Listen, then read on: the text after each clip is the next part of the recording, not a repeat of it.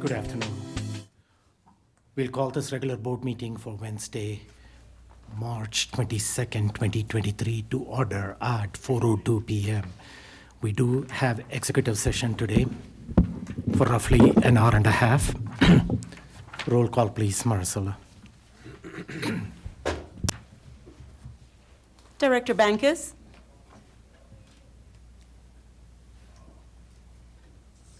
Director Here. Bankus is present virtually. Director Daniels. Present. Director Jorgensen. Here. Director Loma. Here. Director Malpacum. Here.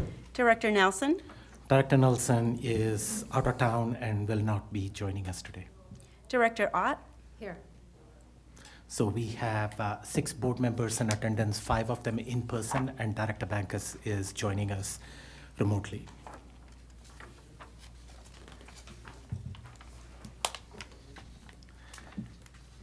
Moment of silence. As we enter the moment of silence, my heart is really heavy today. We received some devastating news this morning about a student.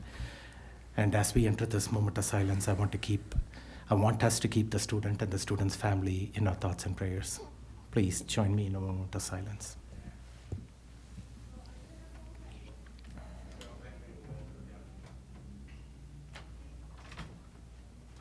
Yes.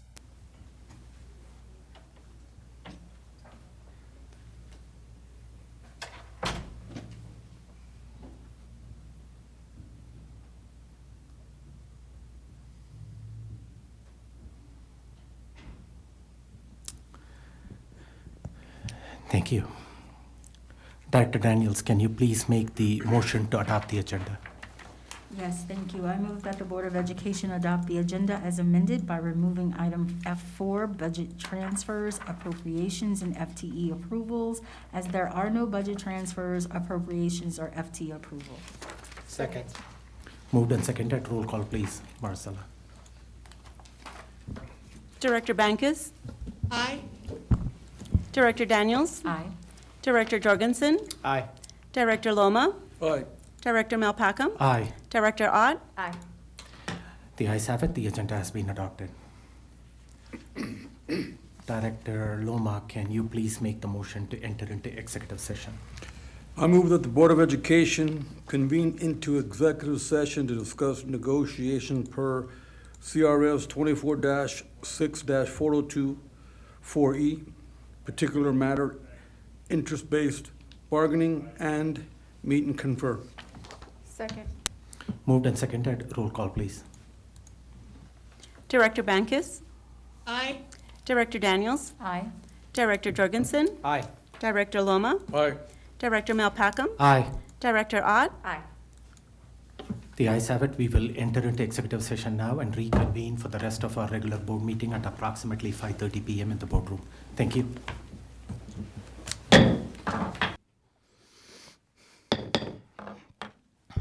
Okay, good evening to all of you. We are reconvening in public session, and there is a need to modify the agenda after exec session. I will come to that in a minute, and I'll hand it over to Vice President Jorgensen to make that motion. It's always good to see our community engaged. Thanks for being here, students and faculty out here. At the outset, I want to take a minute and address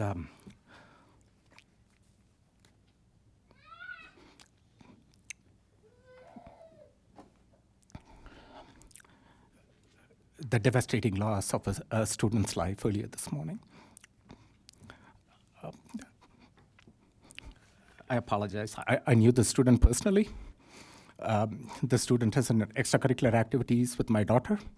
So talked with the student a couple of weeks back, congratulated the student on an award the student received. The student was just full of life.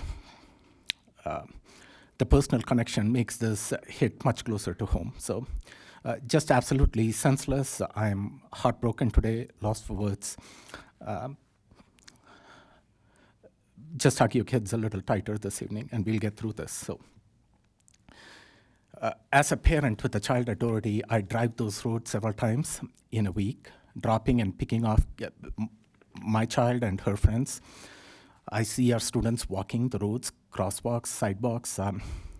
Our students need to be able to get through those intersections and traffic safely to and from school.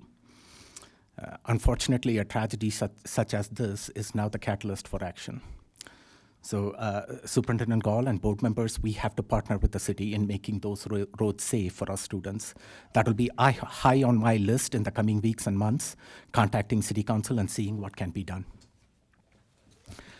So with that, this has been a tough evening, and we thought about even moving the board meeting to a different day, but we had all our students and staff that were going to be here. So we will go through this evening as planned.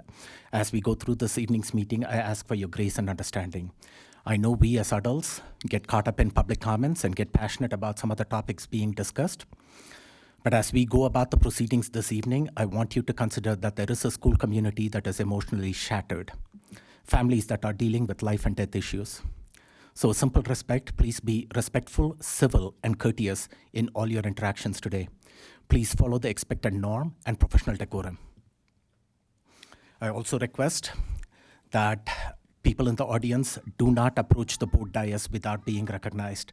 This was an issue at the last board meeting. If you have concerns or feedback, please talk to one of the security personnel in the room. And I will share a few more details before public comments portion of the agenda. With that, Vice President Jurgensen, can you please make a motion to modify the agenda?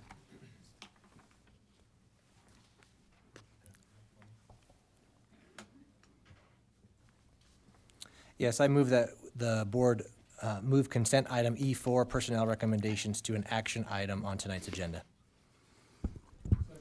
Moved and seconded. Roll call, please, Marcella. Point of order, we need to remove the item before, Did you move the item? we need to remove, Okay, go ahead. Remove and move it to action agenda. Okay, sorry. I move that the Board of Education remove consent item E4, personnel recommendations, and then move it to action item on tonight's agenda. My apologies. Moved and seconded, so the personal items has been removed from consent item and moved into action agenda item. Roll call, please, Marcella. Director Bankus, Director Bankus is joining us. Aye. Yep. Director Daniels, Aye. Director Jorgensen, Aye. Director Loma, Aye. Director Malpacum, Aye. Director Ott, Aye. The ayes have it. The agenda has been modified as presented by Vice President Jurgensen. It's my honor to have these students from Freedom. May I please have Matilda Eberhardt, Cameron Schultz, Braden Rushworth, and Hadley Schuler up here to join us to lead us in the Pledge of Allegiance. Yeah, towards the flag.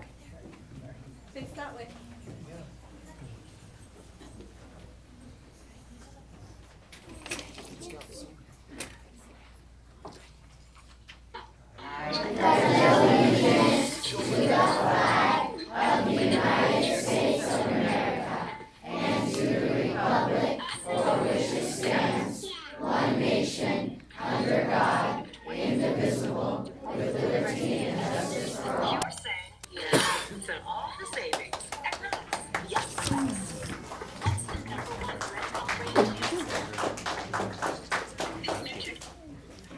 Thank you. That was phenomenal, guys. Thank you for leading us out there. Amazing. So, awards and recognition. There is a bunch of awards and recognitions for students out here. That's always good to see our student persevering and accomplishing and placing in state, local, and national competitions.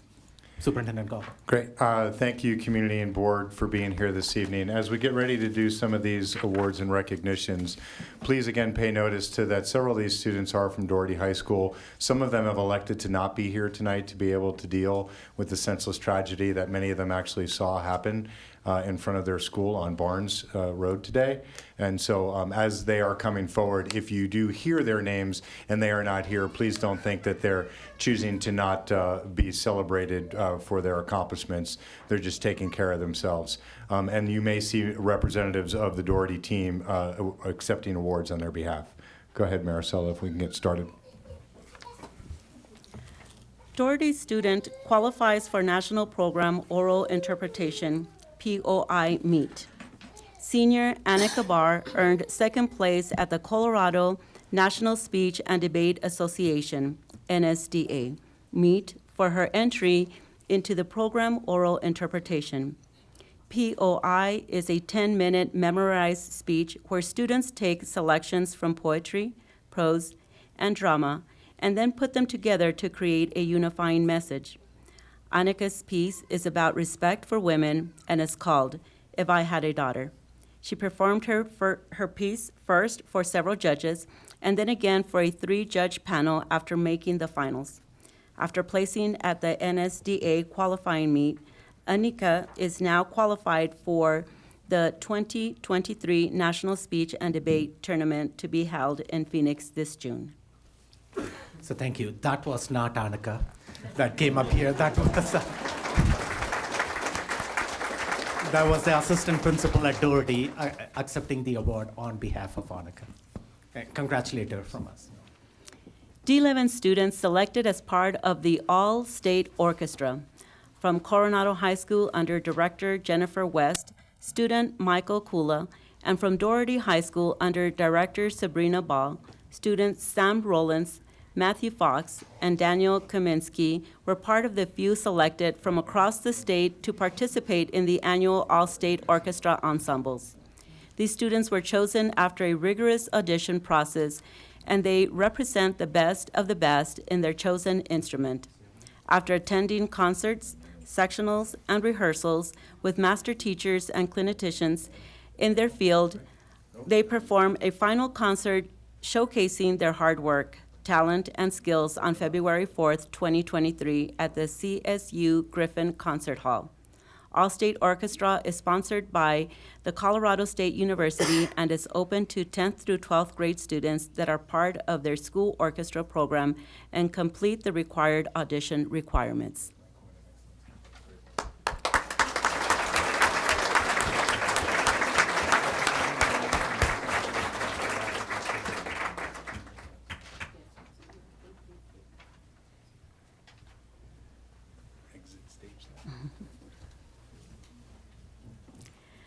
Thirteen D11 theater art students named Thescan Superiors. The 58th Annual Colorado Thescan Conference took place at the Denver Convention Center December 1st through the 3rd, 2022. The purpose of the Thescan Conference is to promote and strengthen theater arts in education through invigorating theatrical experiences. Students at the conference had the chance to participate in senior college auditions and train with some of the country's leading professionals in acting, directing, playwriting, and technical theater. Students and teachers attended workshops, local and professional performances, and competed in individual events, one-acts, and the improv frenzy through the 3 days of the conference with a performance track and a technical theater track. All aspects of theater education were highlighted. Over 5,600 of the most dedicated high school theater students in grades 9 through 12 from Colorado, Wyoming, and New Mexico attended the high school conference, and students attending their senior scholarship auditions performed in front of universities offering over $4 million worth of scholarships. The goal for participating students is to receive feedback from industry professionals in their skills, strengths, and weaknesses, and to grow as both theater artists and individuals. Students that receive superior ratings on their performances represent the very top in their selected performance area. D11 participants included Coronado High School Director Erin Ambrose, students Corey Redinger, Ren Fortier, Milo Rigotti, Doherty High School Director Ryan Reed, students Annika Barr, Jordan Dixon, Rigby Millie Harding, Regan Ritnor, and Alika Ludwig, Autumn Otrovik, and Quinn Shaylin Mainstrom, and Haley Shoemaker, who was a senior scholarship winner of $20,000. Mitchell High School Director Lindsay Goodwin, students Mia Royer and Megan Briggs.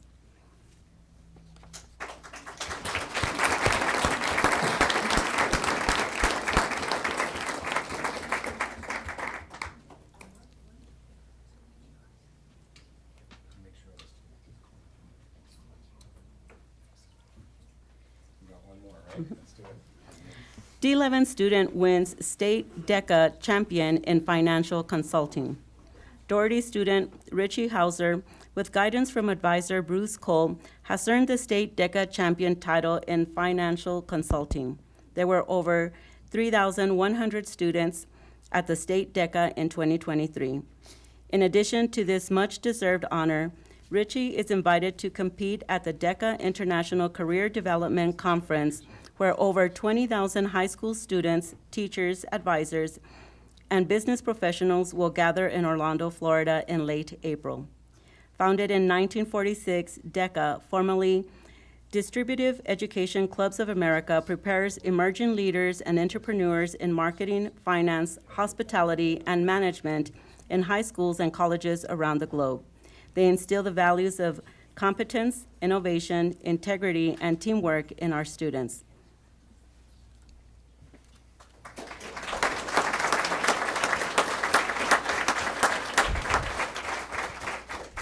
Thank you, Maricel. I know that was a lot to read. Fortunately, we had so many people to thank that you were able to catch up with us there. It's really an incredible honor, even when we are faced with the challenges of leading a 22,000 kid school district with 50 schools across a very diverse city, that we can still find the time to be able to celebrate the strong work that's happening on behalf of our students. You can see each one of them come forward and beam with pride. I'm always really appreciative when their direct instructor or coach is able to come forward with them as well. So hats off again to all those folks. Thank you. Thank you. And again, congratulations to all the students and the staff that supported them. Moving on to the school spotlight, Freedom Elementary is here, and I see Dr. Rochelle Williams up next.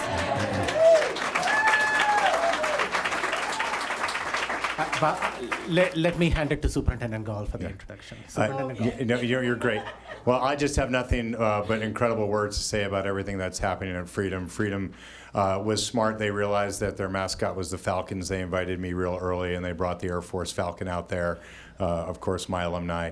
So she's no one's fool in how to lead. I understand they're thinking about actually getting the Falcon to fly over the D20 boundary and start picking kids up next year for enrollment. But all joking aside, Dr. Williams, Rochelle, has done just incredible work in actually making achievement and enrollment and engagement a very tight circle around their school. It's hard to see where one starts and one stops because they all combine together. And so from the traveling strings, or the group that you had there for the Kindness Squad as well. And just the way that Dr. Williams was brave enough to come forward and say, if you give me a long-term sub, I promise you I'll get you the achievement and the enrollment. And we took that risk, and it paid off, and it's now a model that we're thinking about some of our staffing for next year. So with that, the floor is for you and the Falcons. All right, good evening, Superintendent, Board President, members of the board, staff, family members, community members, and of course, students. It is a great honor for Freedom to be spotlighted at tonight's board meeting. Freedom Elementary is a high-quality neighborhood school that lives by the basic principle of doing what's best for all students. We focus on rigorous instructional practice and strong relationships with our students, staff, and parents. A few bright spots worth celebrating are that we beat our projected enrollment by 50 students, 68% of our students scored at or above typical growth in math, and 60% in reading on mid-year STAR assessment, and we are entering CMAS season with excitement. This year our theme is, we are all stars. We have lots of fun things planned for the weeks ahead.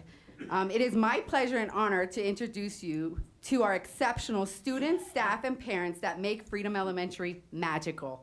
Introducing first, Justin Admission, who serves as our PTA and SAC president.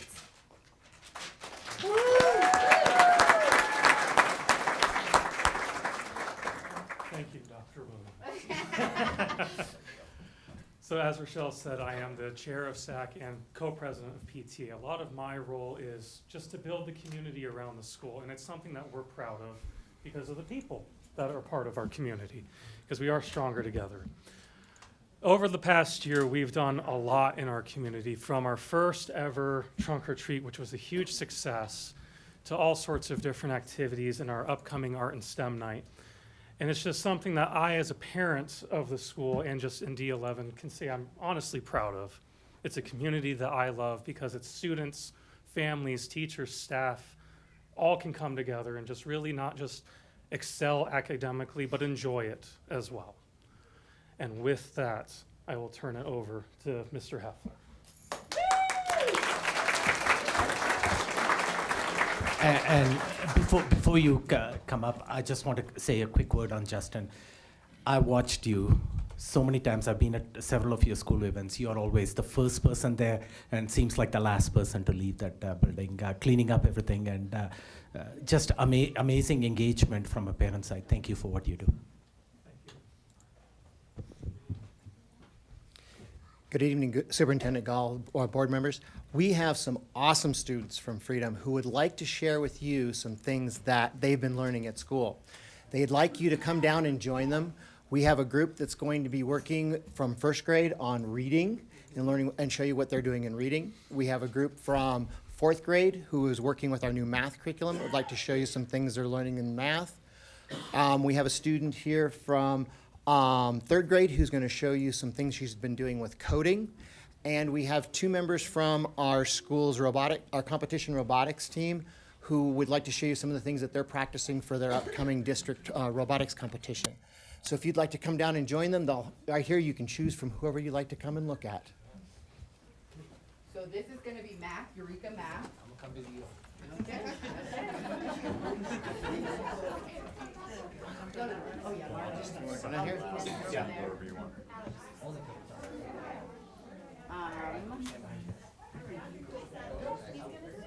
Who wants to do reading? Who wants to learn decoding?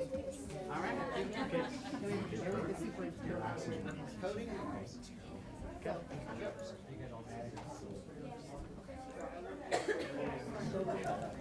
Okay.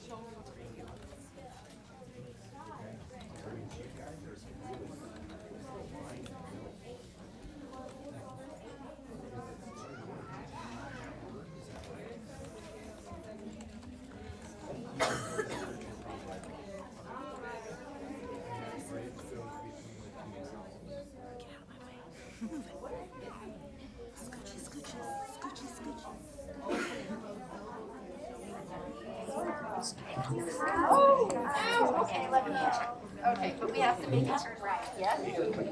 So, and that makes it an open syllable? Make it go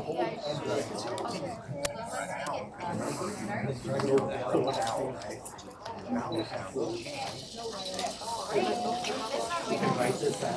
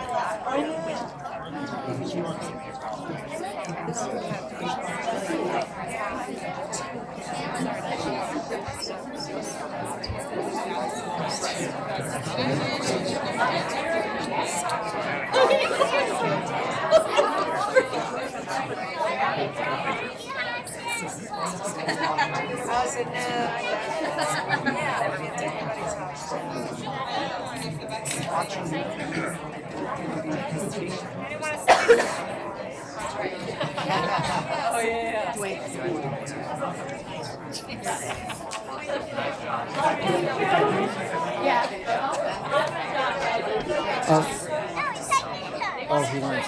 Okay. That-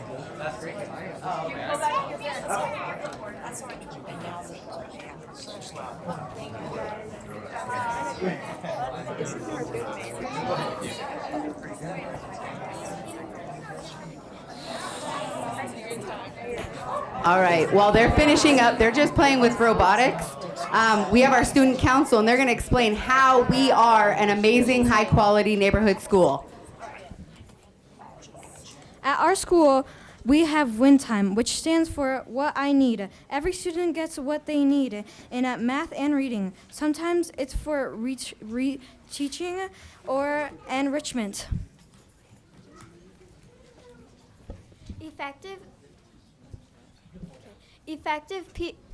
You can pull it down, yes.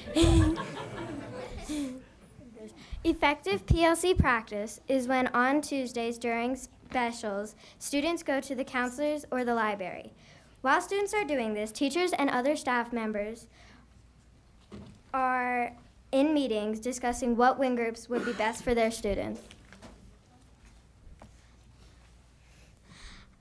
Our teachers set learning targets and success criteria. They also help us set goals so that we have the best first instruction. PLTW stands for Project Lead the Way. Project Lead the Way is where K through 5th go to Mr. Helfer's room to learn and study science and engineering with real-world problems. We do something in our class called Cake Structures. Cake Structures are engagement activities to help increase our learning. One activity is quiz trade. Quiz Trade is where there's a story on the card and questions at the bottom. We read the story to our partner, and they have to try to answer the correct question. If they get it correct, then we say great job. If they don't get it correct, then we try to help them out with it. We do Kagan structures because it makes learning really fun. We are a CKH school. We greet each other and do morning meetings to give each other affirmations. Our classroom has social contracts that is based off behaviors that we agreed and follow. In every classroom, in every grade, every day we learn grade level standard. At Freedom, we have a lot of clubs like Running Club, Cross Country, Battle of the Books, Tech Club, and Student Council. Set Club and Kindness Squad, and the Kindness Squad. Our school has a lot of interaction with the community. We did a Freedom Block party just before school, so to let new kids kind of feel how the school was or see how the school was. We did a trunk or treat, which is just like trick or treating, and we do art and STEM nights where students' art that was made throughout the years displayed, and student science and engineering expo projects are also displayed there. We also do after school programs like Falcon Club and Adventure Club, where you get 20 extra minutes to read and do homework and extra recess time. Freedom gives back by donating to people and animals, and donating food, clothes, and other things. We have 3 goals. Every teacher serves on a leadership team to help make sure all of Freedom meets those goals.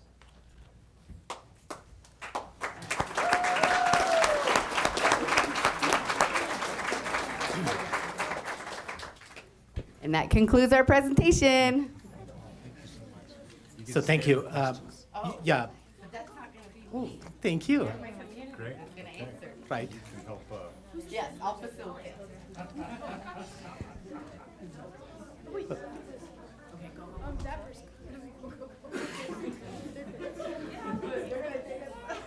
The Sandman's coming. Thank you. I have a second one. Thank you. That's a. Okay. Okay. So thank you. I appreciate all the staff that are out here, all the students that are out here, and all the parents who drove the students up here. Yes. So, thank you, and congratulations again, Dr. Williams. I know that you have been you've kind of seamlessly stepped into that community, and I know that you've been actively engaged out there, so I'm surprised where you found the time to finish that doctorate degree too. So, and all the responsibilities that you have out there. Board members, questions or comments to Dr. Williams? Director Jurgensen. I saw on your presentation about the effective PLC practices. What would you say has been the most celebrated thing out of that PLC that you've gleaned this year? I think everything. They have come together, and I see collective teacher efficacy improve because they're sharing students. They're talking about data, and they want all kids to succeed at high levels. And I think that our mid-year data has shown that their PLC practices have worked. Awesome. That should boast well for your 5E coming up, right? Right? Hopefully. Director Ott. I just wanted to say thank you for the entertaining, the opportunity to see the entertaining things that you're doing with your kids that also strengthen their abilities. And coding, I know, can have an impact down the road for students and how they're doing in school. And it sounds like you're building a fabulous community over there. Thank you. Thank you. Director Loma. In your presentation, you said, or one of the kids said, that you offer every child grade level instruction. That means even those that are struggling, you still, and that's brilliant, because they got to keep up, and I just, that stuck out of me right away. And getting this, is one of the reasons why I ran for the board, because I care about kids. It's like, are you kidding me? And I know that they put their time and heart into a lot of this stuff. So thank you, whoever gave them to me, I'm not sure who, but, and the key ring. So again, I appreciate all the work you're doing, and thank you, family, moms, dads, for coming out. It makes our work, you get a picture face, it makes our work more worthwhile. Thank you.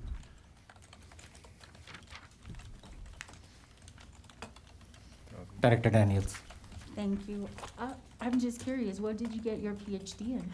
I got it in educational leadership. Educational leadership, that's fantastic. And my research was actually about K-2 literacy, because I talked to Reverend about the epidemic, about our students not being able to read by the time they end 2nd and 3rd grade. It's heartbreaking. Yeah. And so I did 3 years of research on how to get our students to read by the time they end 3rd grade, and that's one of our goals at Freedom, is to get all kids to read at grade level.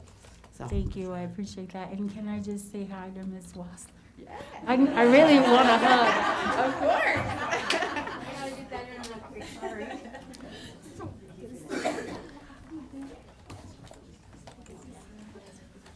So thank you. I have a quick question for you. You talked about the after-school program. That Freedom is one of the schools where the board provided the funding to have that after-school program. How is it working out? What's the capacity? Is it being well received by your community out there? Yes, so we actually have 52 students enrolled, and we have like 36 on the wait list. So if you want to give us more money, we will take it. Done. And thank you. Yeah. And we actually have Give me the 22 money. of those 52 are new families. And so, and we've been able to coexist with our adventure club. So we have adventure club that has 35 students before and after, and then we have 52 that take advantage of our after-school program. So I think our community is receiving it, our families, our staff. It's well received. And if we can have more, we would, because again, we have 35 on the wait list. Yeah, well, that was the intention of the board last year when we talked about this, and selectively put this program in some of our schools, and seeing how well received it is. And this is a need for some of our working families out there, that they have this opportunity. And it also gives an opportunity for the kids to have enriching learning opportunities in a school environment for a couple of hours before their parents come and pick them up. As far as additional funding, that's always a topic of conversation. We will certainly consider that. Keep it up. Yeah, but thank you for what you are doing out there. As I said, just to summarize a few of my thoughts, and I know that parents want to take their kids and have dinner at a quick time, at a reasonable time. I've had numerous opportunities to visit Freedom over this past 5-6 months. Every time I visit the school, I'm impressed with the school culture, the student engagement, the staff buy-in, and the parent support that you have here. And to me, it starts with your leadership. Okay, I think you are building a strong program and presence in that northeast corner of district. I fully expect to hear bigger and better things coming out of Freedom in the coming months. And I live in that neighborhood, just around the corner out there. And I think know. You're too old. You're too old. You can't go back to school. No, I'm not going back to school. But what I'm saying is I hear from that community, and that community is thrilled to have you out there under that school being under your leadership out there. So thank you for you and all the staff out there for putting students first. Can we get the staff to stand up, please? Yes. Please. Thank you. It's about the people. There we go. In the back, raise your hand if you're already standing. There we go. And since we're giving shout-outs, I want to give a shout-out to Mr. Helfer out there. I've known Mr. Helfer and his wife for such a long time, and both of them are amazing teachers. Both of them are school teachers in School District 11. And I've been in both of their respective classrooms. We talk a lot about best first instruction. I'm not an educator or have that pedigree, but when you are in their classrooms, you can see the student engagement, academic rigor, and the intentional planning, the three vertices of the triangle that Ms. Acevedo talked about. And I see that magic happening in their classroom. So, and student learning, thriving, and growing. And I talk about Mr. Helfer. I know that that applies for each and every one of you out here. I just know Mr. Helfer, so that's all I'm talking about. So thank you. Thank you all for being here. Hopefully you have a strong enrollment for next year. Word of mouth spreads out there, and knowing that you are building a strong program. If you build it, they will come. So, and you are building it. So thank you. Thank you.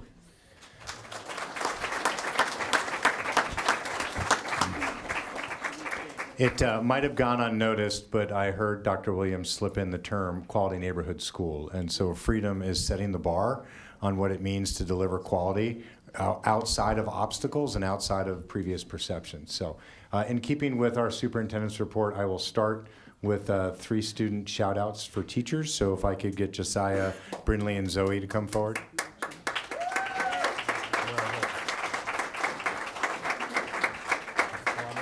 This way. Oh. Come on over. Come on over. This way. You guys, this way. You get the big chair.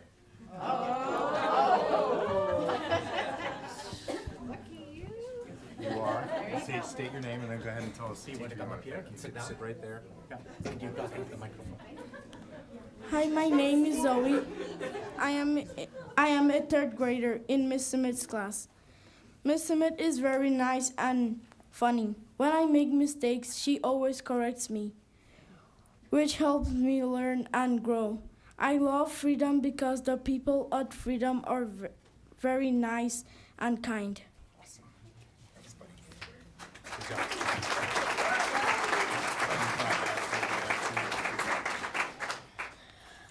Hi, my name is Josiah Williams. I am a 5th grader at Freedom Elementary School. I would like to spotlight 2 of my favorite teachers. First is Miss Eberhardt. She makes math fun.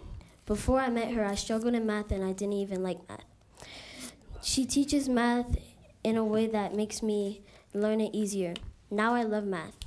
My favorite part is when you get the question right, she gives you jelly beans.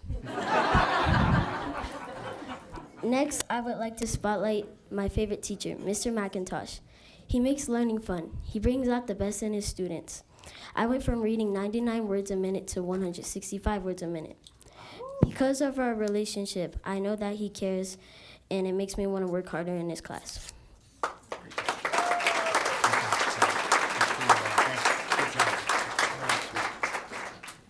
Hi, my name is Brinley Johnson, and I am from Freedom Elementary School.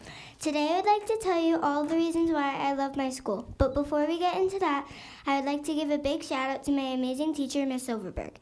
Miss Silverberg teaches 4th grade, and I think she does an amazing job at it because she is always finding different ways to help me and my class learn better and understand what we are doing. There are a lot of reasons why I love Freedom. The first reason is because at Freedom, I feel like I should never be ashamed of who I am. The second reason I love my school is because of all the teachers and staff, and they make me and my school feel welcome. The third reason I love my school is because at Freedom, I love it because of all the fun I have.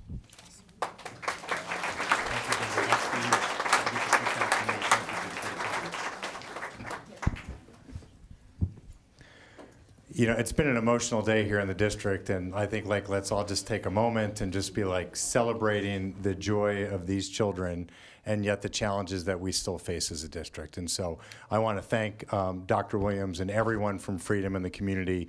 For those of you unfamiliar with our system, Freedom is a feeder likely to Doherty High School.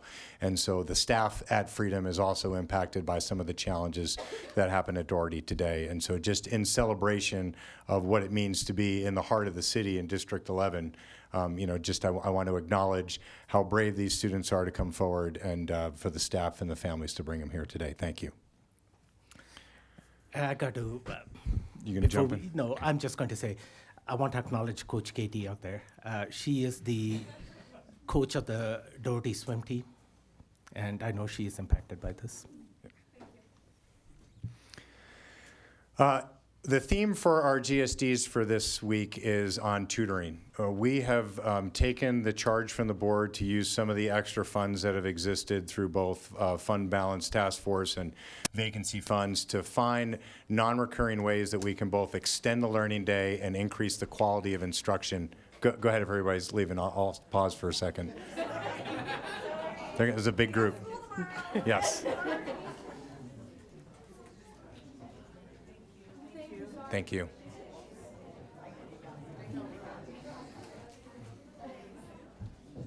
Thank you.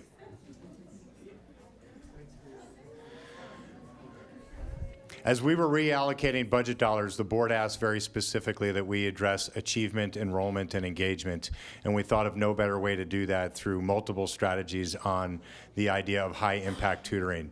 The thing that has limited most districts in high-impact tutoring is not the idea, it's the ability to actually resource highly qualified tutors to help get that tutoring in place. So I'm going to share with you just a series of examples of the multitude of ways that District 11 is solving a problem that many districts have not been able to get around on.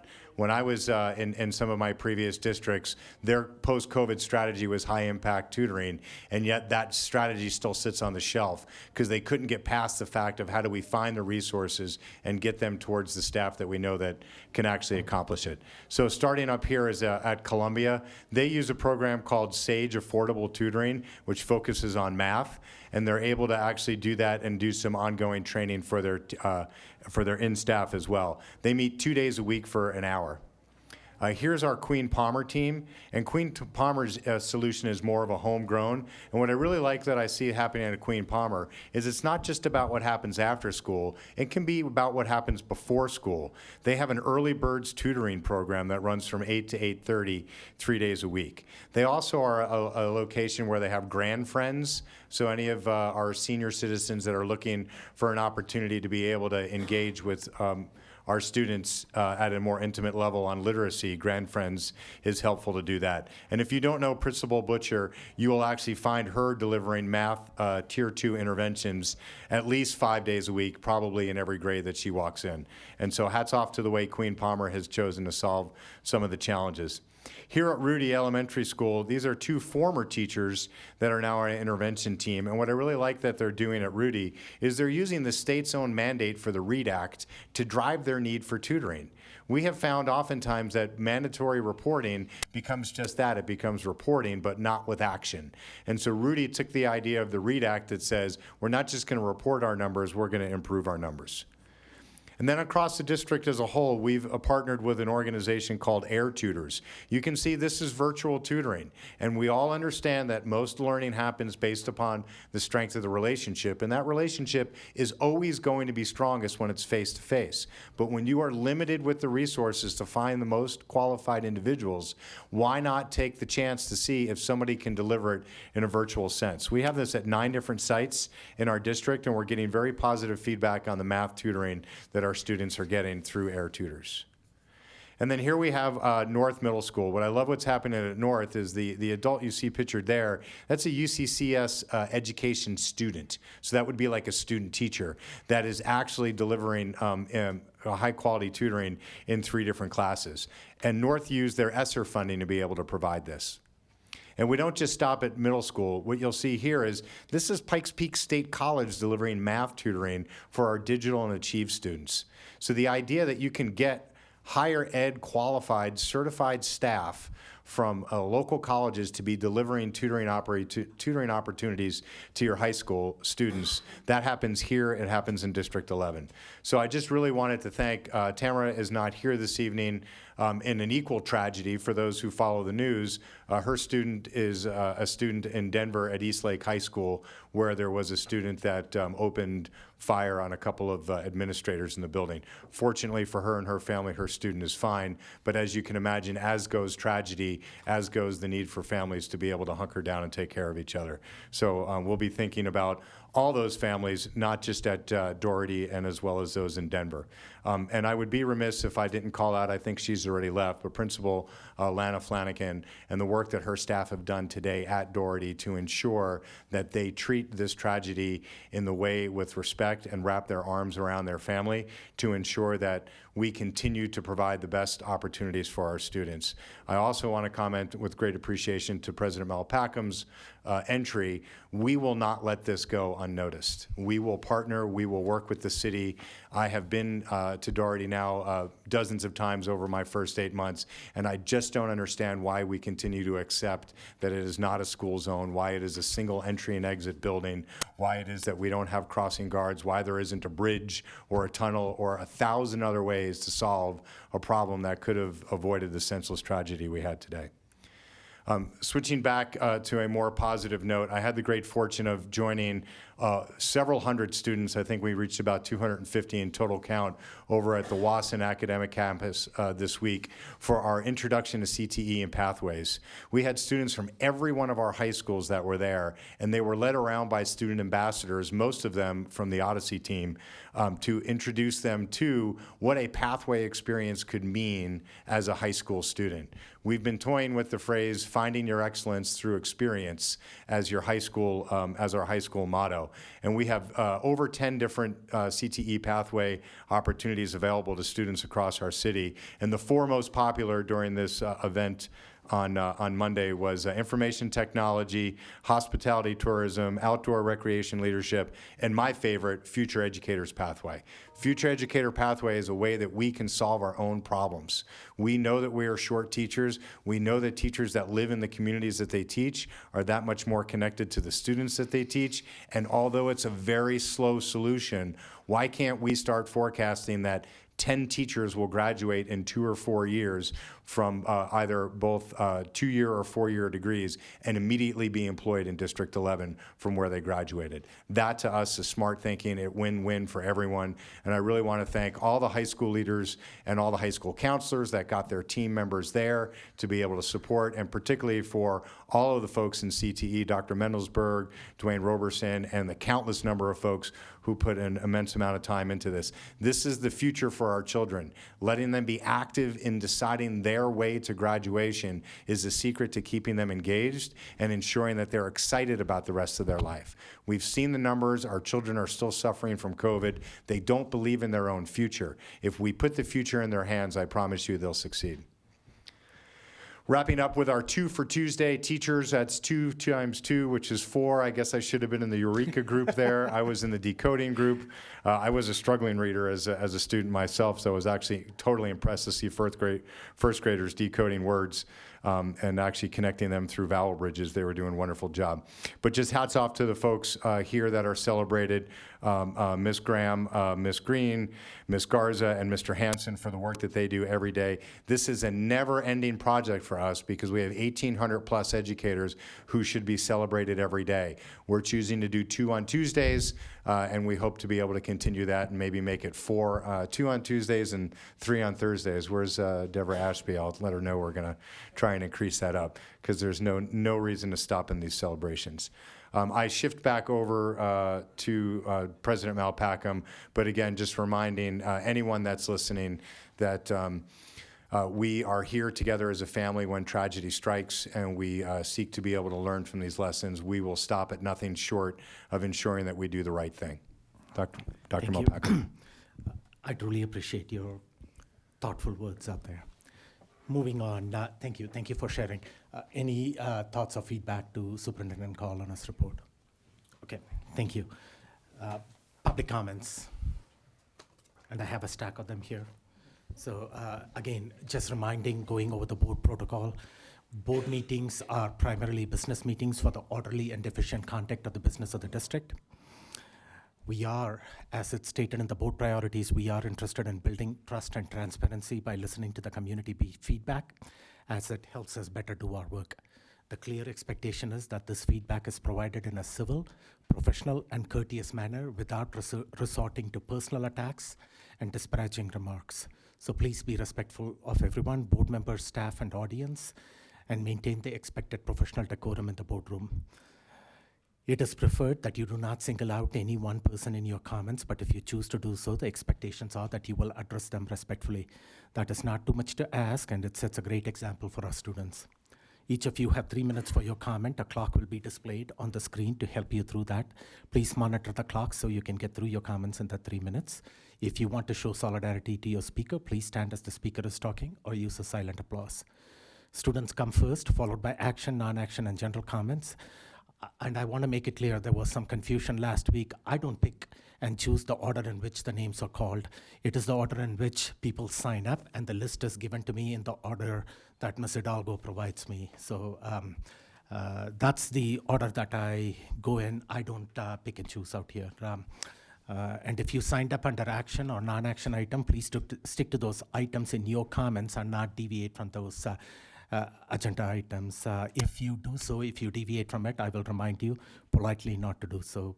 We've allocated a total of 1 hour for public comment. And lastly, the statement made by the public do not reflect the views of the board of the district. With that, I don't have any student comments today, so I'm going directly to action comments. And we have Ms. Rebecca Kenderdine, and you're going to be talking about health insurance. Thank you.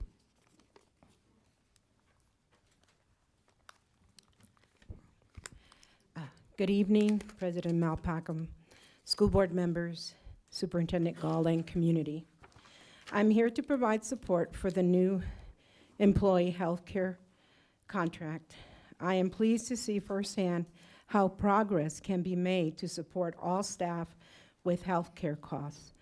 I think back to when the so-called Affordable Health Care Act was forced upon many citizens on this country. All employees, an employee approached me to ask if I felt comfortable with this affordable health care. I told the employee I was not, because I worked very hard to make the money I was making, and I did not want to have to pay for someone else's health insurance. She was not very happy with me, especially knowing that she was an ESP and could not afford health insurance. I'm very glad that several options will be made available to all employees. Yet, when I was a teacher, our insurance did not offer massage therapy.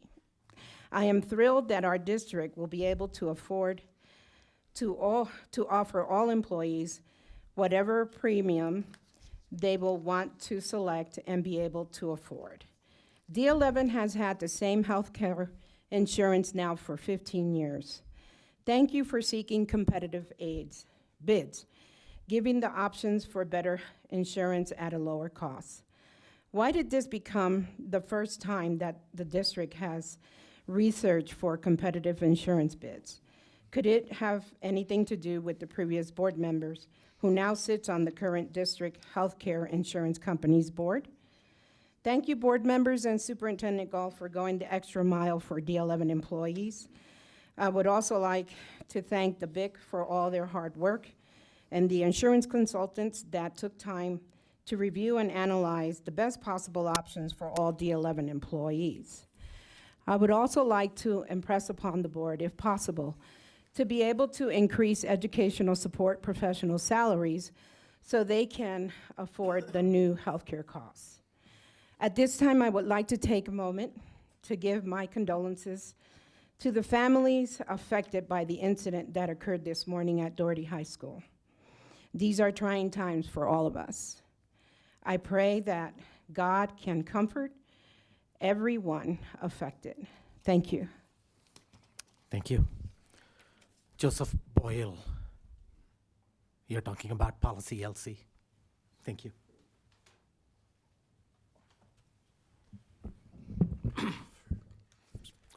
Good evening. My name is Joseph Boyle. I'm speaking on my own behalf. I want to urge the board to adopt policy LC 3.0 this evening. Doing so will assure parents that District 11 recognizes and respects the rights of parents to be fully informed as the principal lifelong directors of their children's education. As a former teacher, I want to say that I especially appreciate LC 3.0's explicit inclusion of wording regarding getting to know you surveys. These types of surveys are usually given in the first few days of school and are a wonderful tool for building relationships between staff members and students and between students and their peers. As a fifth grade teacher, I loved that you could get a lot of fun, concrete math applications out of those surveys, but of course there's much other value in those surveys as well. For example, by asking, "Is there anything else you would like me to know about you?" a student might share that she has a particular interest in music, or that he'd like to have extra help in reading or math. A student may even choose to share his or her religious or political affiliations. And that's absolutely fine under this policy, so long as the staff member has not placed any expectation on any student to supply that information. By asking the question, "What would you like to be called?" the staff member finds out about preferred nicknames, correct pronunciations, and possibly about pronoun preferences, should any particular student choose to share that information. Again, that's absolutely fine under this policy, so long as no staff member has placed any expectation on any student to supply that information. To any student who may wonder that you or your classmates would in any way be prohibited from sharing preferred pronouns with staff members, please note that Policy LC has absolutely nothing to say about what you may or may not share in response to those questions.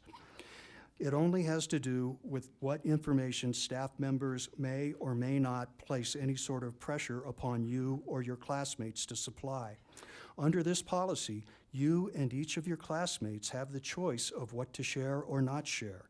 You, the student, decide what is or is not appropriate for the staff member to know about you, just as each of your classmates decides what is or is not appropriate for staff members to know about him or her.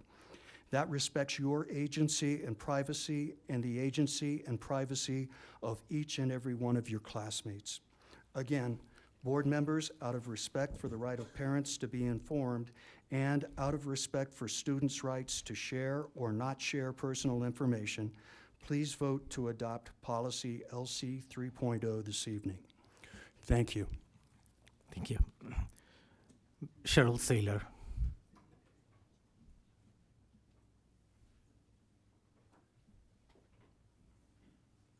You're talking about the health insurance plan. Thank you. Good evening, Board, Superintendent Gall, and the community. Let us pray. Heavenly Father, please bless each one of our hardworking and committed board members. Thank you for keeping them on track for our children. And please be with the families and friends affected by today's tragic loss. We pray in the name of Jesus Christ, our Lord. Amen. I just want to take a moment to thank our board for making the effort to look at the District 11 health benefits package. How wonderful that the hard work done by the committee tasked with this project resulted in options that could be better for District 11 employees, both monetarily and with coverages offered. The presentation they did at the last board meeting was professionally done and offered multiple options for the board to choose from. Thank you again to them and to the board for their time and effort on this issue. I had some additional comments for this evening, but I am going to forego those for another time. So thank you for your time. Thank you. Ms. Rhonda Heschel. And you're talking about Policy LC. Thank you.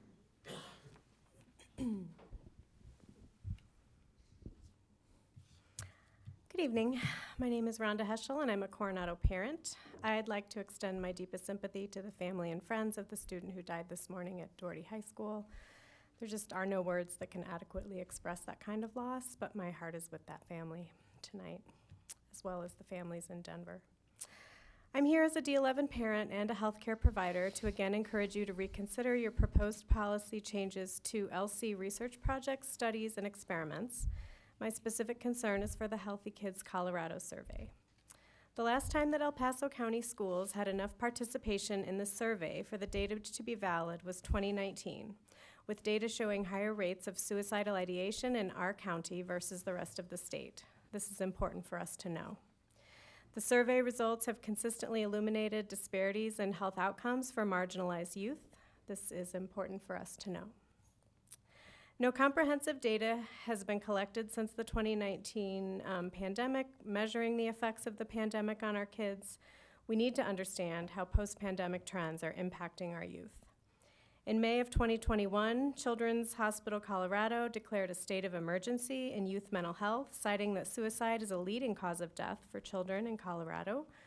We should not have to rely on a coroner's report to receive data on the needs of our children. Furthermore, our coroner, Dr. Leon Kelly, has already written an open letter stating his support for keeping the survey as an opt-out survey. Participation in the survey is optional, and the Healthy Kids Colorado survey protects the data of participants as well as schools. Going to an opt-in system will create additional barriers and will substantially impact the participation rate in the survey. Ms. Nicole Johnston from the Community Health Partnership suggested that with an opt-in system, survey participation could be as low as 20%. Since the last board meeting, a board member did share his concerns with me that occasionally a child as young as 10 might take this survey in the 6th grade. What no one has acknowledged to me is the loss to the older students in middle and high school, who of course have more complicated and mature lives. In addition, what most 10-year-olds do have are smartphones, and I think that they may be exposed to a lot more than many people want to admit. And why am I not concerned about my son being asked these questions? Because he's part of a community, and his experience in school will be the best it can be when his peers are well supported. And I look at it as an opportunity to talk. When my son came home and told me about one of the questions on the survey, we discussed it together, which is also healthy. Finally, I ask again that the words potentially embarrassing be removed.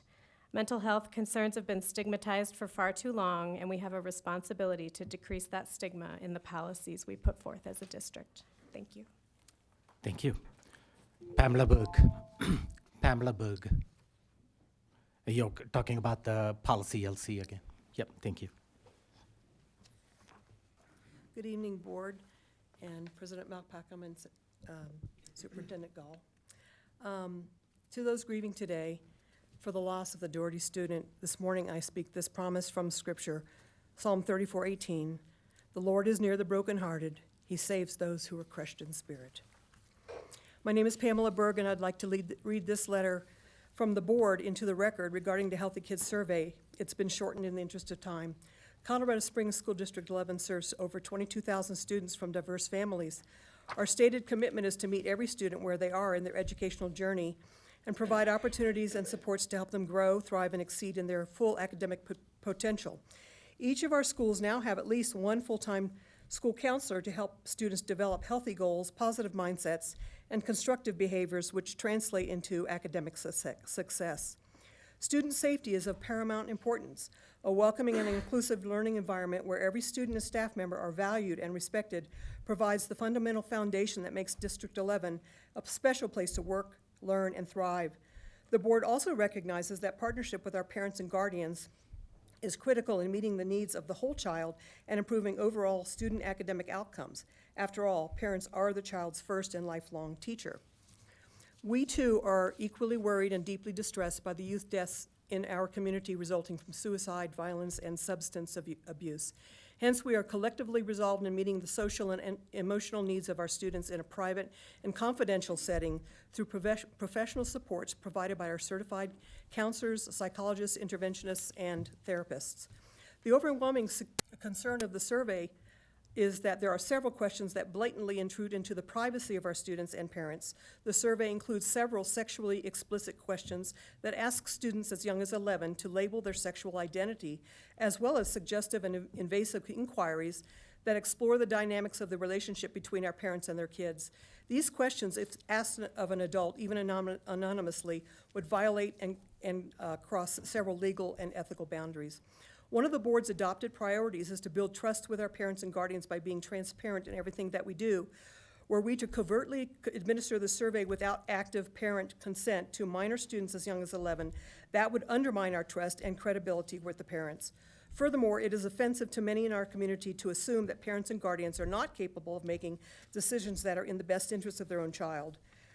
Real and enduring changes happen through collaboration and partnership, most often without the spotlight or political grandstanding. This letter was signed by only 5 board members. I question why the remaining 2 board members could not sign off on standing up for students and parental choice. Thank you for your time and the good work you do. Thank you. Mr. Baccalaurette.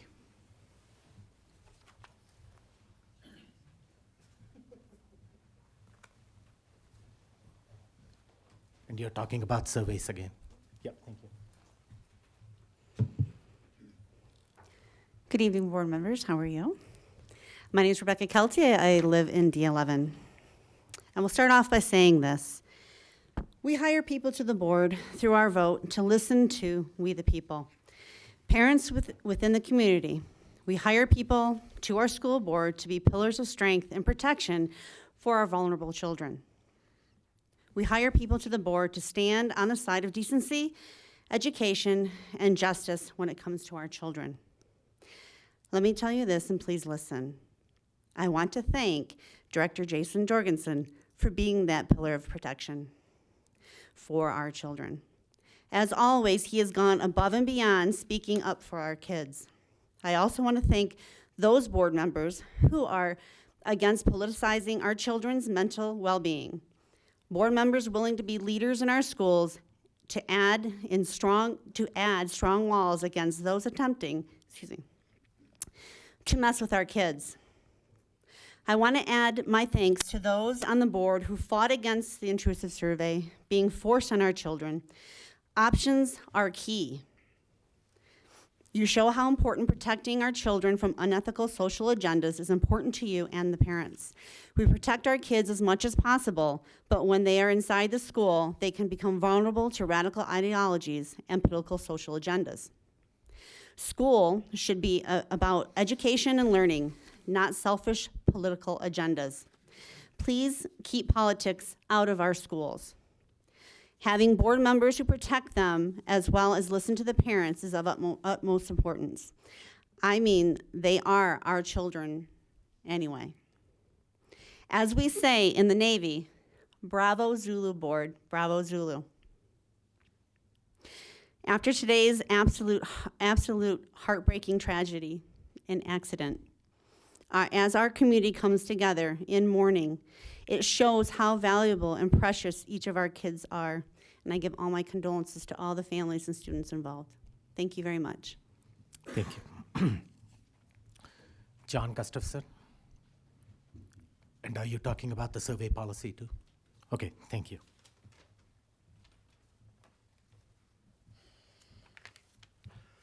Hello, my name is John Gustafson, a concerned D11 parent.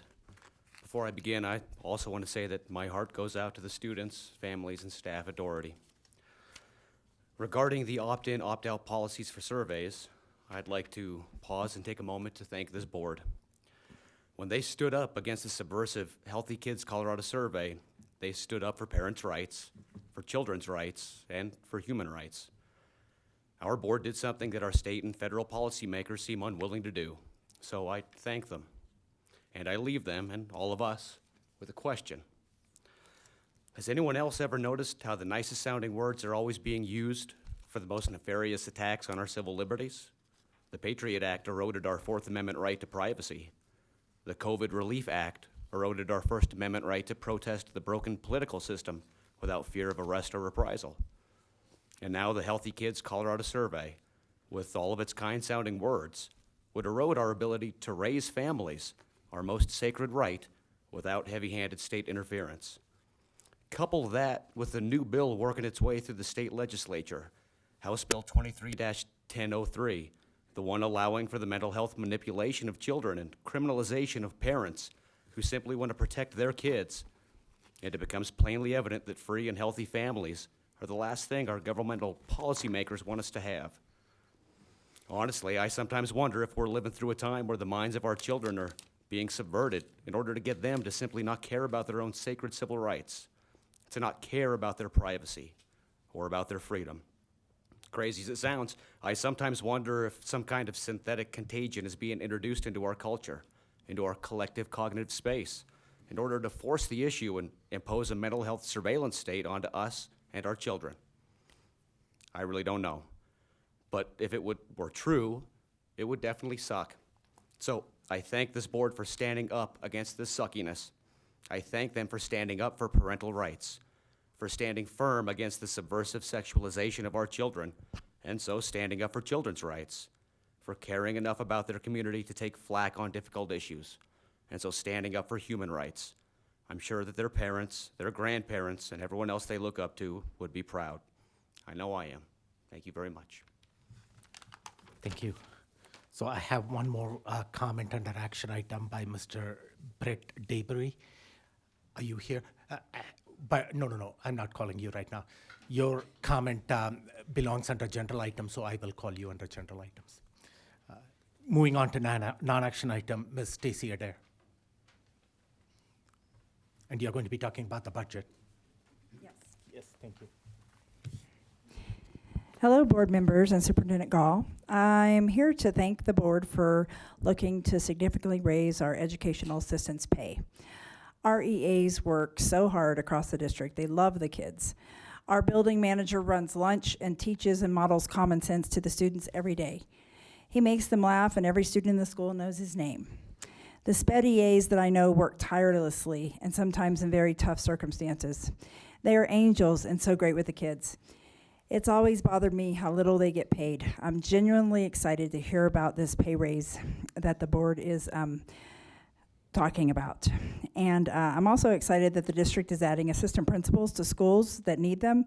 Unfortunately, the isolation and stress of the response to COVID harmed many students, and the schools now need more resources to support the students and the teachers. Teacher burnout is high and student stress is high.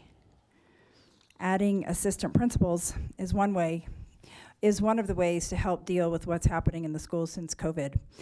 I also want to say I really appreciated the letter sent out by the superintendent after the last board meeting. Our focus does need to stay on students. Academic achievement is the only way up and out of poverty for many of our students. Any teachers who took the D11 reading class from Lisa Wolf knows that students who can't read suffer from poor health, have lower life expectancy, and higher incarceration rates. So why are we making board meetings a circus? Why aren't we all focused on increasing academic achievement? How hard is it for adults to behave themselves? Johnny and Jose can't read, but adults are throwing fits because their name wasn't called to give a 3-minute speech.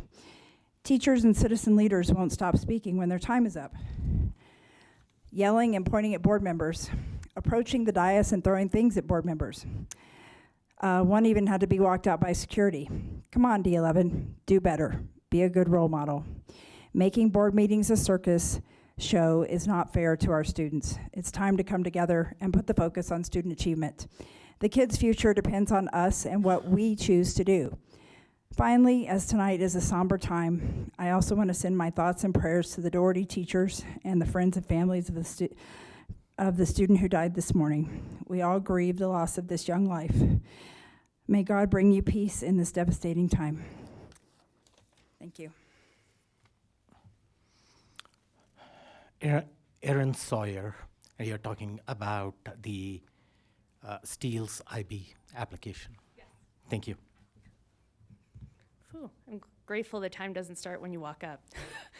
So I come to you as greetings as a parent of a kindergartner and a second grader. But more importantly, I think right now is I am also a professional. So I work for JA Worldwide, which in the US is known as Junior Achievement. So I'm a vice president of people and events.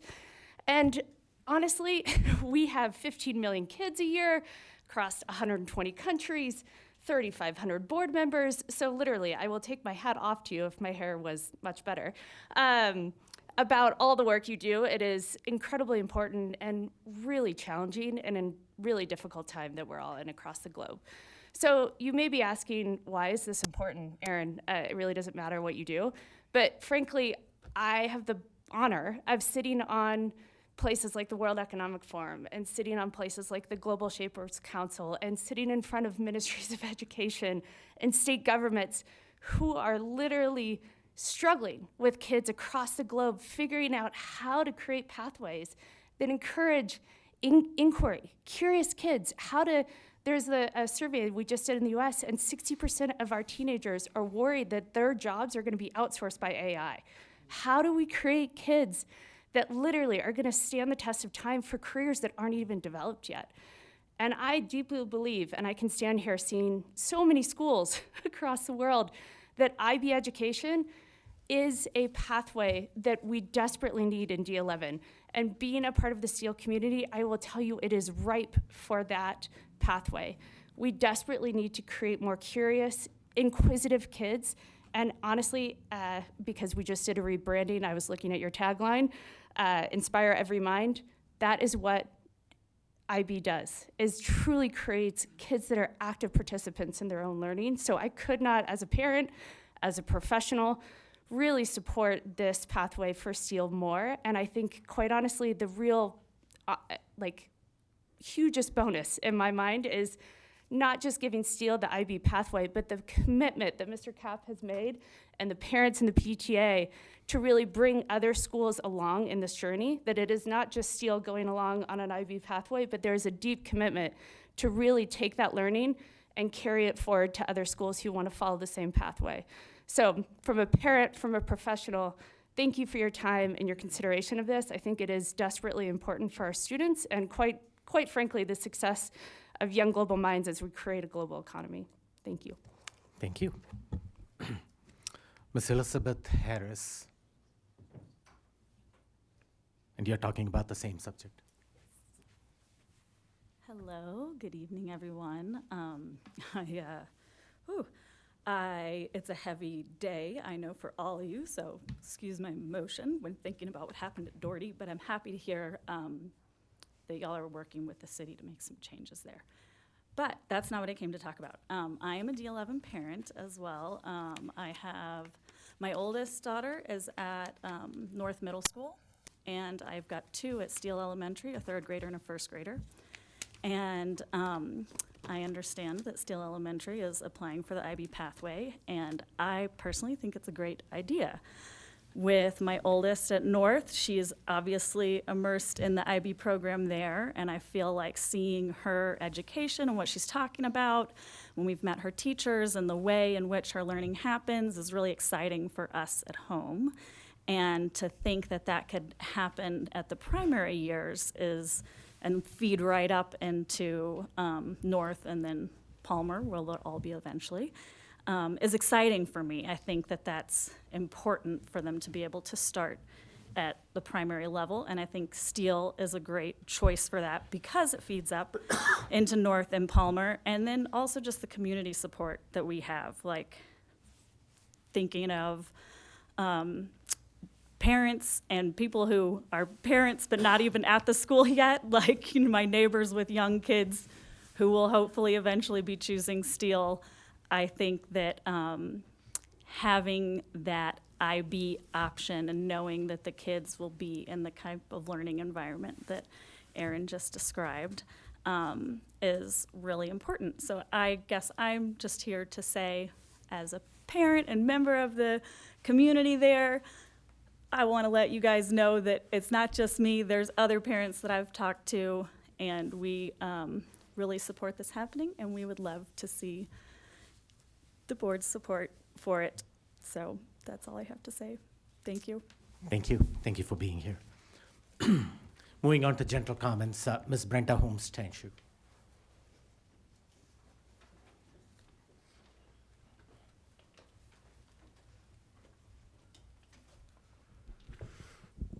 My name is Brenda, and I teach kindergarten in D11, and I'm a proud union member. I'm a professional and a great teacher. I know this because my students tell me so. They tell me as I'm teaching them and when they reconnect with me, sometimes decades later. These students and families do not reminisce of memorizing letter sounds or punctuation. They remember experiments observing insects and my corn snake Rosie. They remember creativity, discovery, and a silly teacher, which are the best compliments. My students have taught me well, and I have learned from every single one. You should know that I'm a professional because of my Bachelor with Honors, my Master's, and my National Board certification. You should know this through the required courses to maintain my licensure and to increase my ability to meet the needs of my students. These were earned through study, research, application, and are proof that I have the ability and the right to make decisions for my students, and CDE agrees. Despite all this, we as teachers are feeling constantly attacked through discussions, innuendo, and verbiage. Despite our training, I, like so many staff, do not feel we are respected to make decisions, that I am not trusted to know what conversations my students need to share individually and as a group. These children need models showing acceptance, empathy, and simply kindness. My students have taught me that biases are developed, that empathy is naturally within us, not of ideas hiding behind religion being used as an excuse for innuendo and grandstanding. Are my conversations always based on education? Absolutely not. Sit and talk with my students. Within the first 30 seconds, they will be discussing their shoes, their pets, their uncle in jail, and their parent who is not allowed to see them right now. They want and need to share about themselves and those in their lives, and I will honor that need because I am helping to create a person. I will have those non-education focused conversations because they need to see modeling of empathy, of deep understanding, of acceptance as our vital SEL curriculums model, including RAC and CKH mentioned by Freedom Elementary. Who are these teachers who are corrupting and mind-bending students? I cannot convince a child to change their favorite color to mine, but some think my showing acceptance and compassion will change their whole sense of self. If you have concerns about specific individuals, collect your evidence and have face-to-face meetings. These negative discussions are not aiding enrollment. I point out D11 Board Priority 3, staff investment. This board will reinvest in all our staff by creating a culture that attracts, develops, and retains exceptional individuals to be a part of our community. However, this repeated questioning of our professionalism has my trusted colleagues counting the days till their retirement or buying years to leave quickly as they can. How will new teachers be recruited? Who will train them? And who will remain? Thank you. Thank you. Jared Crawford, Levi's.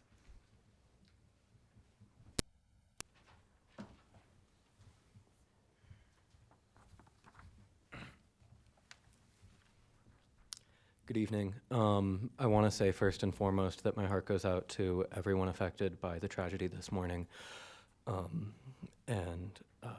With that, I would like to just introduce myself. My name is Jared Crawford. I'm a special ed paraeducator, and I'm here to share my perspective on compensation. We need a raise, and we need it for two reasons. Firstly, because we deserve a wage that allows us to support ourselves and that reflects the scope and the importance of our role. And secondly, because in order to attract and retain hardworking ESPs, pay needs to be competitive. First, let me remind you of the scope and the purpose of my role. As CPI certified staff, I'm called on to de-escalate the most severe behaviors to restrain students who pose a threat to themselves, others, and to school property. It's my least favorite part of my job, and while it can be a frequent occurrence, it is not the reason that I come in every day. I come in because I know that my students with disabilities rely on me, and because I believe that they deserve every support necessary to learn and to grow. I go into gen ed classrooms to help these students engage with grade level content so that they don't get left behind. I provide pull-out instruction to help them catch up to their classmates and to encourage them to keep trying. I make classrooms safer and more effective for everyone by supporting students with behavior concerns. I do it because I believe that the true measure of any school can be found in how it treats its most vulnerable students. For this, I receive $1,317 per month, and no, I don't take any benefits. I live with 4 roommates and pay about $700, more than half of my paycheck in rent and utilities. 10 gallons of gas can cost almost $40, and groceries for a week can easily cost upwards of $80. Everything is getting more expensive, and wages haven't kept up. We got a 4% bonus, paid in 2 installments this year, and the current inflation rate is over 6%. It just does not add up. The second topic I'd like to discuss is employment rates for ESP. There are too many open positions, each of which signifies overwhelm for the ESPs that you do have, and ultimately, an inability to provide services. My school has had an open sped para position since before the school year started. We have 2 paras for over a dozen students, more than one of which has high behavior concerns, and it isn't sustainable. Now, don't get me wrong, I know other districts are facing similar issues, but that is no excuse for D11 not to lead. If D11 wants to provide first best instruction, they need to provide first best incentives and wages. You want ESP staff to feel respected, so provide a wage that affords dignity and reflects our contribution. You want to attract and retain your ESP staff, so provide a wage that competes. You care about us, you care about the students we serve, so show us that with your actions. Thank you. Thank you. Ms. Virginia Stewart. And I was informed that Ms. Stewart had to leave, so hopefully she will be back at a different time to make her comment. Mr. Brett Daybury, now it's your time.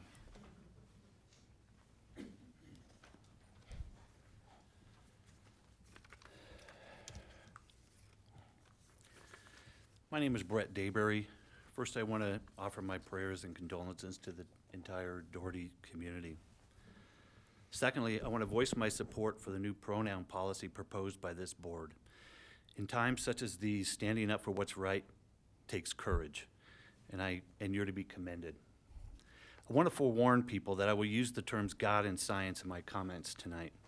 If the last meeting is any indication, words such as these prompt fake coughs from the back of the room. I ask that security please keep the decorum while I'm speaking.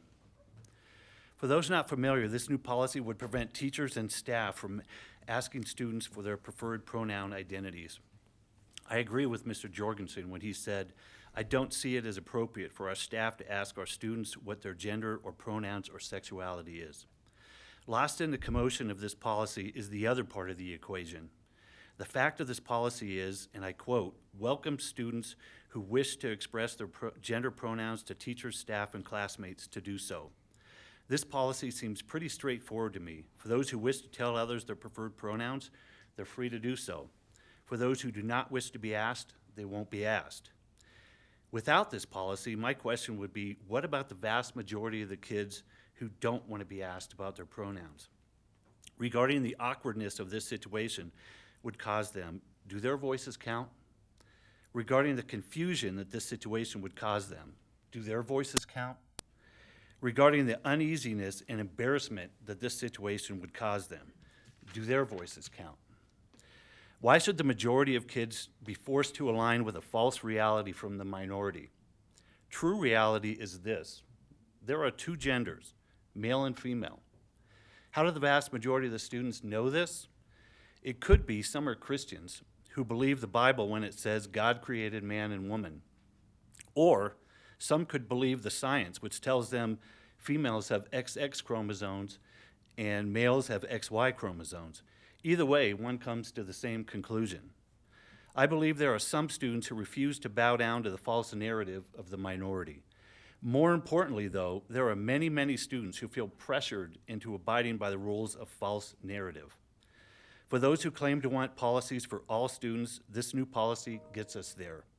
Those wishing to share their pronouns can do so. Those who wish not to share their pronouns can do so as well. Once again, I commend this board for their action, and I hope this will cause other districts in the city and the state to adopt similar policies. Thank you. Colin King. Colin King. Thank you.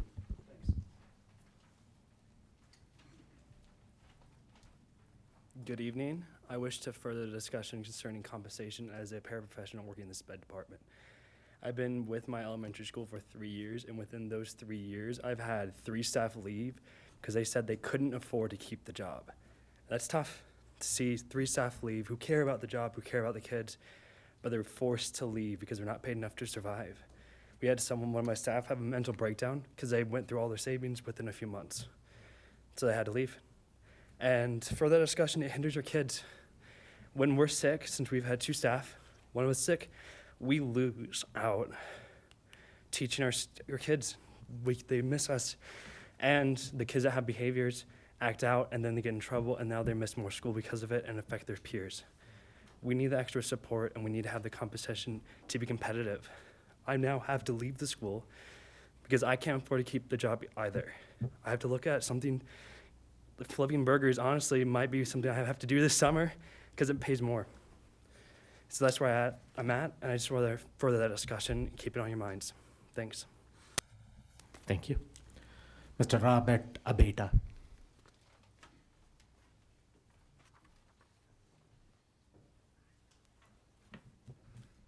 Good evening, D11, Superintendent Gall, School Board. Thank you all for serving our community. I'm Robert Abeta. I'm a D11 property taxpayer. I have 2 grandchildren who attend D11 schools. In 1968, my mother stepped into eternal life with Jesus in the paradise at the age of 45, 3 weeks before I turned 17 years of age. I was the oldest of 9 siblings and was headed to Los Angeles that year, but was led back home to help my brothers and sisters. In 1969, I got my first wife pregnant, got married, and graduated from high school. In September of 1969, I started working in the coal mines at the base of the Sangre de Cristo Mountains, which means the blood of Christ. There is a river that flows by the underground coal mine and is named the Purgatory River, which means the river of lost souls. That river flows through the small town of Trinidad, which means Trinity, referring to Almighty God, Jesus Christ, and the Holy Spirit. While working at the Allen mine, I was a card-carrying union member Democrat and had a union doctor named Stanley Biber. He served in the Korean War and was a MASH doctor. While he was our doctor, he was the number 2 doctor in the world who performed transsexual operations that mutilated the God-created male organ into a female genitalia, and vice versa. There was a saying that Biber had said why he did this procedure. He was reported saying, I correct God's mistakes. Well, God is omnipotent, omniscient, and omnipresent. Therefore, I believe he doesn't make mistakes. I became a victim of the lost party culture in the 60s, 70s, and early 80s. I was divorced in 73, got married again in 78, and had a daughter in 1980 and divorced in 1982. My dad passed into eternity in January of 1982, and the coal mine closed down. 3 strikes that could have caused hopelessness. Except I got born again and became a Judeo-Christian on an Easter Sunday of 1982. I got baptized. I was delivered from alcohol abuse, smoking, and fornication. God blessed me with a godly woman, and we married in 1988 and going on 35 years. I hope Dr. Biber asked God for forgiveness before he stepped into eternity. I wanted to ask him if he really said those evil words, but didn't get to. Well, he will be asked that question at the great white throne judgment by Almighty God if he doesn't have Jesus as his counselor on Judgment Day. You got time to finish, so I'm putting it here. Thank you. If you didn't finish, you can email the comments to us too, or you can leave it out there. Thank you. Chris Wade.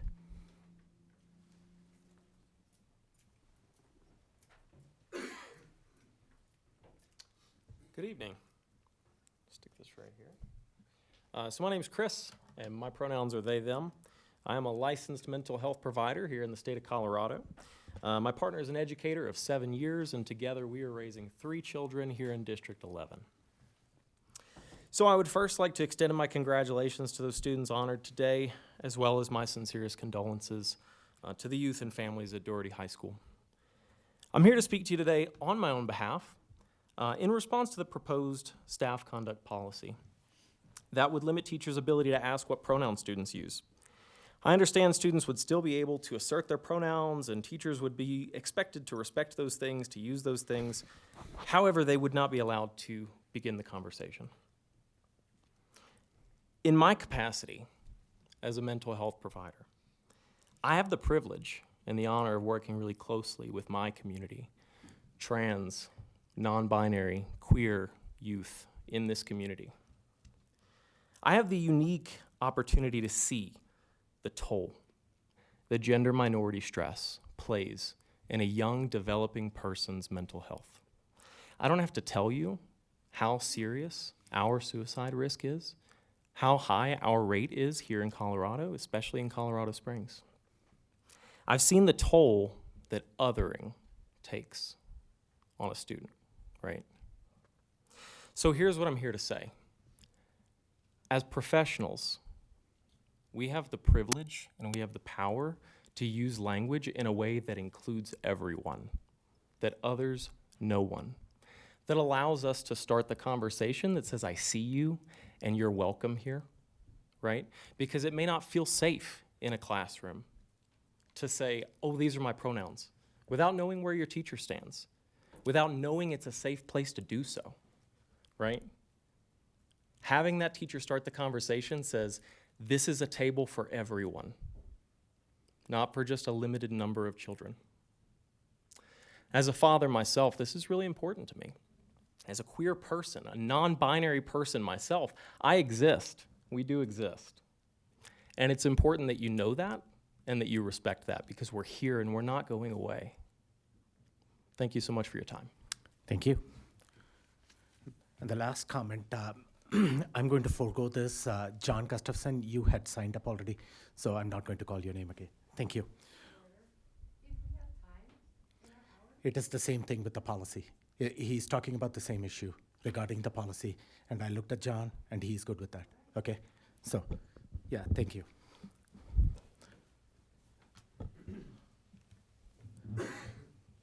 Thank you for being here this evening and sharing your thoughts and comments. The board appreciates hearing from you. Your feedback helps us better do our work. If you check the box asking a district admin to contact you, someone from administration will follow up and contact you.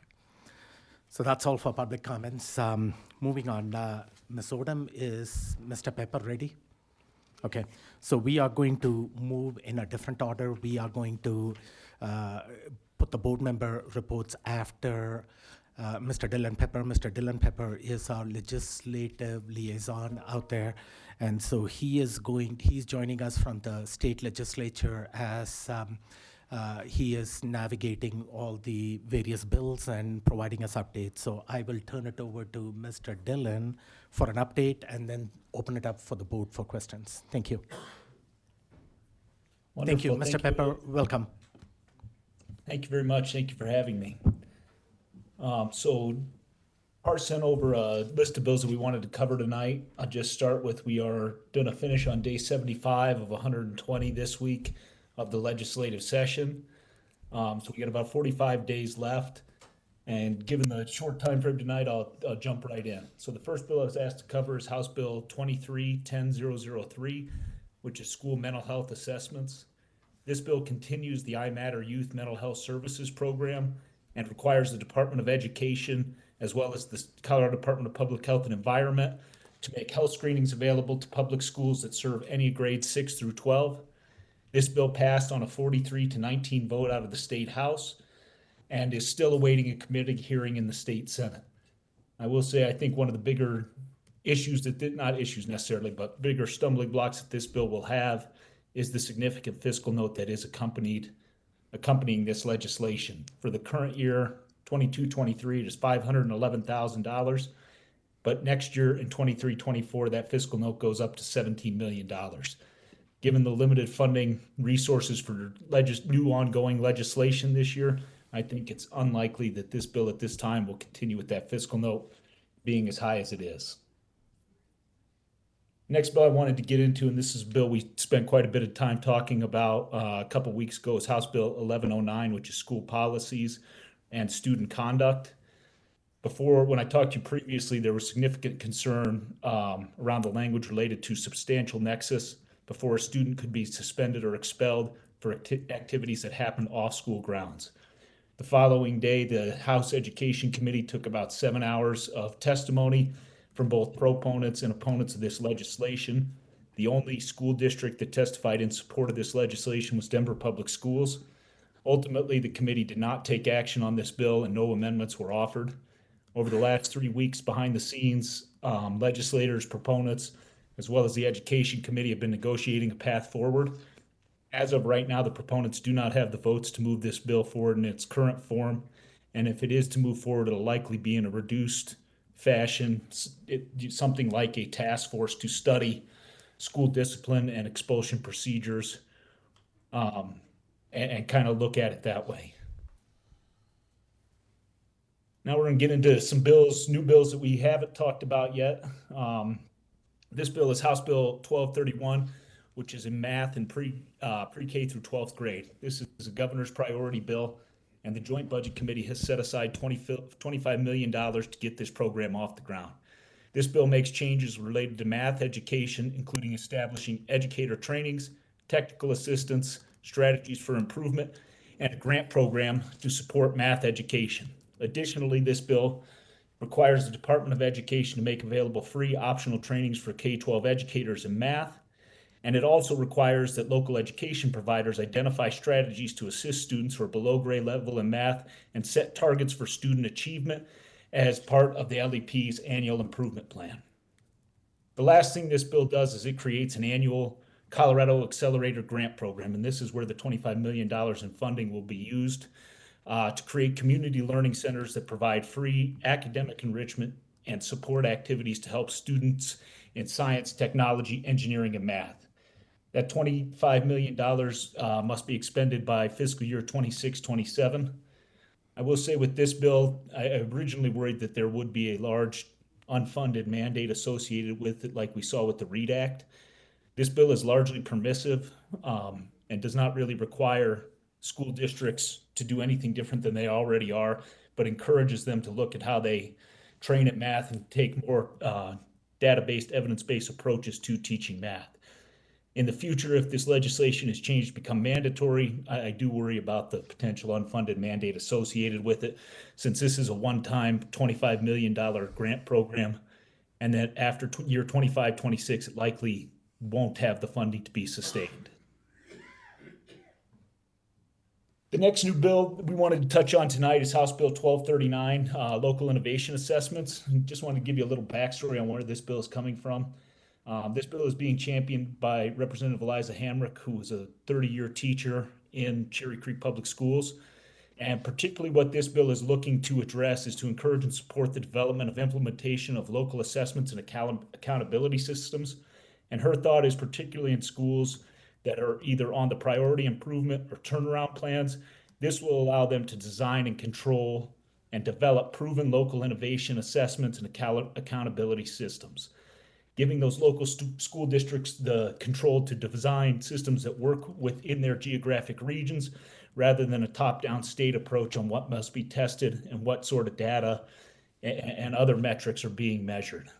The last thing this bill does is it requires the Department of Education to apply for a federal waiver of assessments. Colorado is one of the lowest states in pulling down federal resources.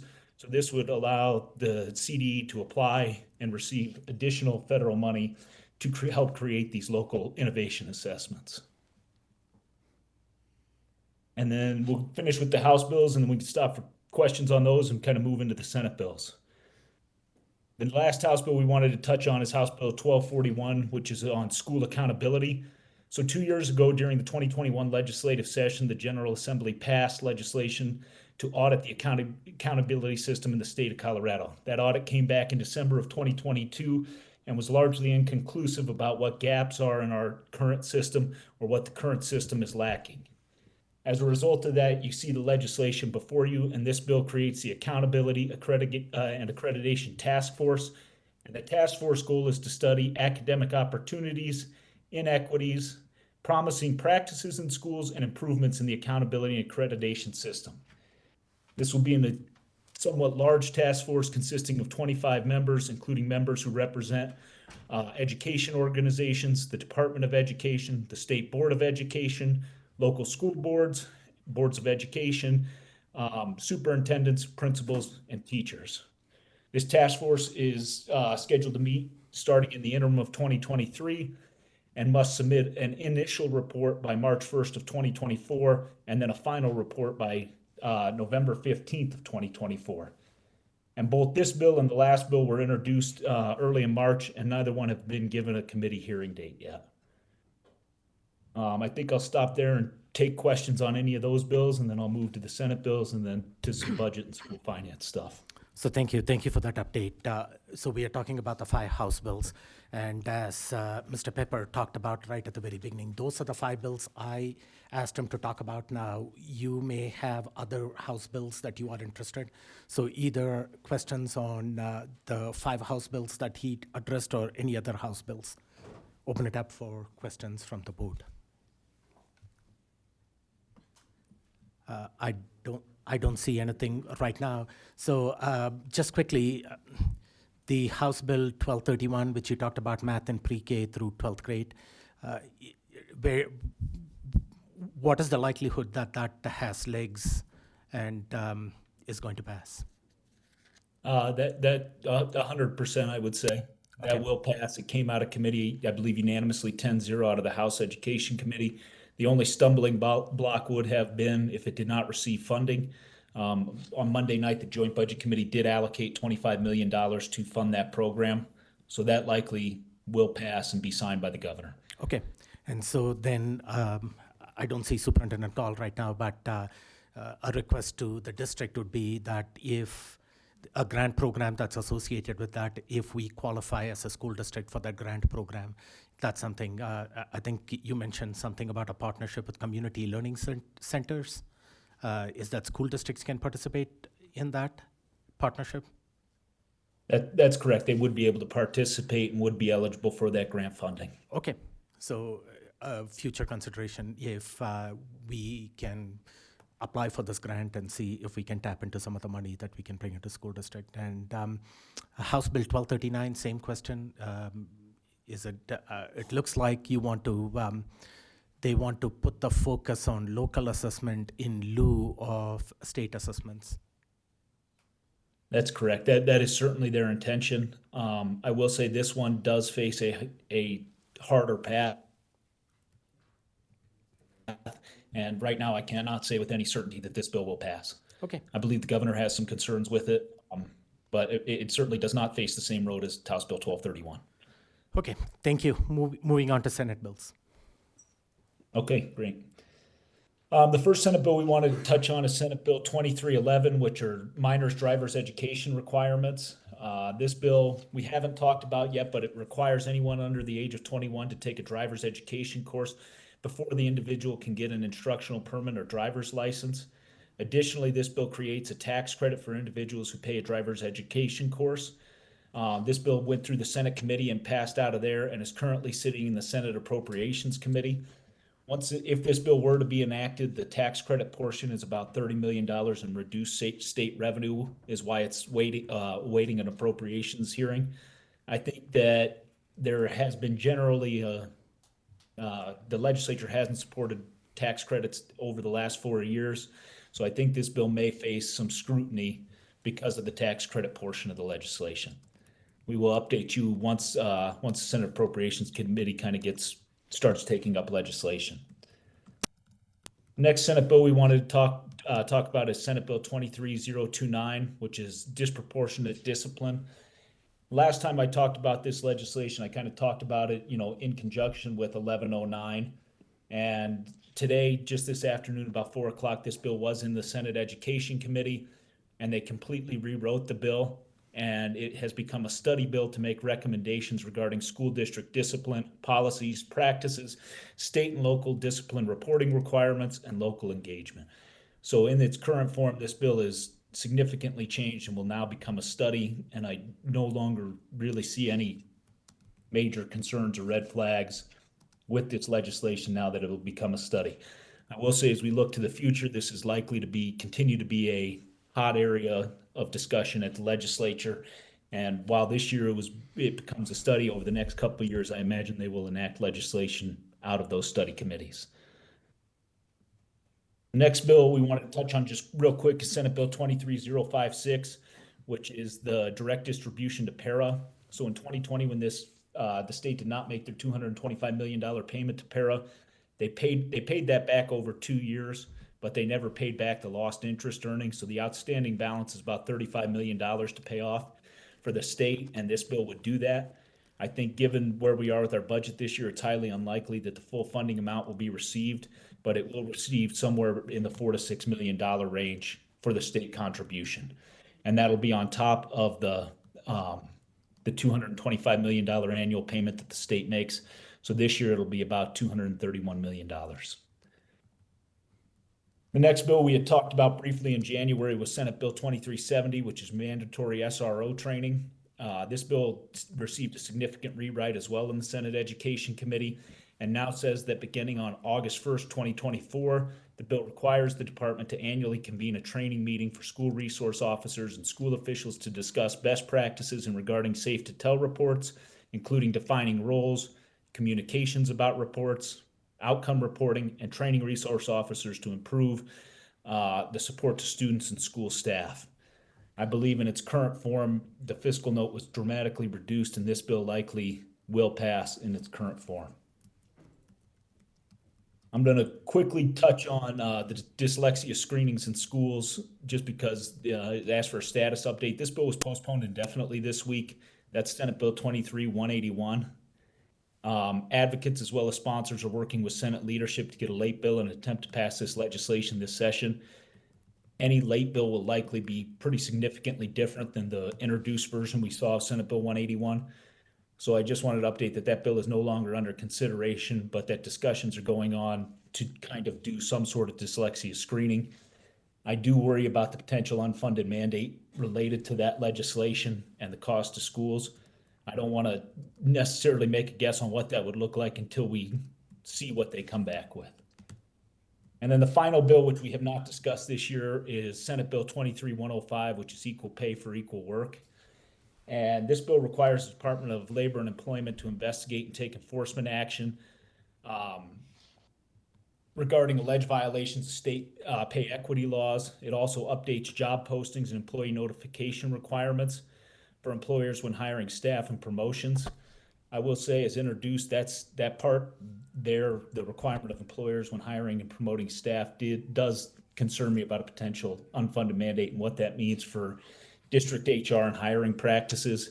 When it was introduced, you had to post who was awarded that job within 5 days. In the Senate committee, that was extended to 30 days, which I think made the bill better. But there will be additional administrative costs with complying with this legislation. And then finally, this bill includes that postings and notices are not required in instances of career development or progression. I will say the one thing that the governor's office really was looking for in this bill, which is not included, was some sort of language about remote workers and how those job postings are handled. And I will say the Colorado Chamber of Commerce and other business groups do have concerns with this bill, and there is over $1 million fiscal note. So I'm not really sure where this bill will ultimately end up given the fiscal note and given the opposition it's currently facing. It's awaiting a Senate Appropriations Committee hearing, and I will update you as that moves through the process. Okay. And I would open it up again for questions. Yeah, thank you. I see Director Bankus's hand first, so if you can. Director Bankus. Yes, I have a question. When you were discussing, let me see here. When you were discussing the one, Senate Bill 239, disproportional discipline that was going to go into a study for the lawmakers, how does a study from the state level impact local districts? Ultimately, it would impact local districts if recommendations were made out of that study and then implemented through legislation. Wait, let me rephrase my question. Okay. When they do a study, let me think about this. When they do the study, where do they draw the information from? Are they coming back to what's reported up to them through our mandatory reporting on disciplinary practices? Are they making visits into schools? How do they gather the data during that study? So they would gather that data through multiple sources. Like you said, the data that's already reported up to them. They won't be doing school visits, but they will have both superintendents, principals, educators, school board members, as well as Department of Education, law enforcement, and those other relevant stakeholders on there, all pulling on the data that is largely already reported to the state. They'll look at what practices are and are not working in different geographic areas of the state, but they won't be doing school visits and will largely rely on data that's already collected. I appreciate that. Thank you. Yep. Thank you. Any other thoughts, comments, or questions on what was presented in the Senate bills? Okay, I don't see any, so maybe a quick update on where we stand with the School Finance Act. So just quickly, this is probably the best news we'll have all night, or maybe all year. But the General Assembly got their March revenue forecast on the 16th of last week. And the best part of that revenue forecast is it's projected that the state will have $1.4 billion in the state education fund. That is the second highest balance ever in the history of the state of Colorado. And then just as a reminder, the governor had originally requested a $120 million buy down of the budget stabilization factor, targeting a $200 million essentially balance at the end of the year. I think it's likely that when we see the School Finance Act, which I anticipate to be in 3 or 4 weeks' time, that the budget stabilization factor will be bought down significantly more than the $120 million and possibly completely eliminated this year. The other pressing issues, or the other budgetary items that the JBC did, was they included a placeholder of $103 million for workforce-related legislation, and this includes legislation related to free credentials, the universal math, or the math bill I discussed, universal scholarships, adult education, and concurrent enrollment. This is one of the most significant one-time investments in workforce development we've seen in the state. They also did a $221 million placeholder for housing and land use and property tax relief. And the reason I highlight that is any sort of permanent property tax cut will lower the balance in the state education fund, since that receives a percentage of revenue from local property taxes. And then finally, they also approved a $38 million increase to categorical programs, as well as a $40 million increase to fully fund the state share of Tier B special education. So this will be the largest single-year increase we've seen in school finance and school funding in the state of Colorado. And where does that leave us with the school finance discussions? We've kind of discussed over the last several months that there's 2 proposals outstanding. One by the speaker, essentially reducing the COLA and reallocating that money to different districts. I think that if it were to happen today, that proposal would not have the votes to pass the Senate, and that's for a couple reasons. First and foremost, because of the significant balance in that state education fund, I don't believe anybody would want to see districts cut when there is that much money. And then secondly, I think just from a optics standpoint, that the Senate just isn't as comfortable reallocating the COLA as the Speaker of the House might be. And then finally, the other proposal we had talked about is Senator Barb Kirkmeyer's proposal to essentially create a works type allocation committee where the Joint Budget Committee and the legislature would allocate a dollar amount to a committee of kind of like that task force of local education teachers, superintendents, district administrators, boards of education, and that committee would then determine the formula. That bill really hasn't moved along much in its negotiations, but it does still remain out there. And I think that was all the budget update I had today. Okay, thank you. That sounds promising, at least what you are sharing with us, if they're going to reduce the budget stabilization factor to 0, and also the categorical and SPED funding allocations. So I don't want to count the chickens before they are hatched, so let's wait until we are further down the road. So just as far as timing, I will say, so the long bill and the budget bills will be introduced on Monday of next week.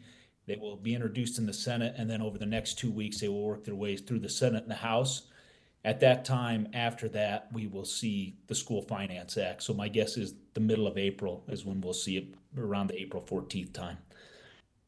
So when would be an appropriate time to get the next update? We are thinking right now, maybe in a couple of weeks' time, first week in April. That would be good for me. Okay, thank you. Any questions or comments to Mr. Pepper? Seeing none, I think your explanation was so good that we are lost for words. We don't have any questions. So. Thank you, sir. Thank you all. Thank you for taking the time. I know that you are really busy out there navigating through several late night meetings. So I appreciate the effort that you put in and keeping us updated. We'll look forward to hearing from you in a couple of weeks' time. Thank you. Everybody have a good night. Thank you. Moving on to board member reports. And board member reports. I will look to my board member colleagues who wants to go first.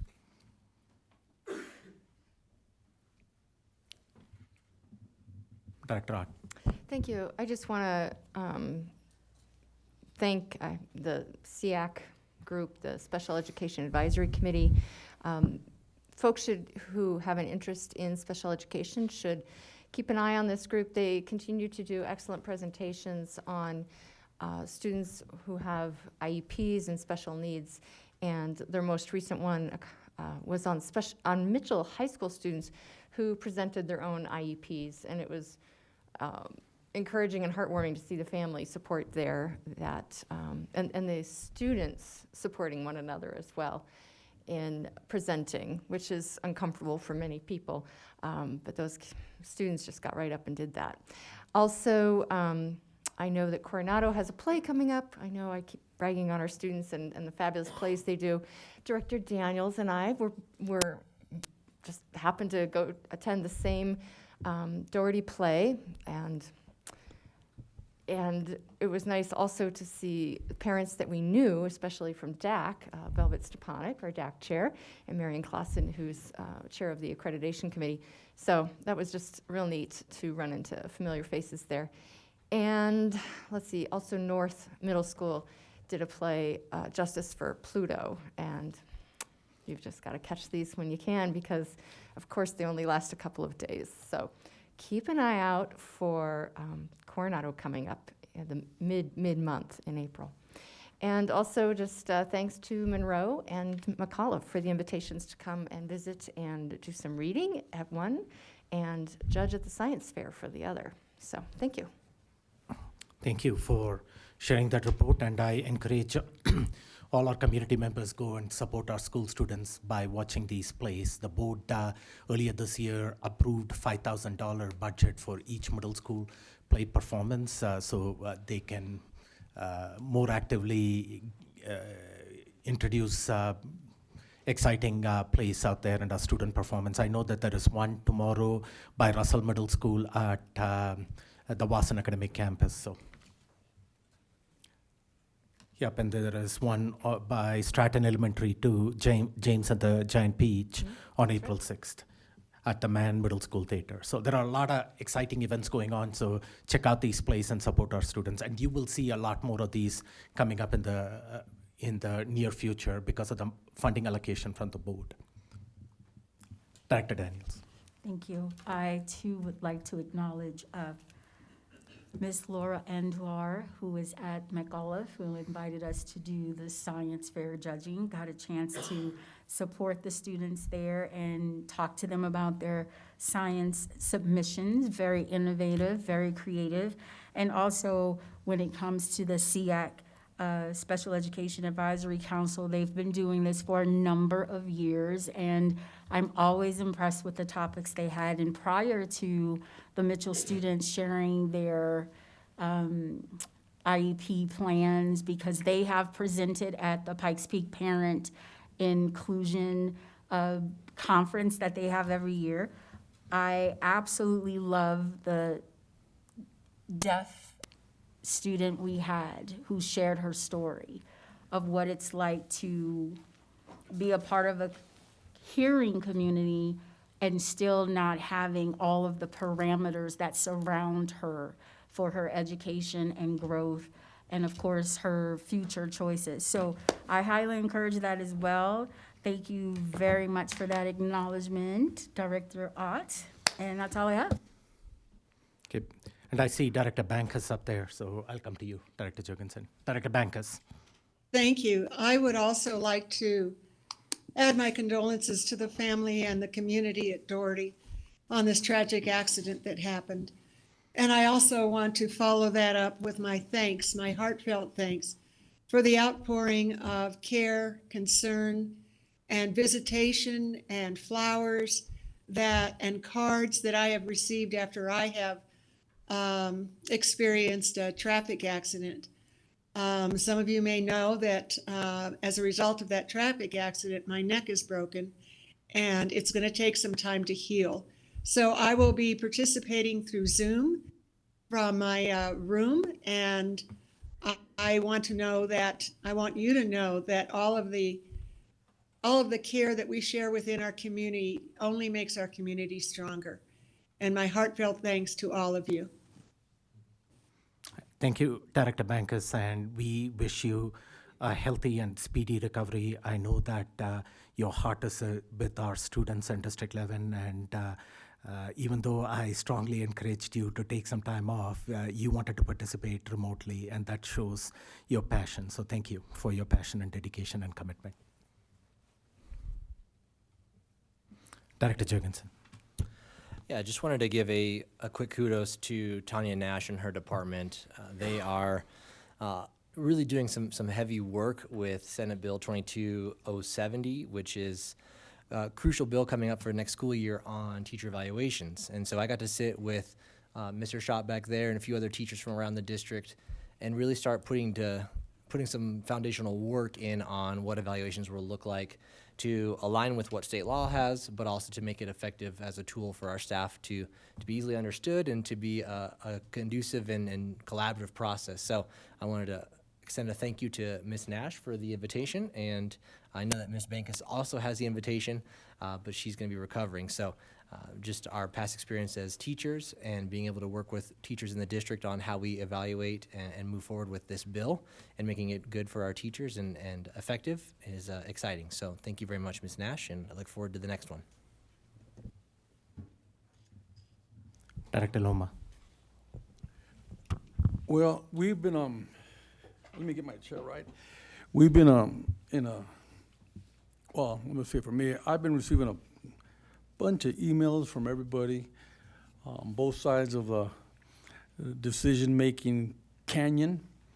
I've been able to get a rope and walk across it both ways, and I just want to thank everybody who took the time to contact me via email. I did read them all, and so either side, you can't get, I guess you could get upset, but you know, you're not always going to get your way. I remember when I was on the board in 2009, I never won one vote. I was all by myself. And yeah, it gets frustrating sometimes, but that's governance. That's just the way it is. And yeah, you can't win them all, and you try to win as many as you can. And so we're going to make some hard decisions, but I think the decision we're going to make, I know I'm going to make, is and my premise is the parent is always the most important person in the school district. It's not us behind here. It's the parent, the moms, the dads. And so I've always stand behind that principle.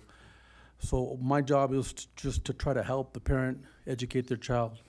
Not to educate them, to help the parent educate. And we focus on academics and all for too long, probably decades. Politics have gotten into school districts, and it's all entrenched that people don't even realize it's politics until you expose it. Then they say, what's going on here? As if I'm trying to impose politics, and I don't. I'm trying to get it out of this mess. Our job is just to educate, and that's where my decision will be based. But I do encourage everybody to get involved.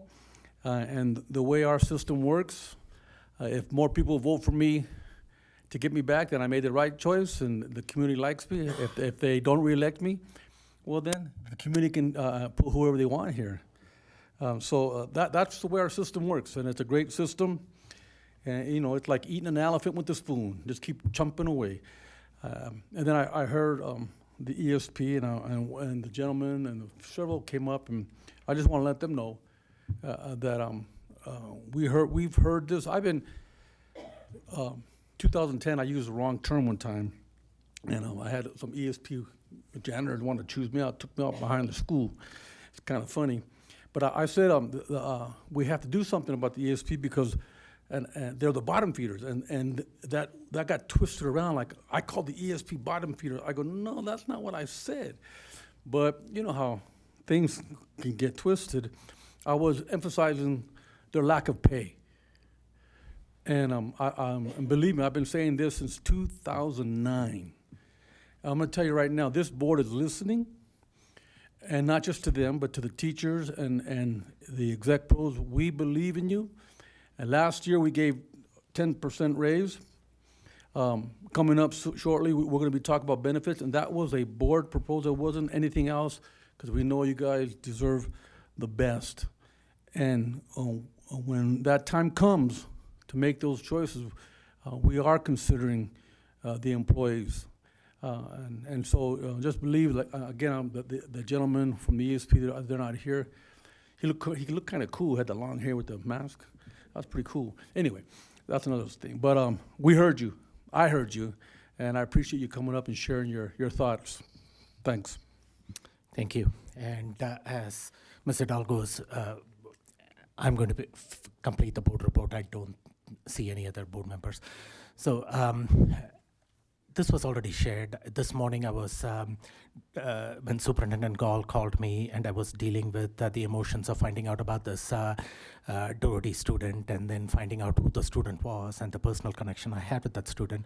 As I was grappling with those emotions, I got this email from Mr. Gilliam, who's the social studies teacher at Palmer, and it had the pictures that I'm sharing with you, and it went on to talk about our Palmer High School students and staff.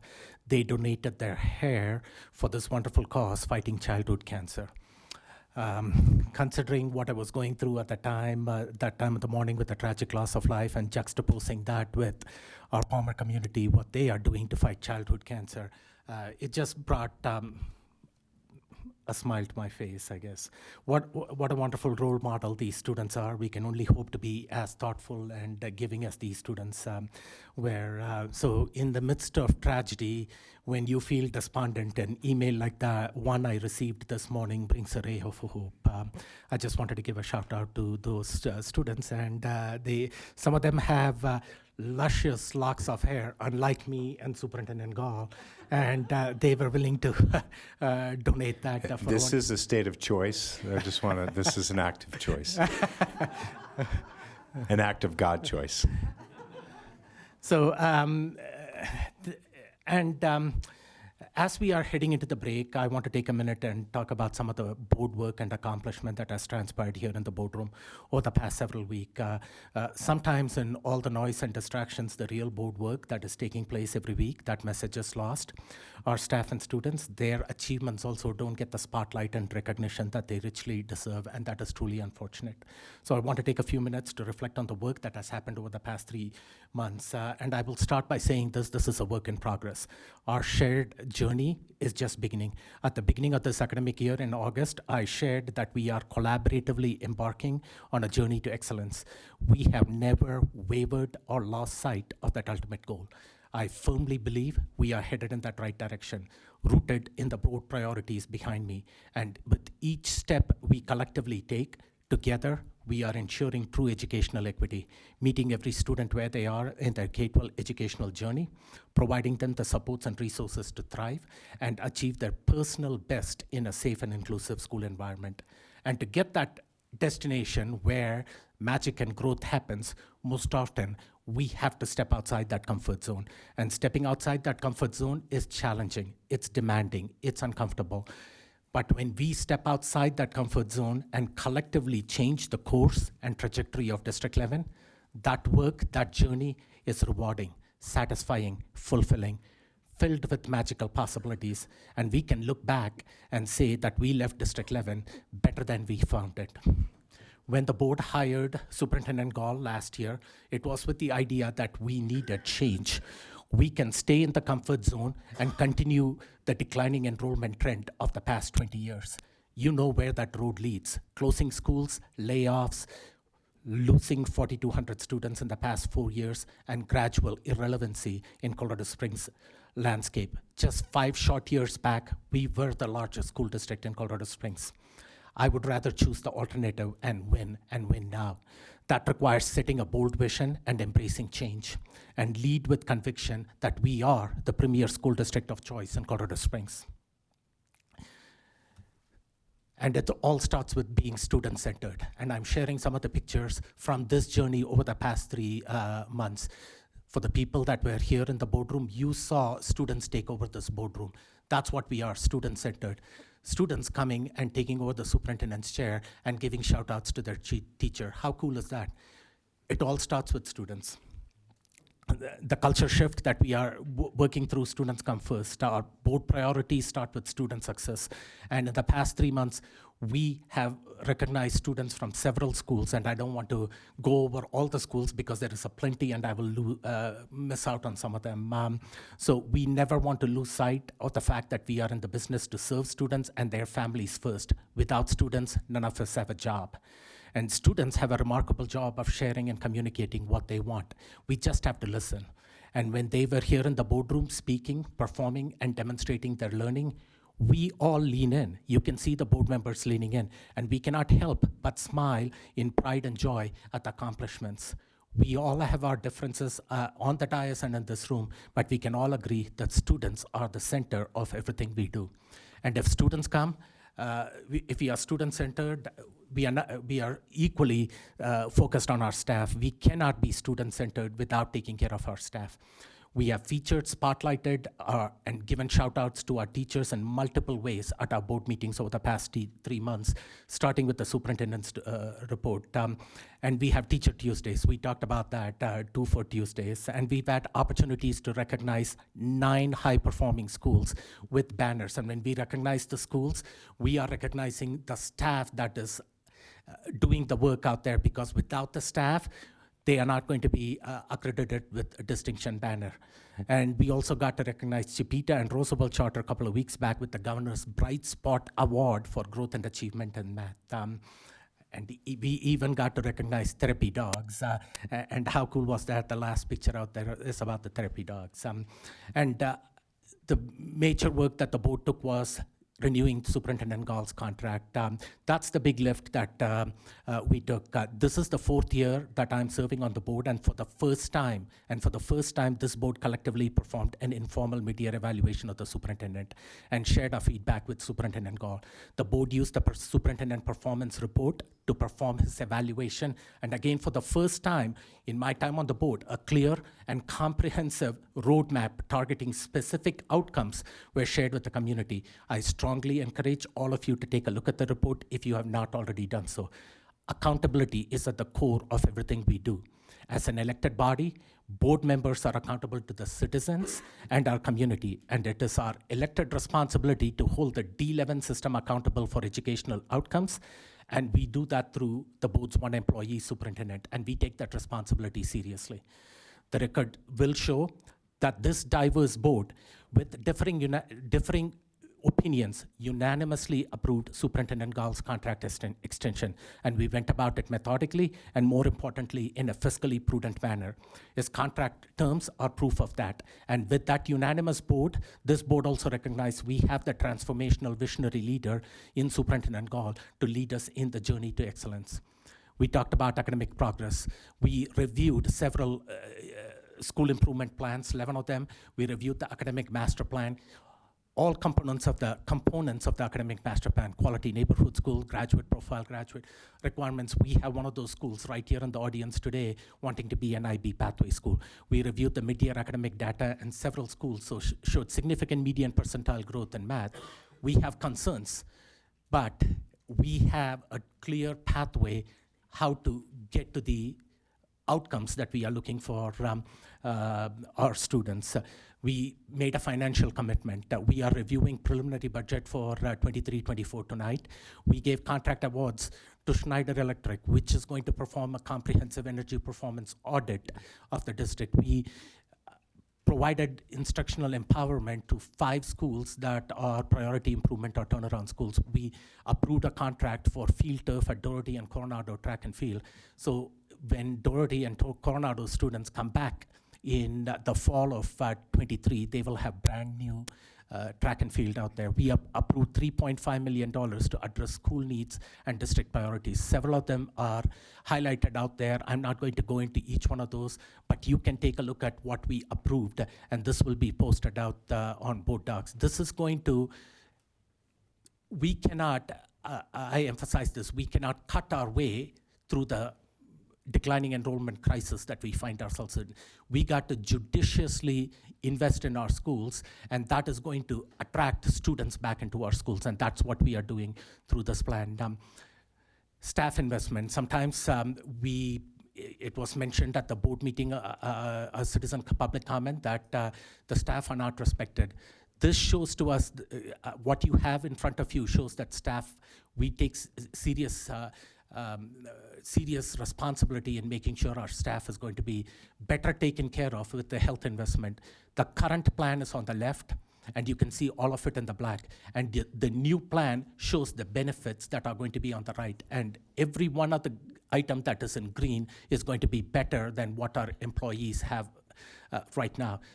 This, again, was a board push early in October when the board suggested, let's go out there and compete in the open market and find the best plan for our employees. This is not only going to benefit our teachers and exec pros, it's also going to benefit our ESP, who we heard so many of our employees come and talk today about how they make minimum wages and they can't make ends meet, and they have to make the hard choice of not taking benefits, health benefits.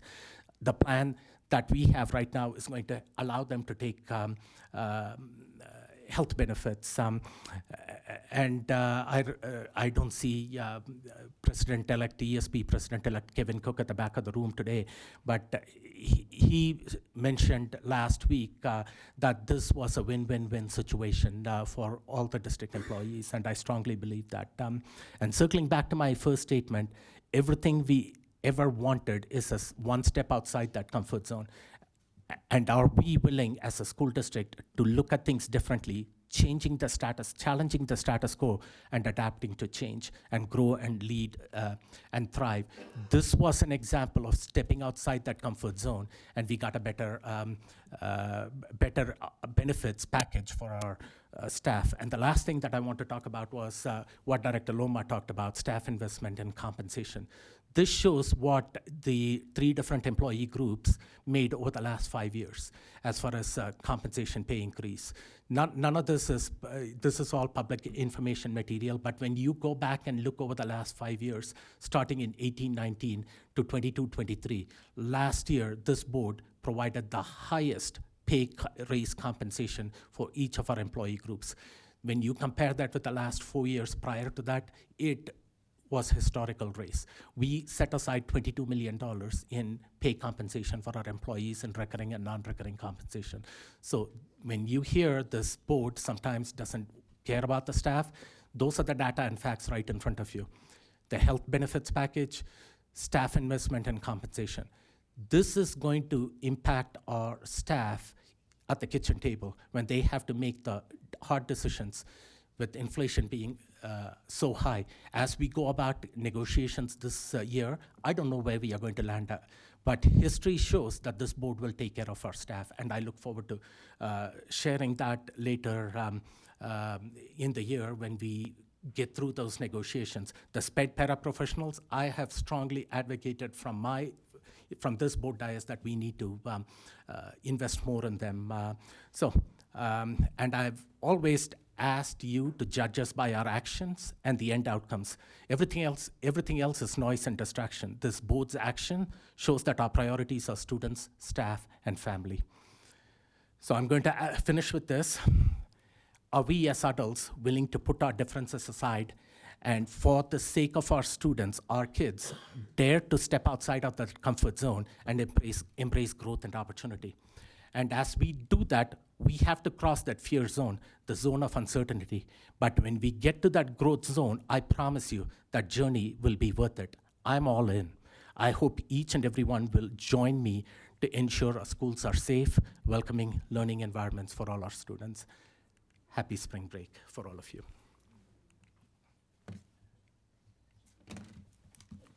Moving on to consent items. Director Art, can you please make the motion to adopt the consent items?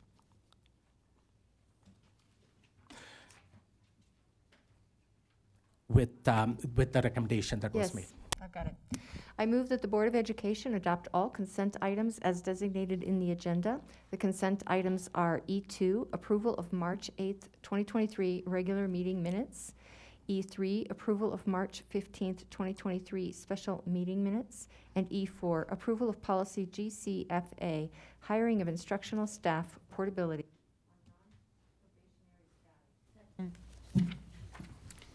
Moved and seconded. Roll call, please.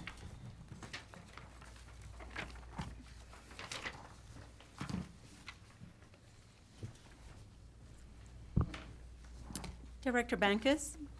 Aye. Director Daniels? Aye. Director Jorgensen? Aye. Director Loma? Aye. Director Malpacum? Aye. Director Ott? Aye. The ayes have it. The consent items have been adopted. Moving on to action items. The first action item is contract award to charter school to extend the terms of the contract for community prep school. Vice President Jorgensen, can you please make the motion? Okay. Can you please, first item is going to be actually the personnel recommendations. Yeah. So can you please make the motion for adopting the personnel recommendations? Yes, I move that the board adopt the personnel recommendations as updated this evening. I need a second. Second. Moved and seconded. Roll call, please. Oh, First. do we need to address what the change is for the public or no? Okay, if you want to. Do you want to do that, Director Art? Well, if you want to give me time to look it up. Okay, well, I mean, since you suggested it. Chief Bailey, can you come forward Yeah. and summarize for the community? We just changed I know.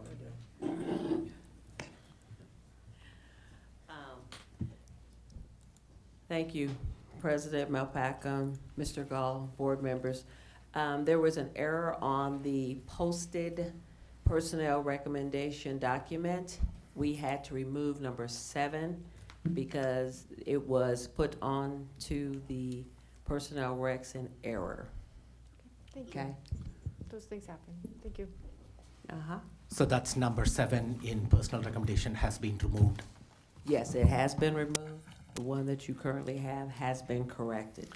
Okay, with that correction, that's why this item was moved from consent to action item, because the way it was posted under consent was with the item number 7. That Okay, is thank you for correct. that update. Moved and seconded. Roll call, please. Marcella. Director Bankus?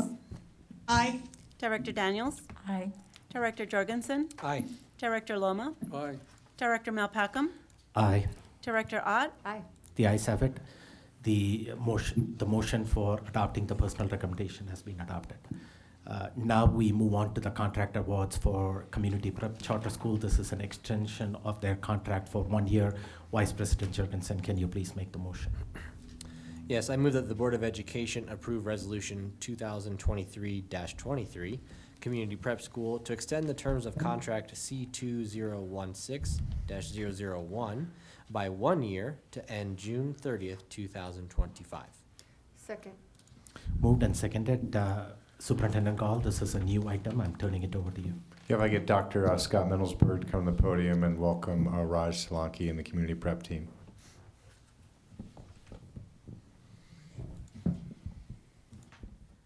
Thank you, Mr. Gall. Good evening, Board of Education. I am bringing to you a contract extension for Community Prep School. They have earned an overall rating of 90% or higher. In accordance with policy LBD, if a charter school earns an overall rating of 90% or higher, they may earn an additional contract term subject to Board of Education approval. The APAR summarizes the charter school's cumulative performance compliance data and provides a means to differentiate among charter schools by performance in the following areas: academic performance and accreditation status, financial accountability, governance, and school operations. Community Prep School, which is an alternative education campus, began their contract with us on July 1, 2015. They have earned an overall rating of 91%. If approved tonight, this will be their 5th and final contract extension. I have Principal Raj Solanki here with me if there are any questions or comments. Thank you. Okay, thank you. And thank you for being here too. Do you have any other staff members with you here today, or is it just you? Yes, I have my assistant principal, Jennifer Winders, here as Okay, well. thank you for also being here. Board, comments or questions to Mr. Solanki? Director Jurgensen. Just a comment, because when we look at, when we looked at how you were scored and it was a 91, and you thought, okay, after over 90, we're approving it. I thought, well, what gave him a 91? And then I went in and looked at your website and things, and then that report of the attendance issue. But then knowing that you're working with at-risk youth and young adults, it seems fitting that, we're already struggling with this demographic of students that we're working with, and pulling them to get into the classroom so we can teach them. A couple of your teachers look like they're wonderful and engaging in a lot of adult life skills and things that I would want to come visit. So for those who are like, well, they barely made over 90, if you look at the report, it's because of attendance and working with at-risk youth as you guys do, that makes sense in my mind. So no issues on my part about seeing a 91 and not a 98 or in that case, I guess a +3, a 94. So, but yes, everything else looked good. The attendance issue was my main concern, but understand that you're working with difficult children and young adults who are trying to get their lives together. Makes sense. So thanks for all you do. Thank you. Is there anything you want to expand on regarding that attendance issue? Yeah, thanks. I'll just mention that, to the public, you all know this, but as an AEC, we are by state law meant to serve 90% or higher of our students who are in the high-risk category for dropout. And of course, one of those indicators is truancy. So, well, attendance issues is a historical challenge of ours, but we continue to work with students to improve that. Thank you. Director Loma.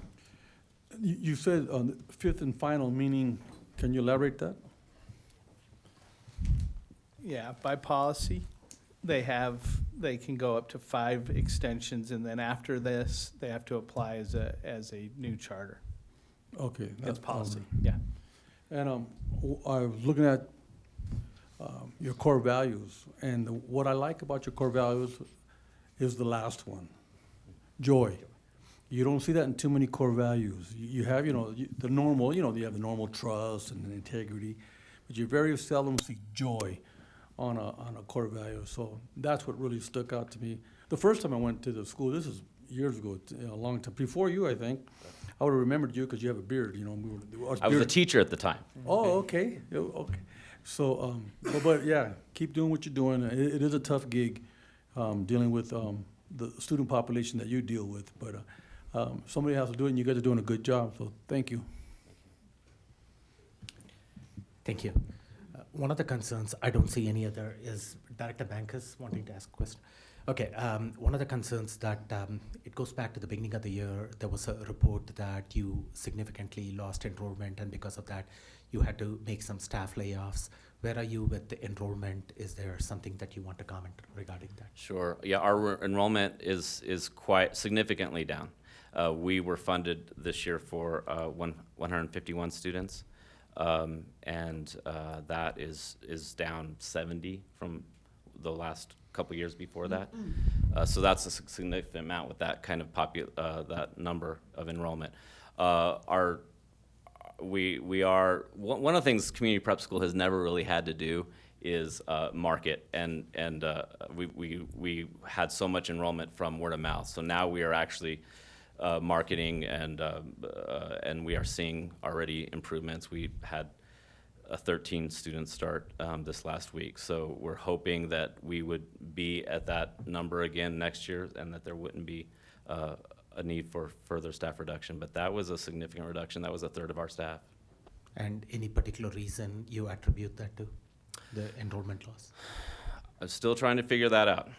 One thing that I think was our doing, but I don't know how significant it was, is that many of the staff here would know that we had ghost students out there. You know, they're missing in action. They're not at the addresses we have, and they're not the contact information. They're not showing up, and we actively tried to clean up those roles over the last couple of years. So I would say that would be some of just the raw number decrease, but we are seeing just significantly less students enrolling over this last year. I don't know how to really explain that, except that it's possibly a delayed response from what we've seen with, I think the report was 15,000 Colorado students didn't return to school after the pandemic, and that I think is more significantly in our population, because if you hear the anecdotal suggested or evidence from that, it's students who are high school who just decide to go back to work and not finish their education, and that's a big part of our population. So I'm not totally sure. Thank you. We are facing the same kind of challenges in District 11, and we are trying to market and we are trying to do things differently and putting our priorities where it should be on students. So hopefully you can turn things around, and I think in a year's time you will be back for the full contract renewal at that time, and hopefully you will have some positive information as far as enrollment goes at that time to share with us. I appreciate you being here. Charter school conversation. This has been a struggle with the board and talking about this, and you are part of District 11, and you fall under the umbrella of District 11, and whether it is District 11 charter or CSI charters that are applying to be part of District 11, we hold those charter schools to a high standard that we want these charter schools to achieve the bar that has been set in terms of enrollment, in terms of financial viability, operational stability, and also educational rigor that our students get out there. And I know that you are serving a challenging group of students. So considering all that, thank you for being part of District 11, and I will call for the board vote. Superintendent Gall, Just a side comment. Our hope is that we work Raj out of business, as well as we work many of our opportunity academies out of business. One of the most difficult enrollment projections to make is when a student gets to the alternative education solution as the next step. And so while there may be other reasons behind, I do want to highlight that one of the strengths of having charters as partners in any of the programs that we offer was Community Prep's ability to be able to move quickly to balance their books. The requirement for them to be able to meet payroll once a week, once a month, however else you do it, is singularly connected to their ability to deliver on their mission and vision. And so that creates both that balance for us as well. But we consider Community Prep as well as Eastlake part of our full offering to our community on how we capture kids when the traditional comprehensive experience has not worked. And in partnership with, through all the work of the district, we are open to our On Track to Graduate work to be able to share with our charter portfolio as well, for them too to be able to see where students are identified earlier to find the right match, such that we don't have to get to the you lost kids, which means you're not doing a good job, or kids are doing a better job, or where we really are on that. So just want to recognize that for all the listeners. So thank you. And before I call the board vote, I do want to share something with the community. By approving your charter extension, we are stating that we are going to be sharing our MLO money with your students. Okay, and this becomes a point of contention sometimes that we shouldn't be sharing the MLO money, but the board members, when they approve it or not approve it, they are saying that we will share the MLO money, and that's the same thing that applies when other charter schools come and apply it within District 11 too. Roll call, please, Marcy.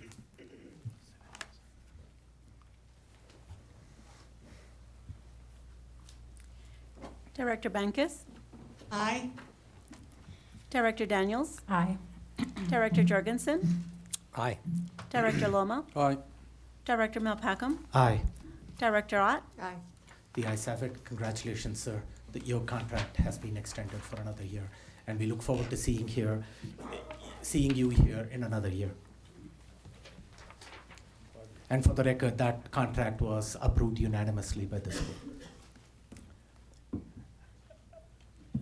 The benefits insurance committee plan design and premium recommendations.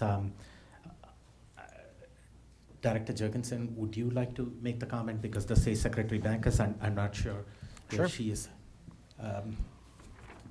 if she's got the motion in front Yeah, of she her. might not have it. That's fine. I move that the Board of Education approve fiscal year 2023-24 health plan vendor Kaiser Permanente premium recommendation, option 3, and continuation with the current ancillary plan providers Delta Dental, iMed Vision Care, Sun Life Financial, and Rocky Mountain Reserve as recommended by the district's Benefits Insurance Committee, BIC. Second. Moved and seconded, and this item was discussed and presented at the board meeting on March 8th as a non-action item. We had considerable discussion at that time about this plan and the various options, and we had even employee from the 3 employee groups, participants that came and provided feedback. Superintendent Gall, is there any additional information that you need to share? No, but I'd love the team to come forward for at least one more opportunity to talk about the work. Jessica. Good evening, Board. Superintendent Gall. We just want to thank you on behalf of the Benefits Insurance Committee for tasking us in October to go out for the RFP. It has been a wonderful process, and we do also want to thank USI Insurance Services, our broker in this process. They have put a ton of time. I think we've probably been their only client they've been working with since October, right? Into this process, and it has been a very thoughtful and well-rounded process, and we're very happy with the result. So thank you. We really appreciate it. Thank you. And we've heard great feedback from our employee groups too. Right. Thank you. And I see Brian here. Thank you for all the help that you have provided us. I know this was when the board tasked in October, and I talked to Ms. Rikers at the time. Ms. Rikers was, this is a heavy lift at the time, but please, thank you again. Sincere thank you for you, all the committee members, in stepping up and doing this work. And because of that, our staff are going to benefit from this. So I really look forward to this. Personal stories where staff members have shared with me how much the out-of-pocket maximum impacts them, and now knowing that that out-of-pocket maximum is going to be lesser, and they are going to get so much more benefits, as I shared in my board report, that green side of the screen. They are going to get so much more benefits for about the same amount of premium that they would have paid this year, and they would have ended up on the left side of that screen. So this is a win-win-win situation for our staff. Director Loma. Thank you. Yeah, I echo what he's saying. What got my attention, well, let me back up. In California, where I'm from, I hate to admit that, but they have Kaiser hospitals, and all my kids were born in Kaiser, but we never got massages and we never got chiropractic care.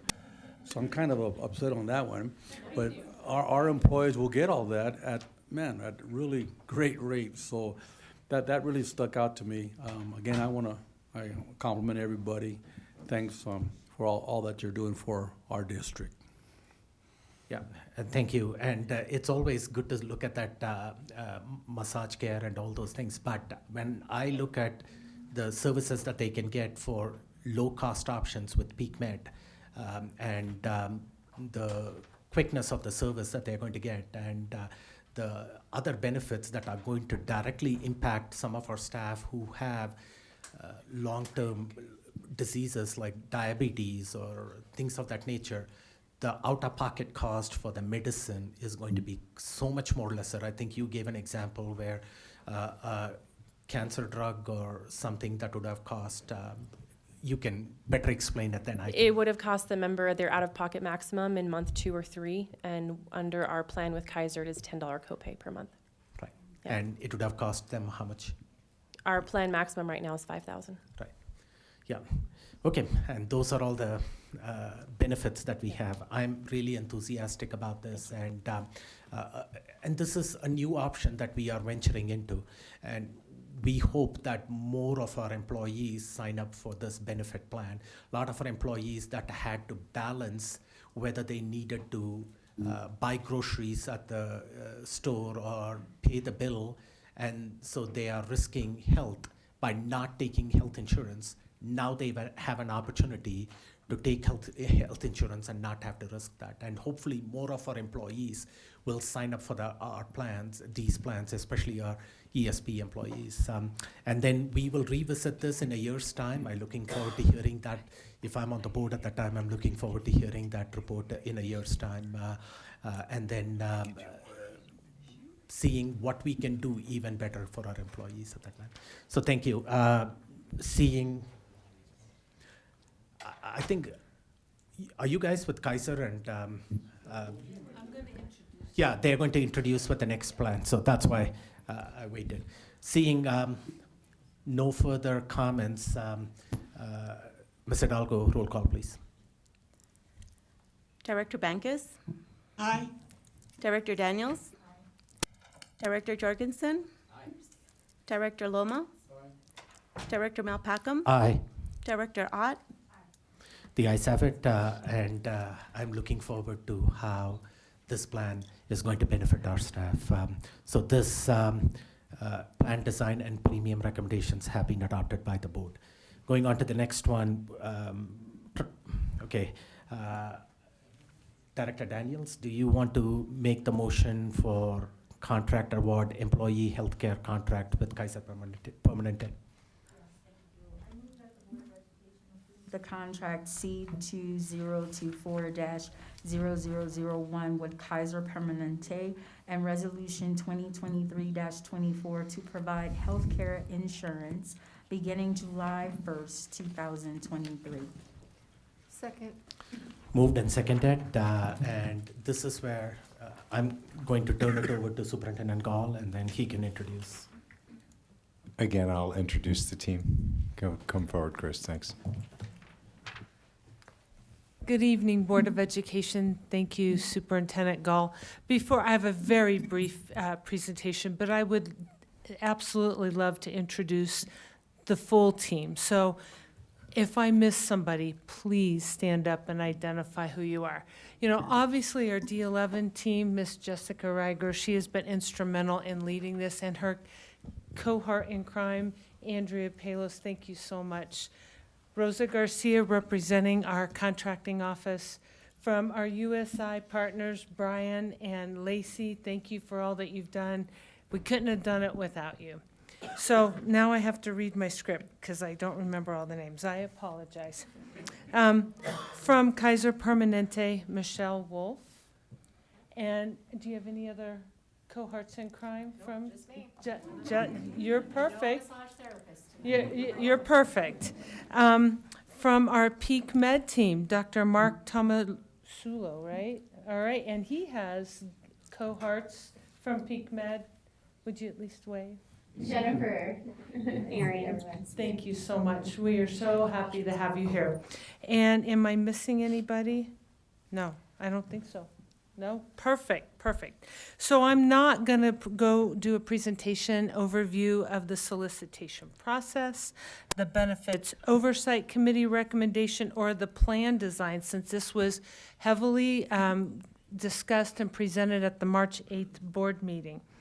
But I will give you a brief overview of the contract and next steps, and then how the review process works.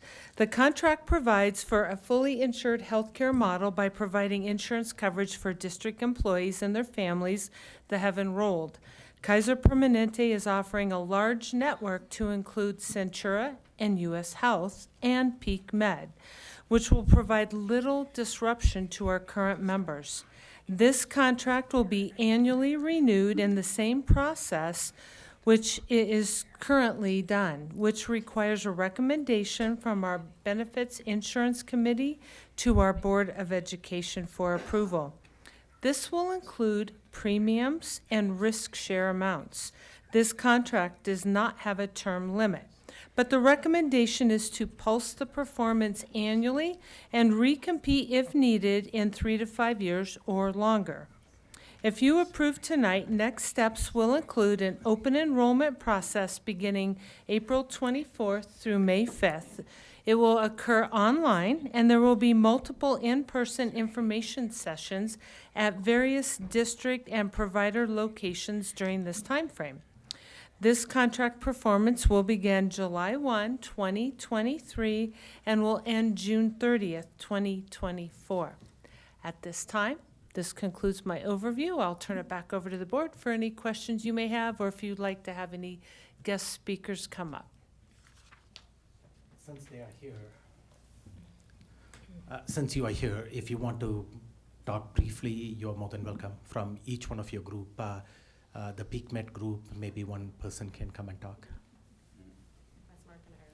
Okay, yeah. All right. Good evening, everybody, board, Superintendent Gall. I am Michelle Wolf, and I am representing Kaiser Permanente this evening. And I just want to thank the D11 leadership, the Benefit Insurance Committee, and the Board of Education for this exciting opportunity to provide health care coverage to the district, their employees, and the families. We have a long history of providing health care to school districts in Colorado, and we're thrilled to be a partner with you here in our local community. As we said, that we have a plan in place for open enrollment, and we are fully committed to transition every family member and their and the employees over to Kaiser Permanente. We are working diligently with the team to be able to provide lines of communication and to start that process as soon as April 1st, if necessary, to do that with their open enrollment. We're excited to offer ways to fill their prescriptions, to provide health and wellness resources to the district, and to serve them where they live, work, and play. So we're thrilled, and so thank you for this opportunity. Along with our robust network and our healthcare coverage, we are excited to partner with PeakMed. And I'm going to turn it over to Dr. Mark Tomasulo so he can share with you a little bit of what that looks like. But you guys are going to have one of the best healthcare plans in El Paso County, including massage therapy. Thank you. Well, thank you very much, Michelle, and thank you very much, Superintendent Gall and the board.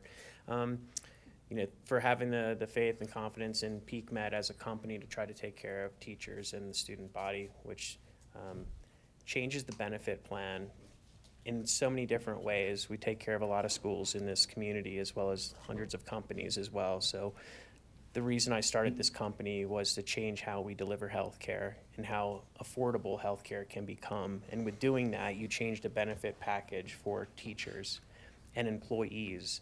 So creating a $0 copay, a $0 deductible, and eliminating all of the barriers for a patient to get care is the key behind why our company is so successful. I'm a family physician myself, so this was started in a very selfish way because I wanted to improve my life, and by improving patients' lives. And so for us to be partnering with D11 and affording us the opportunity to take care of teachers, which then take care of our students, is a huge honor and a privilege, and we're very appreciative of the opportunity, and I'm sure you'll truly enjoy the benefits, and I hope every one of you will get to experience that as well. So thank you very much for having us. Thank you.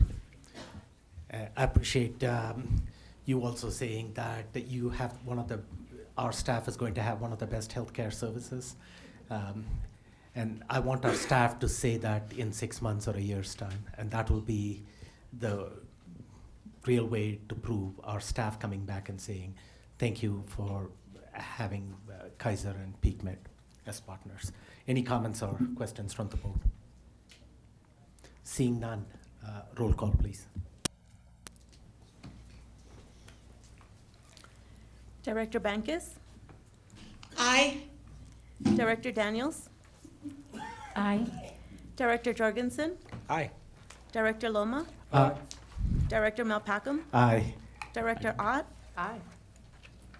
Apologize for that, Director Loma. I didn't mean to supersede you.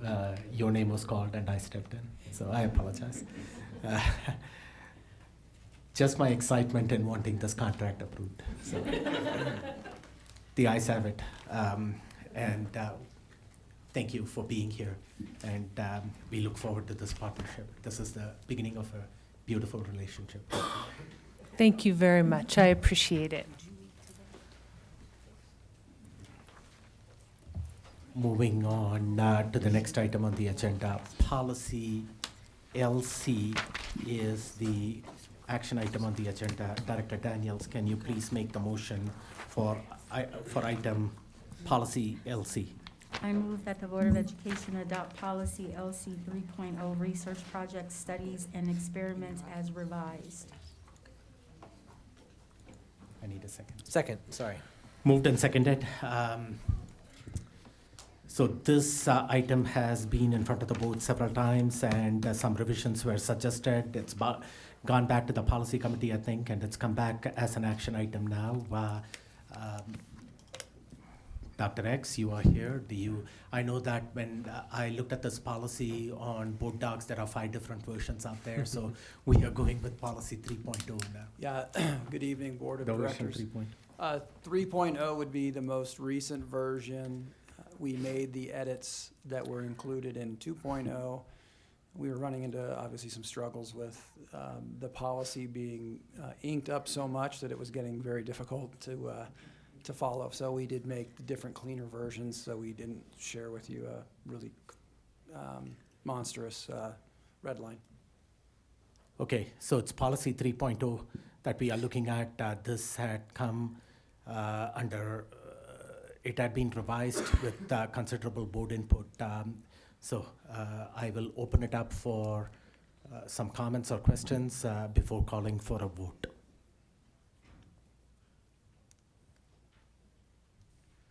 Okay, I don't see any comments or questions at that time. With that being, the motion that is on the floor is to adopt policy LC 3.0. Roll call, please. Director Bankus? Aye. Director Daniels? Nay. Director Jorgensen? Aye. Director Loma? Aye. Director Malpacum? Aye. Director Ott? No. Okay, the ayes have it. The policy LC has been presented, has been adopted. And before I move on with that, I just want to give a quick update to the community. Superintendent Gall, it was mentioned at the board podium about Dr. Leon Kelly.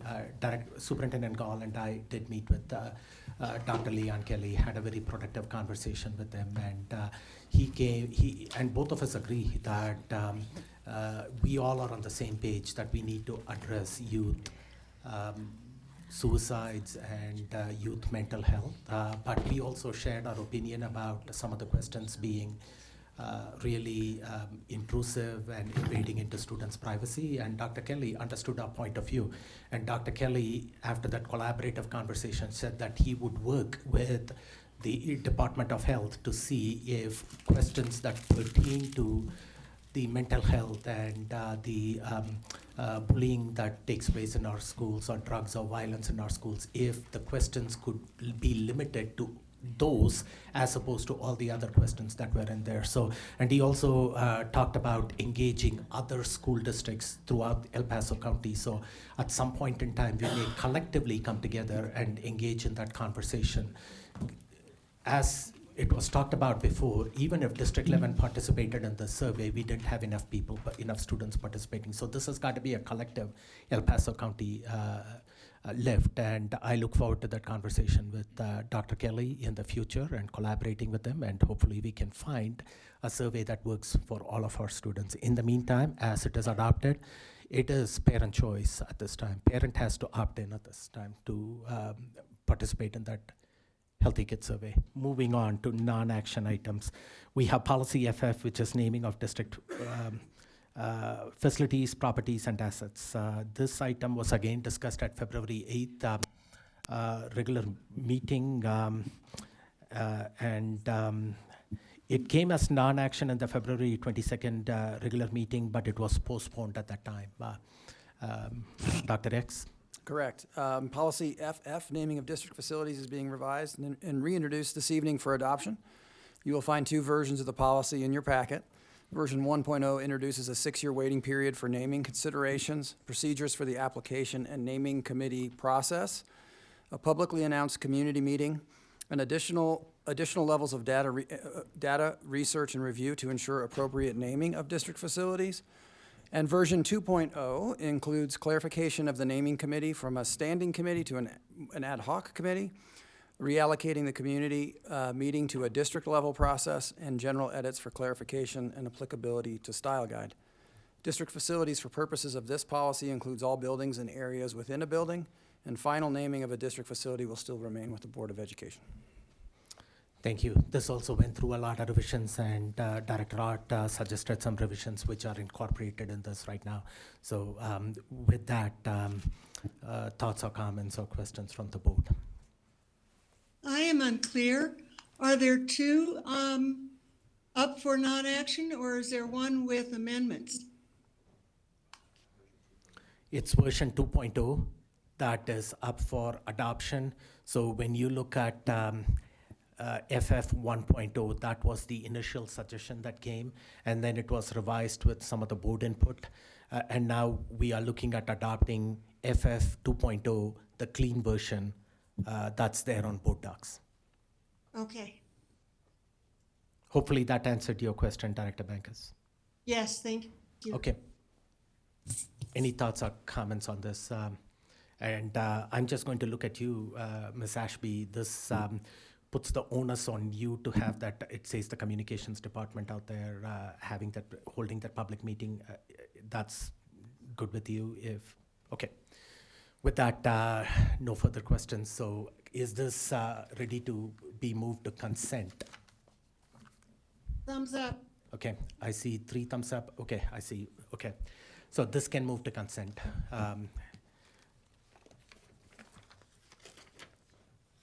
Moving on, now we,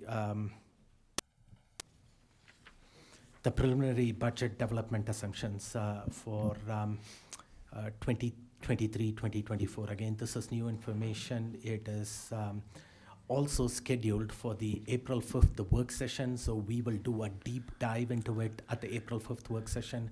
We will also have the DAC budget subcommittee out there at that time to provide their feedback. So right now, we are going to have a preliminary presentation from administrative staff to the board. The board can express some of their thoughts and feedback on it and potential questions, and the administration can circle back on April 5th with addressing some of those questions or concerns that the board may have.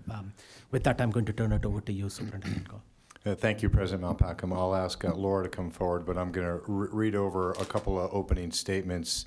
Hanging documents without explanation can often be an opportunity for concern and or misplaced feedback. The framework that we have forward here on the PBDA is rooted in instruction. I want to be clear that this budget is built all in on instruction. We are starting right up front with significant monies set aside for compensation package. They are currently set in an indiscriminate way divided between recurring and non-recurring on that document. That is because, as the community knows, we are just entering into our IBB and our meet and confer conversations. So we just throw those numbers in there as placeholders. That is not an initial salvo from the board to say this is where it thinks that those compensation rates should sit. We just decided to split that number indiscriminately. We are further invested. I'm going to wait for a second here as we're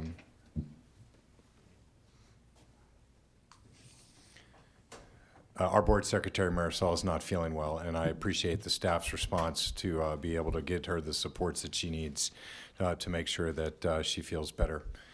Back to the document that we're getting ready to review. Furthermore, over than the overall compensation, we have specific targeted raises in place. You heard many public comments this evening on our need to make sure that we are appropriately compensating those that are closest to achievement for children.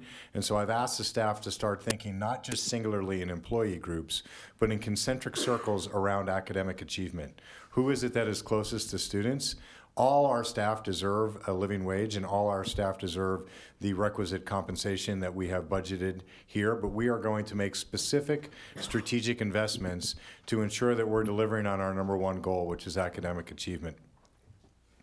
You'll also see that our doubling down on instruction, you'll see a line item in there on the addition of assistant principals at sites with greater than 400 students to ensure that our observations by our administrators, principals and assistant principals, both informal and formal, are actually working towards continually improving instruction. And that instructional practice is the center focus no matter the size of your building. You'll also notice that we're actually projecting a student increase this year, and I'm talking about traditional students, not the charter portfolio strategy. I want to applaud our enrollment team working out of Ed Insights to get us the information building by building for us to be able to make the projections based upon the information that we saw last year in enrollment, where we actually had growth in certain sectors of our elementary schools, and how we could stem the loss from our middle and secondary schools for this to be the first year in many years that we are projecting a 500 student increase in our enrollment. You'll also see that there are general staff positions associated with that enrollment. There are other unfunded mandates in there that you'll see in ELL positions, and those are an unfunded mandate on the state for us to be able to provide deeper screening and connect that screening to the evidence of the CLD teachers that they conduct. But it's actually in line also with our strategic priorities. We know that when we did our mid-year data, that our students of color, and particularly our ELL students, were still not closing the gap. These investments will help us actually ensure that we're delivering for all students and not just those that were already succeeding. You'll also see on this document that there are chief listed items as IBRs. Those are not finalized. Those are what the chiefs presented to Executive Cabinet and to the DAC Budget Committee when we asked them the strategic question of what are the funds that you feel that you need to be able to deliver on these board and district priorities. We will use those in the iterative process of every budget build, leading again with compensation to ensure that the if-then statement of if we advertise, interview, and hire early and get the highest quality educators in the region in our classrooms, then our growth and achievement will follow. If then our growth and achievement follow, we will see enrollment continue to increase. At the bottom, you'll see an $8 million mismatch. We are confident that that $8 million is where we would be and should be on this bottom of the bathtub of decreasing enrollment averaging. We understand that that will be a concern for many people. Nobody seeks to balance the budget by saying you're already $8 million in the hole. We have made strategic choices over the course of this year to set non-recurring funds aside to be able to buy the time for these heavy years of decreasing enrollment averaging to come off the books. The combination of losing those off years of decreasing enrollment averaging and the addition of both charter students and traditional students could make this the last year where we see a significant offset of the disconnect of increasing student enrollment and not getting full per pupil allocation for it. So with that, I want to give my appreciation to the DAC Budget Committee, the board, the staff members in this early framework for a budget that we think is highly reflective of our board strategies. Laura?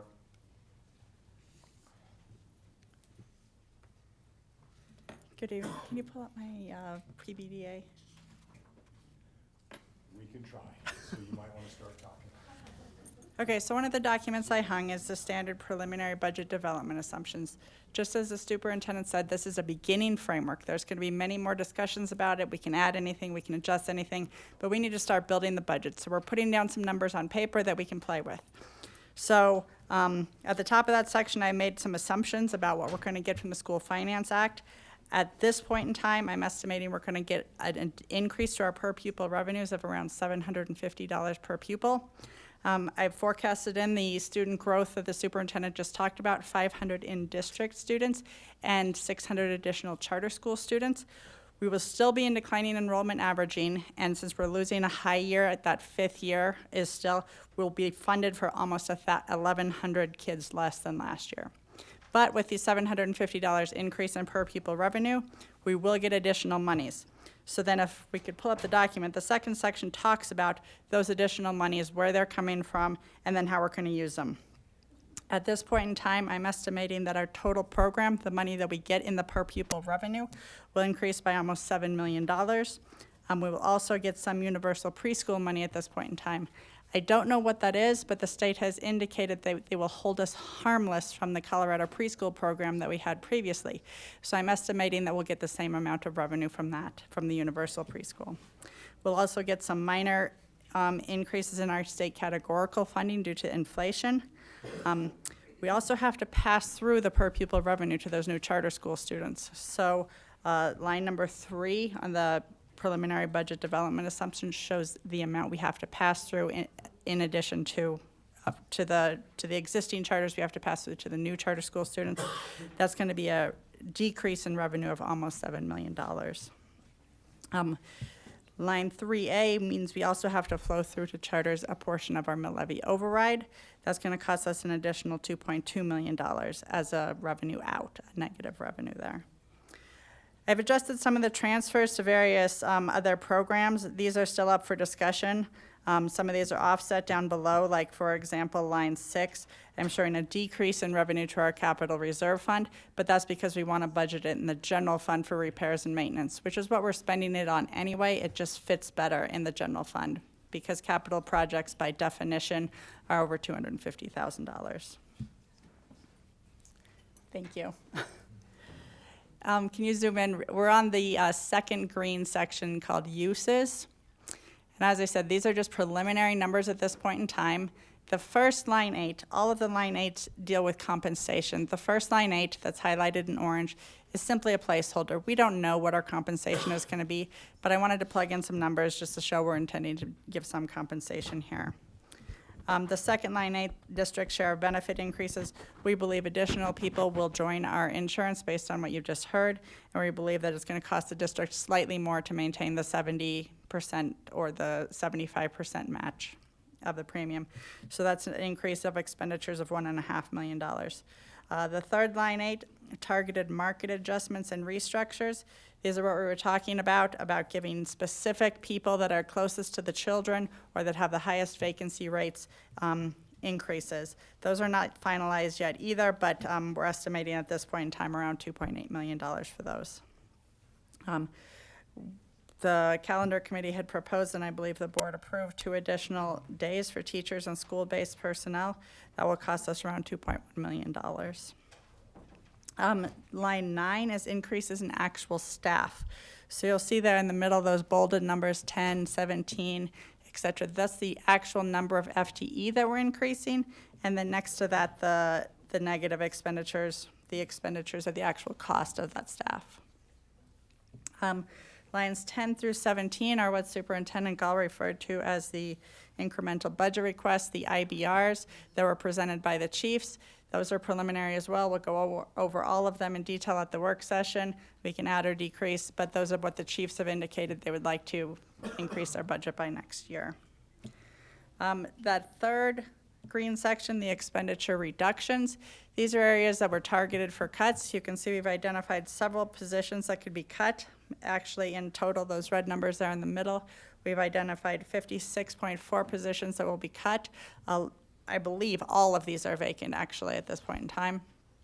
Some of them, even like, for example, bus drivers, even if we eliminated 24 bus drivers, we would still have vacant bus drivers. So these cuts do not indicate anybody will lose their job. The last line, line 27, is the standard retirement differential. We believe we will bring in new teachers at a lower rate than the retiring teachers. That results in expenditure reductions. At this point in time, this is a projected mismatch of around $8.5 million. If you remember, we had set aside specifically $6.6 million of non-recurring money to soften the blow of this. So if we take into account that $6.6 million, we have less than $2 million in a mismatch, which is probably less than 0.5%. I believe our general fund budget will be around $400 million this year. Thank you. I appreciate you also mentioning about those bus driver positions and custodial positions, that nobody is going to be losing positions. And this is also going to circle back to the targeted market adjustments. We are going to be compensating our bus drivers and custodial positions when we come down to it at a significantly higher rate than what they are making at this time. Correct. Okay, thoughts or comments at this time. And again, I want to remind the board, provide some feedback, comments, questions. We are going to have an in-depth discussion about this on April 5th at the work session with the DAC Budget Subcommittee and their recommendations too. But in the meantime, over spring break, if you want any potential concerns or areas that need to be addressed, this is a time when you can provide that feedback.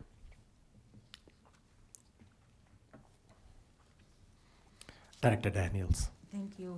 So looking at the DAC memo and looking at all of the questions that they still had in that memo, how are we addressing those things? And it feels very, I'm just gonna say it, I'm a little unsure of what's really happening because we don't have a CFO.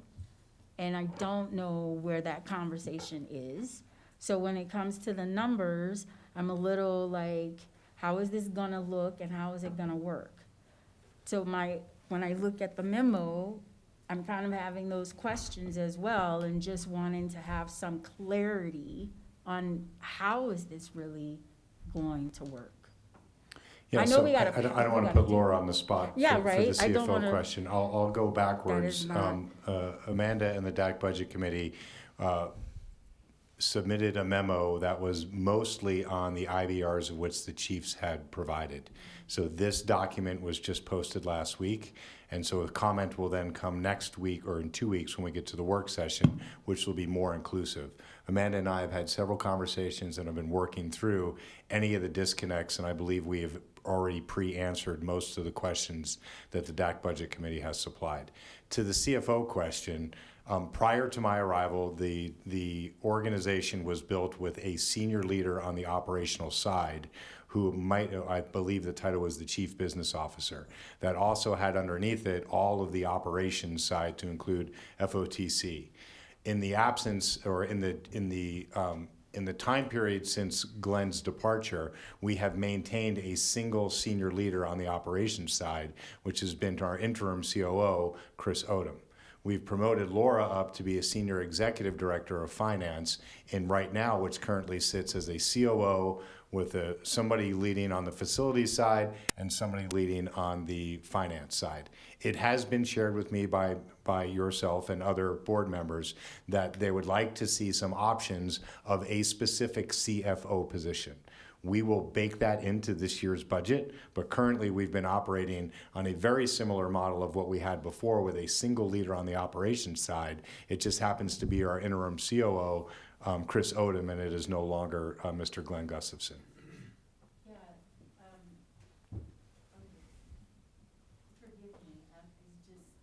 It's just unsettling a little bit, not having someone who has been in that position to just help us along with the financial part of it and getting us ready for the next year.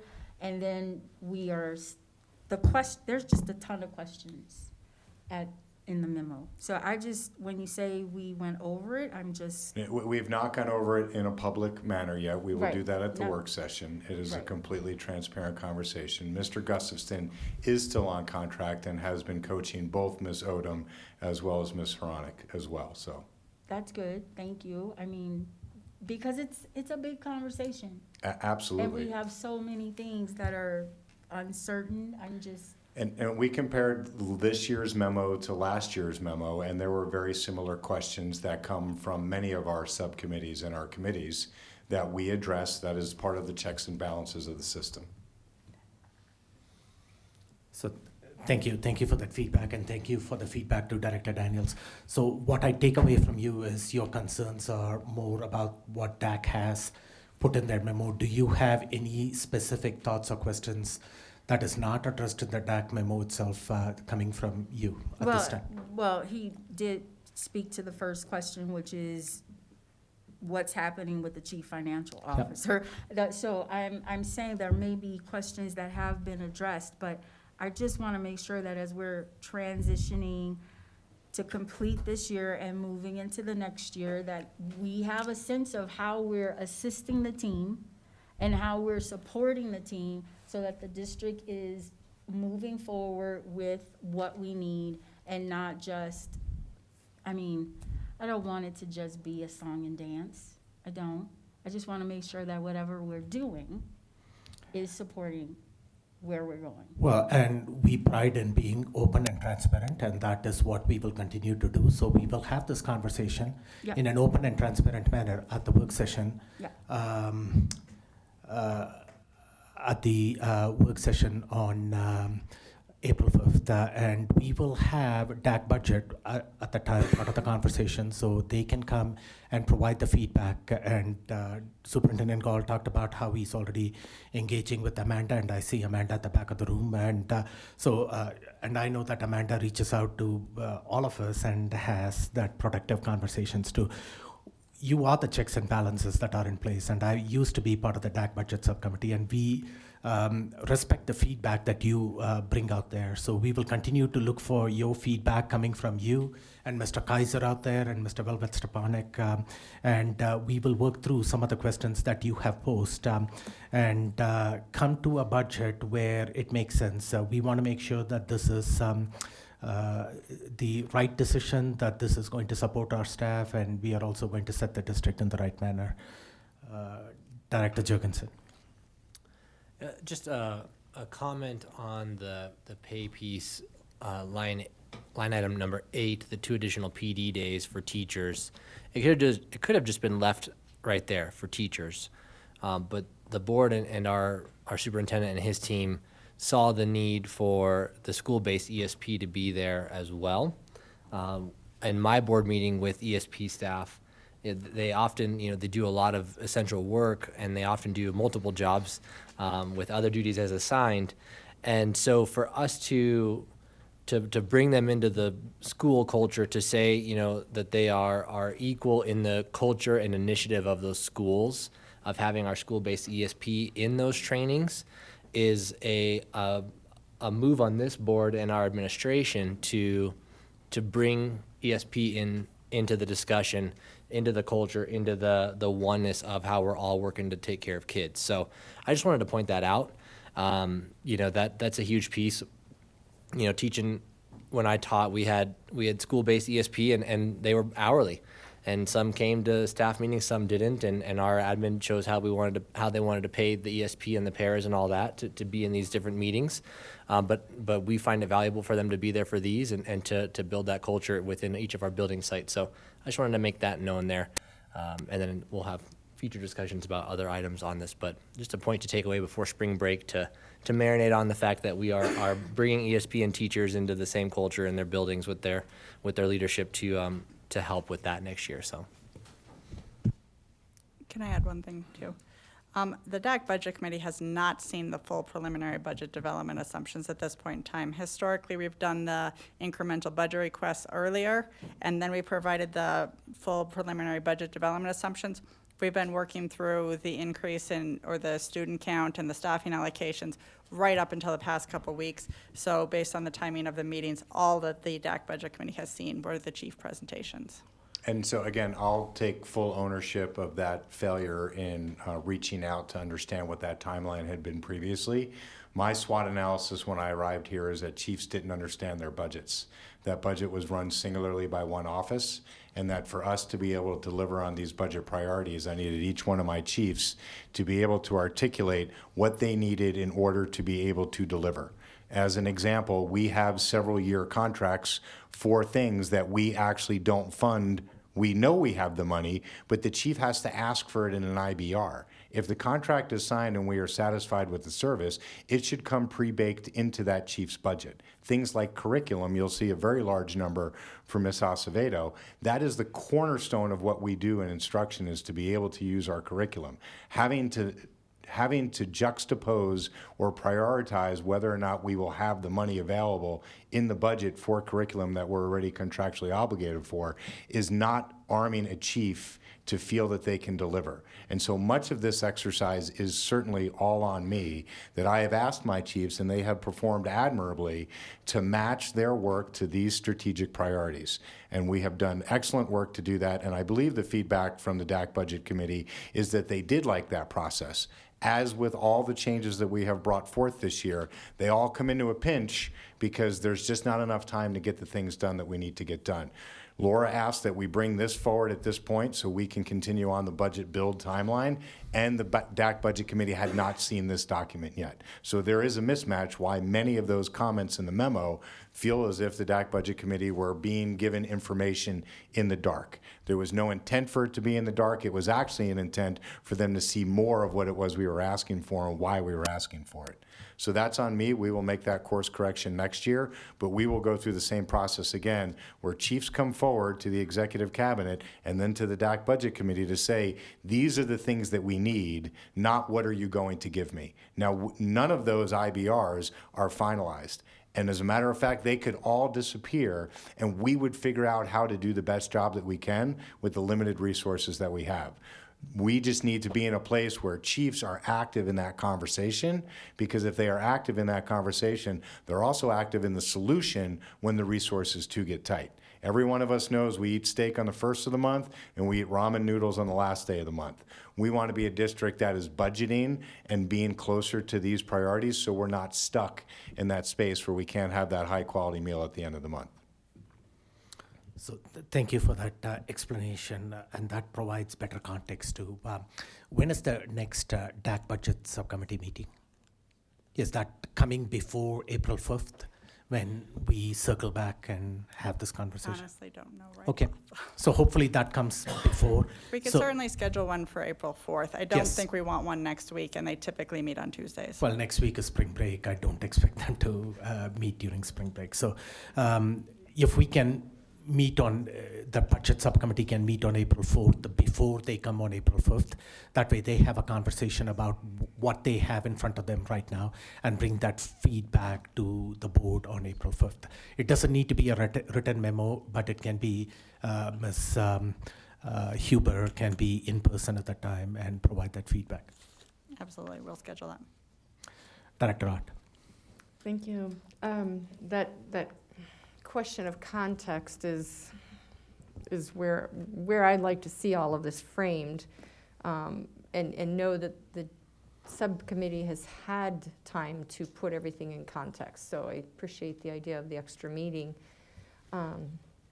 because certainly they are steeped in this work even more than us. And so, as Director Daniels pointed out, the memo is useful in targeting the questions they have and that we might also have.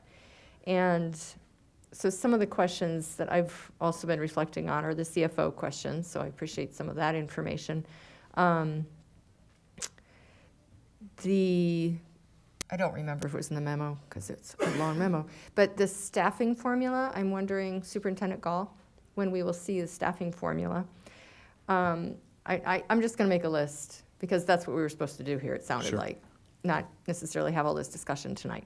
So I'm going to be curious about the staffing formula that might be changing and affecting the APs. I'm curious about the request number 15 for the FTE, one person. I'll be curious, transportation, I know that there was they were addressing some of the athletic needs, but I know that we have many needs across the district for many teams, organizations, and how they're going to get from point A to point B, and guaranteeing that our field trips are happening and that we don't penalize children during the school year because suddenly we don't have transportation. So there's some definite issues there. I'm curious about the overall plan. TOSA's moving, it sounded like, to a more centralized model. That doesn't speak to me as having them teachers on special assignments in classroom, which is where we want the support in theory. So those are some of the concerns I have. And you can address them now, or you can address them on the I'll fifth. just touch real lightly. The TOSA is actually not central. It's actually to inform and support the network model of the area superintendents. So it's actually to get teachers on special assignment to be able to empower the work that's happening in schools. We saw very clearly at mid-year where the area superintendents were with supports from central office. Where they were most is where we saw the most growth. And that's not because schools don't know what to do, it's that everybody needs a helping hand. And so we're seeking to be able to take what's happening centrally from a CNI and a chief academic officer perspective, and how do we distribute that through the area superintendents so it lands more closely to schools. And I'll let Ms. Acevedo talk to that during the work session. The bus driver, we were scheduled to have an update last week at the work session, and we changed that due to the executive session nature of the work session. We are very confident in our transportation solution coming for this year, that it will reduce open FTEs that not only we can't hire, no one in the region can hire, 2, create a very competitive wage for the region, and 3, have a diversified portfolio that will not only ensure that we get the basic transportation requirements, but then restore the specific requirements of field trips, of activities, of clubs, and of sports. We're very excited about that work and actually be able to do all that with an overall savings as compared to how we've been budgeted in the past. The question on the I believe your other main question was on the staffing allocation. We'll go over that again during the work session. We literally just did the math and realized that we can't expect a principal with 400 plus students to be able to get the number of informal and formal observations done in a way that we think is consistent to best first instruction. So we're leaning in a way to do that. We are more than happy to make those 3-year positions in association with my 3-year contract to see if that bet works. If you place an AP in a school, does it improve enrollment and achievement? Every school in District 20 has an assistant principal. So I'll just leave that there. I think it's also worth noting, we've always done the incremental budget request prior to this. Just due to the timing of the School Finance Act and stuff, it's very difficult to get an early read on revenues, but we can start generating what our needs are pretty early. Thank you. And Laura, I appreciate the work you are doing. I think it's got to be an incredible lift, and also your subcommittee. Thank you very much. Yeah. Yeah, thank you. And I'm coming to you, Director Loma. Well, I just want to... Hang on a minute. Yeah, turn your mic. I just want to say that I see what you're doing, and you're doing a great job. I'm reminded when we had the economic downturn in 2009-10, we had a reduced budget, and the philosophy at that time was 15, 10, 5%, whatever's closest to the classroom gets the lowest budget cut. And I was sitting here thinking at that time, this is the best thing to happen to education ever, because that's not very common, right? But when I hear what's happening now, where he's asking the chiefs to tell him what he needs and to justify, well, that's how it should have been. But that's a new concept in here, in our district and schools in general. That's how it should be. And it's really, what is closest to the classroom that needs the funding. Very simple. And I see you doing it, and in regard to CFO, okay, fine, but I think it's overrated. You probably need more help, but I don't know if we actually need a CFO. That's for another discussion. Maybe you need somebody to help you, or maybe you just do it. Don't be afraid. But I see what you're doing. I went through this budget, 138 line items. I never forget that. I was like, what am I doing? But I got a great lesson. I understand the budget very well, and I see what you're doing. And I have no complaints at all. Thank you. Thank you. And a couple of feedback from me, Superintendent Gall. One of the things, I think I might have talked to you about it. I don't know if this budget addresses the money for after-school enrichment programs. You may have to. It doesn't. Yeah, it isn't there for the Those are all after-school built enrichment. in recurring now. Okay, that's great. So if that has been addressed, then that's great. And then the conversation about CFO, I see some board members advocating for that position, and it's certainly not because they don't value the work that you put in or the lack of trust in what you are doing or anything like that. So I hope you don't take it that way. So it is just to have a position where you can also get some help and feedback from there. And that's a conversation for Superintendent Gall. It looks like at least the board is supportive of having such a position out there at this point in time, at least some of the board members at this point. And we can have this conversation in depth on April 5th, the direction that we want to go in. Any other thoughts or comments? And to the board, if you have any thoughts or comments or questions that have not been addressed here, put that together in an email and send it to Superintendent Gall, and he will be able to address some of those questions at the April 5th work session. Would that be okay? Okay, thank you. Moving on, and I want to look at the crowd out there, and I apologize for keeping you guys waiting. I was looking at this and I was thinking, hey, I should have moved this up on the non-action agenda item, but it didn't happen. So, but thank you for your patience. I know that you guys are so invested in steel that you are willing to wait here till 9:15 in the night. So yeah, with that, without further ado, this is the Academic Master Plan, IB Primary Years Program at Steele Elementary. Superintendent Gall. I'm not going to say much other than it's really exciting for me to introduce to the board as a non-action item the first pre-K to 12 completed pathway opportunity in District 11. Brian, you want to come forward? Yeah, thank you. And thank you all for staying. I want to echo. I'm not sure where the clicker is, but you can just use your arrows. So Ryan, when you step up, you can just use the clicker. Thank you. Thank you, Mr. Gall. Thank you, President Malpacum and board members. We're very excited about what Mr. Gall just mentioned. Within the Academic Master Plan, we already have pathways like arts integration and outdoor education, but back to that point of this will allow us the opportunity to go K through 12 for our students. And so within that process, it's very clear that this opportunity in the application from Steele aligns directly to the board priorities. I mean, if we think about it, opportunity to increase student performance, opportunity to increase staff investment through professional development, opportunity to increase community engagement as evident by tonight, and of course, an opportunity to increase student enrollment. It's a great strategy. As a former IB principal at North, it also helped us at that time, so the alignment is directly there.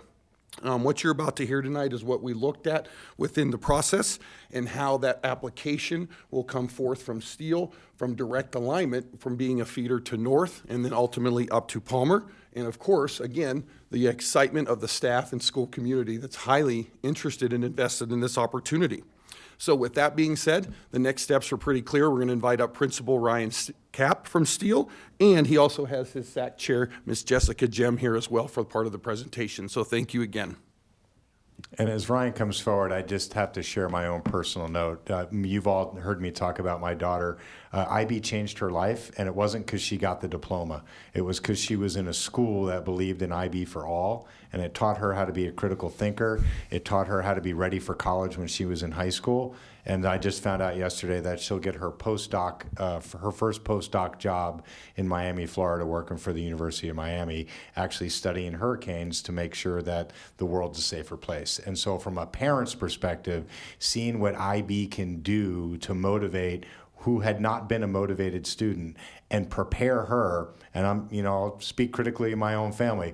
There's no way when she was 10 years old did I say, like, you're gonna go save the world and predict what happens to a hurricane. And to see that she's there now, it wasn't my parenting, it was being in an IB school. And so for us to have an IB pathway that goes all the way from primary years to middle years to an IB diploma opportunity for members of our community means that there's gonna be more kids like my daughter out there, and I couldn't be more excited about it. Ryan?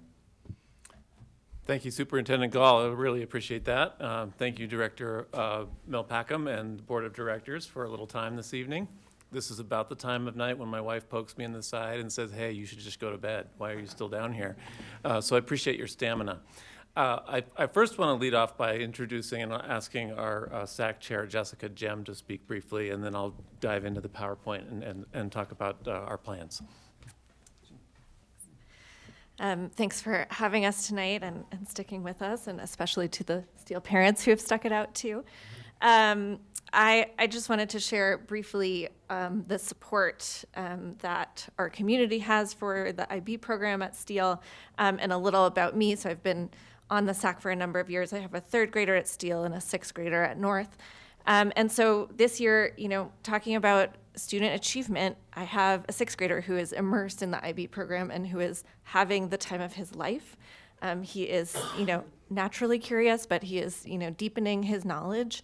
And as part of my work, I hire a lot of people, and I've hired hundreds of people over my career. And what I'm excited about from an IB standpoint is that the emphasis on critical thinking and inquiry that some of the parents spoke to earlier this evening, those are the skills and talents that people are looking for when we're hiring. And so these are not just short-term investments in our students' achievement, but really long-term investments in their future success. So that is, part one. Part two is our investment in our staff. And, the staff at Steele are incredible. I know the staff in the district as a whole are incredible. Our staff are hungry for learning, and there's never enough professional development money.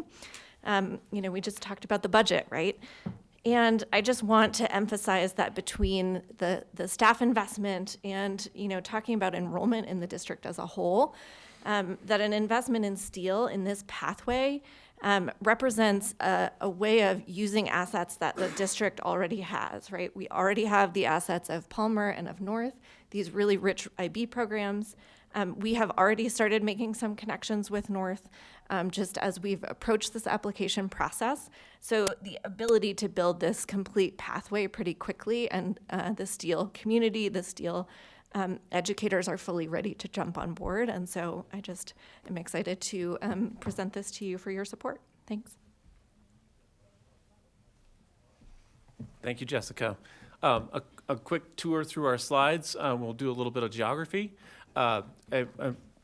When we talk about the pathway, we know that Palmer has an IB program. We know that we have students going through that program. We would like more students from the elementary level to understand what that program looks like so that we can build enrollment that goes all the way through that program. Right now, we have no central located IB program at the elementary level. So if we look at those, the geography, it makes a lot of sense to take a look at Steele. We know that these schools feed. We also know that Steele has sent quite a few students to North, and I got to tell you that post-pandemic, we have seen that number really jump. So the connection between Steele and North is growing. More and more students are going there. One of the little things that's not IB, but we have a 5th grade accelerated math program where they're learning 6th grade math, and we're lucky to have a teacher come down from North. So 15 of our students are doing that program right now. It's one of the first building blocks that strengthens that connection to North. We believe that adding IB will make that connection even stronger and add more students to the whole mix. Just as a couple of pieces of evidence, I wanted to show you that we really have a high level of support among our staff and among our parents. I've met one-on-one with every single staff member who have all expressed support for the IB move. The ones who were slow about it just had questions. They said, I have more questions and I want to see what the professional development looks like. We have veteran teachers who tell me, I think I've got 4 or 5 years left and I want a challenge. What can we do for kids at Steele and to meet that challenge? Here's some more evidence of community support. We've had information sessions online and in person. We had a great event at Good Neighbors a couple of weekends ago, which about 40 people attended to show their support for the move towards IB. Those are our slides. I want to tell you quickly, though, about what it means to be IB, because we all are talking about these words like increased rigor, increased critical thinking, increased achievement, increased growth. And I want to give you a picture of what that really looks like. We have this wonderful program in 4th and 5th grade where students have been doing wax museum projects for a number of years. Students are assigned or maybe seek out a figure from social studies. They learn about that figure. They learn kind of a standard way of representing that figure. They dress up as that figure. They have a virtual button on the poster behind them. They know to tell a certain number of facts, and they know that they can answer a certain number of questions. It's a really highly popular program that has been running at Steele for a number of years. It's not really connected to IB. This year, we have been moving towards making integrated blueprint units that's under the direction of Nicole Ottmer and her team. And these units are conceptually driven, just like IB units of inquiry are. We're really already working on becoming an IB school. We're building that curriculum. This year, that program, the Wax Museum program, morphed into a series of choices for students. So students had about 5 or 6 different choices in the way they would show their interests, show their knowledge. And a key difference was that they had to defend their choice of person that they were going to go ahead and represent as a change maker, as a trailblazer, as a visionary. And if a student couldn't defend that choice, they couldn't choose that person. So if you think about it, what does your brain need to do differently in that situation? It pushes you to know more about this individual than what was required in the past. It pushes you to analyze what's important about this individual, prioritize what's going to go into your presentation. It challenges you to use critical thinking words so that you are ready for a variety of questions from whoever comes by and talks to you.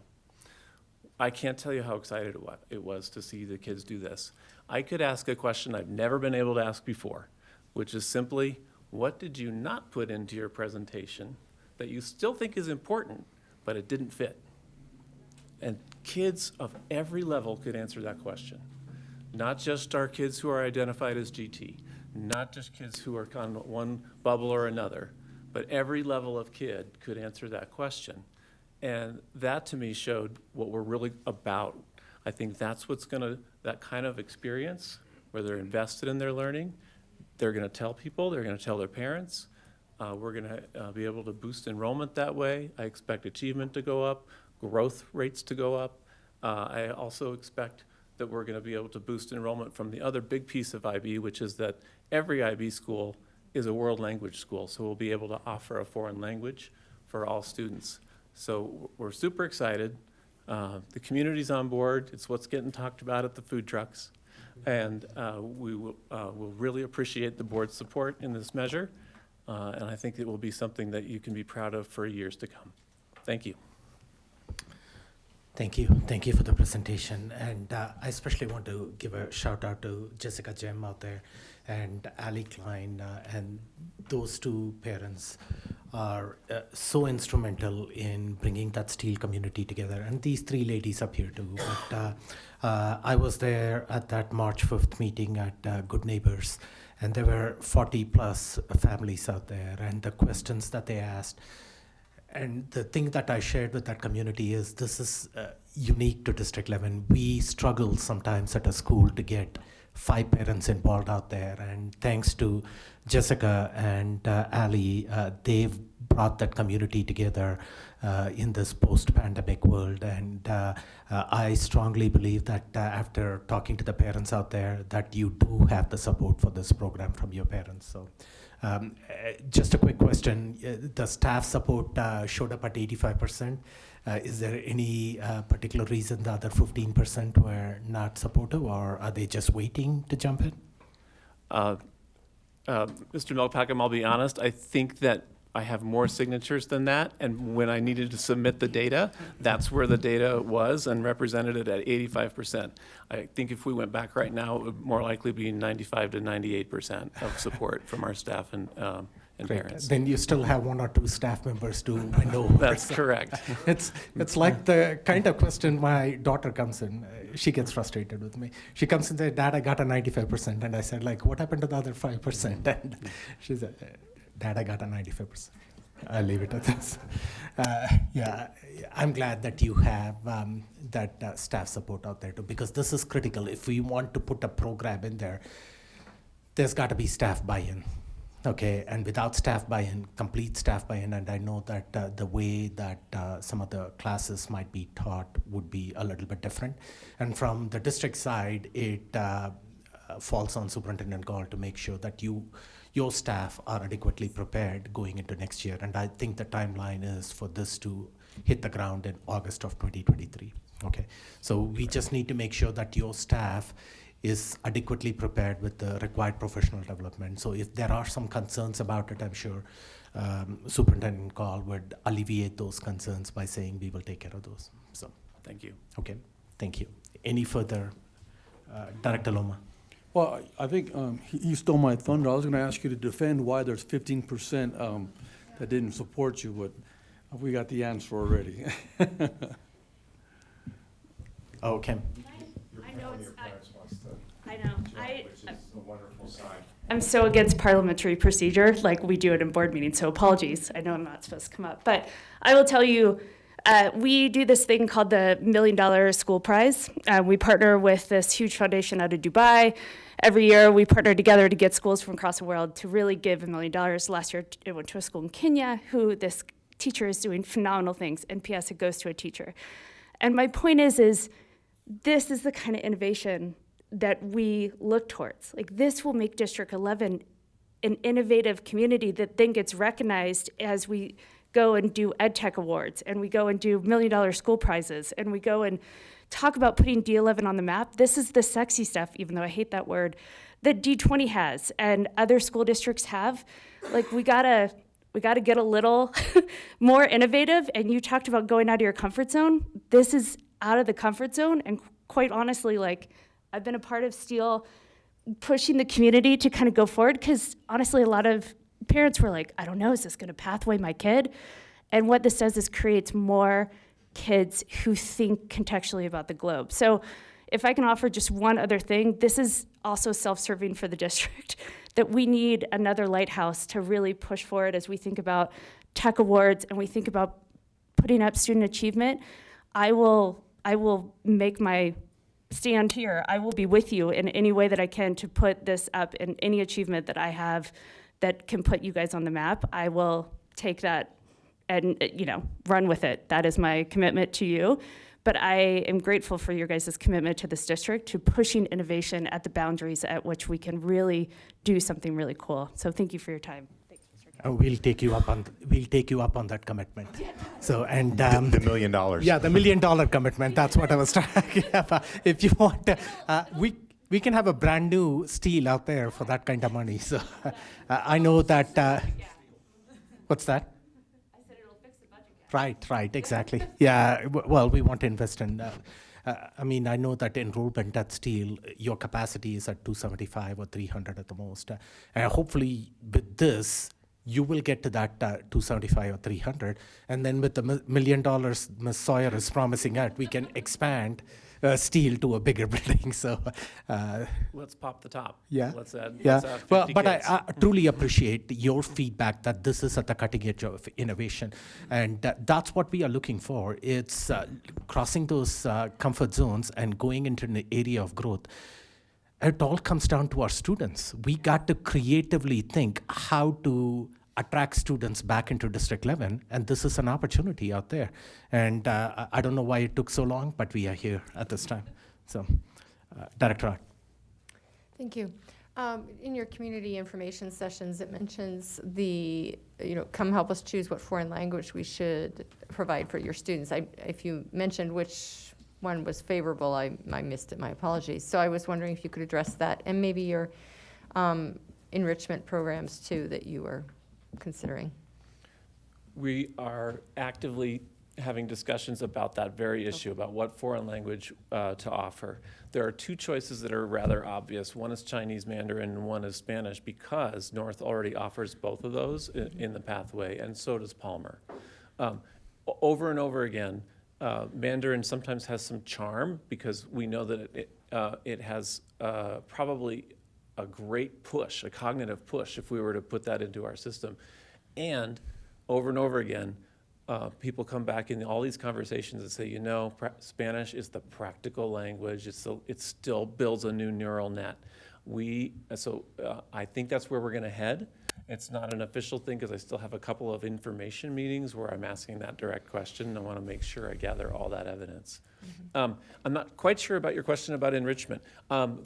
We have a big enrichment program going on after school. Come around on a Tuesday after school, and there's a whole bunch of things going on. We do have a partnership with Colorado College on Mondays after school for Spanish instruction. So we are looking ahead and saying what kind of overlaps can we achieve with that already in place extracurricular piece and possibly a Spanish instruction for all of our students. Okay, thank you. It mentioned, come learn about excellent instructors, IB, our enrichment program, so that was what led to the question along, Great. And I think that, this is all part of that AMP and pathways thing, so being part of, it's nice to see it coming to a realization, so thank you for that. Thank you. Dr. Loma. Well, now, you rang my bell here. When you talk about language, I speak Spanish, so that's good, but the language that you need to really look at is Chinese Mandarin. The world is going to go that way, whether we like it or not.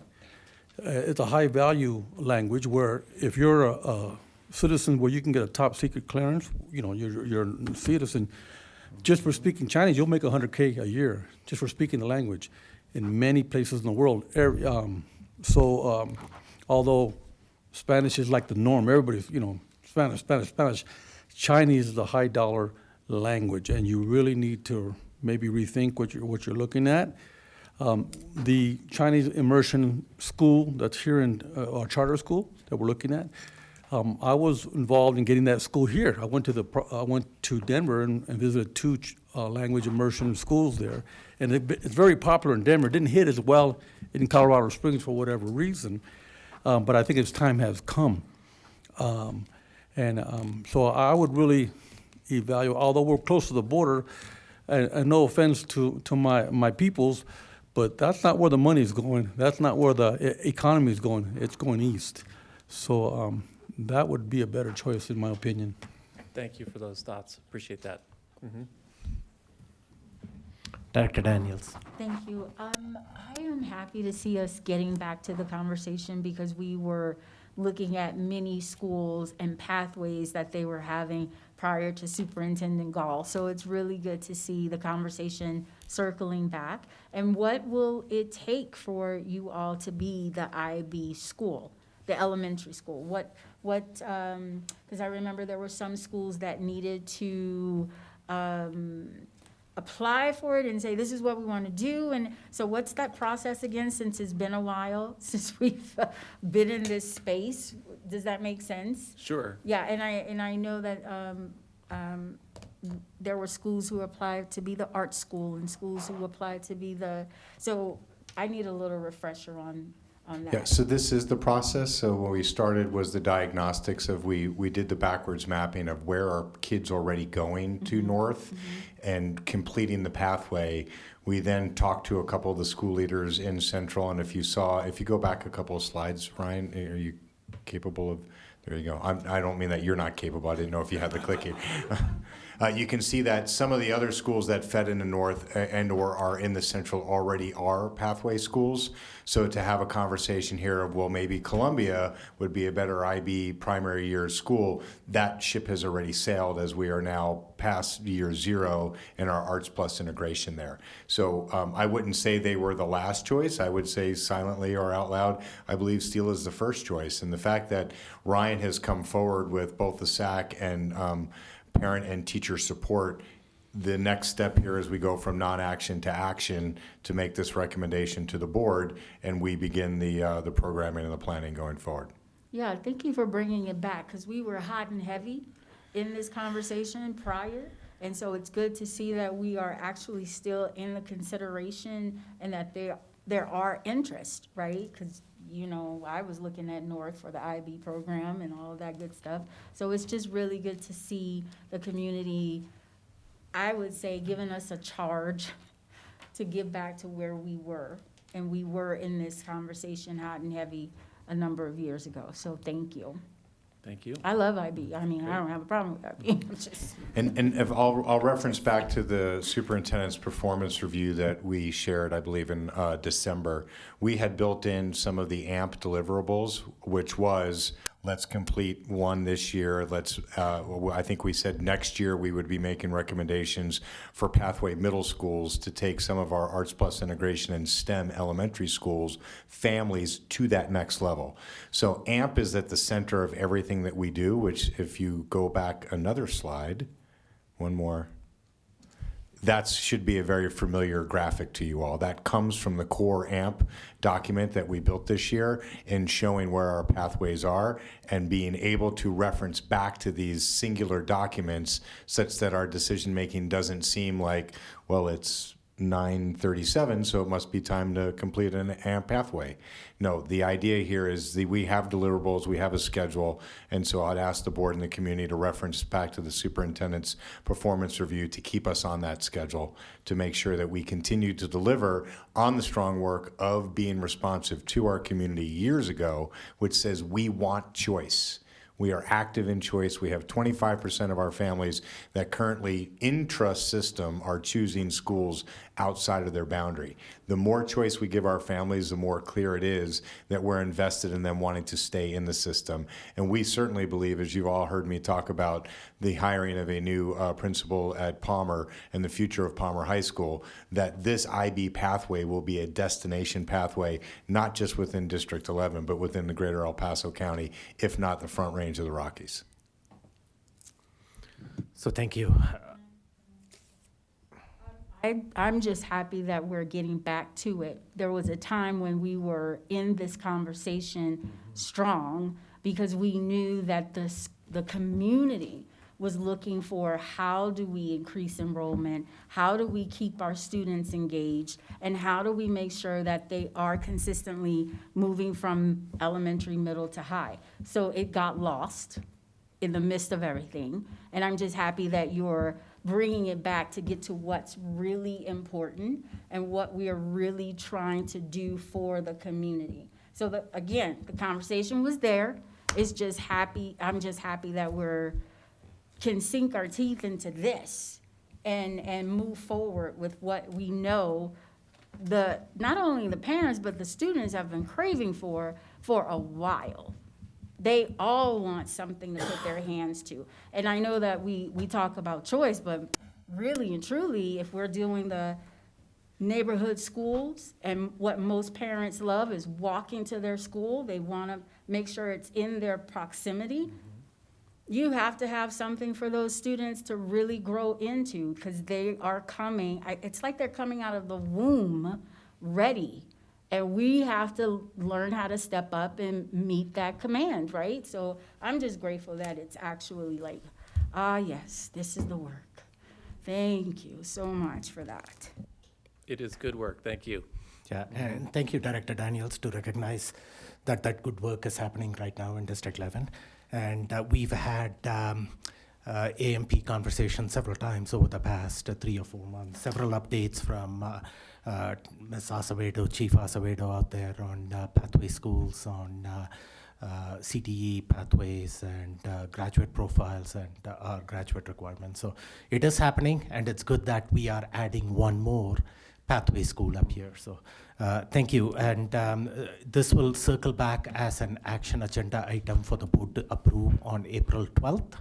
And we will take the conversation there. So thank you. Thank you all for being here. I think you have one staff member out there with you too. Maybe you can introduce her. She's been silent. She's the TLC out there. Michelle Patchen is here. She is the teaching learning coach. We really appreciate her support. She has some background in IB too that we're looking forward to adding to our system. Great. You've got a resource out there that you can use and tap into.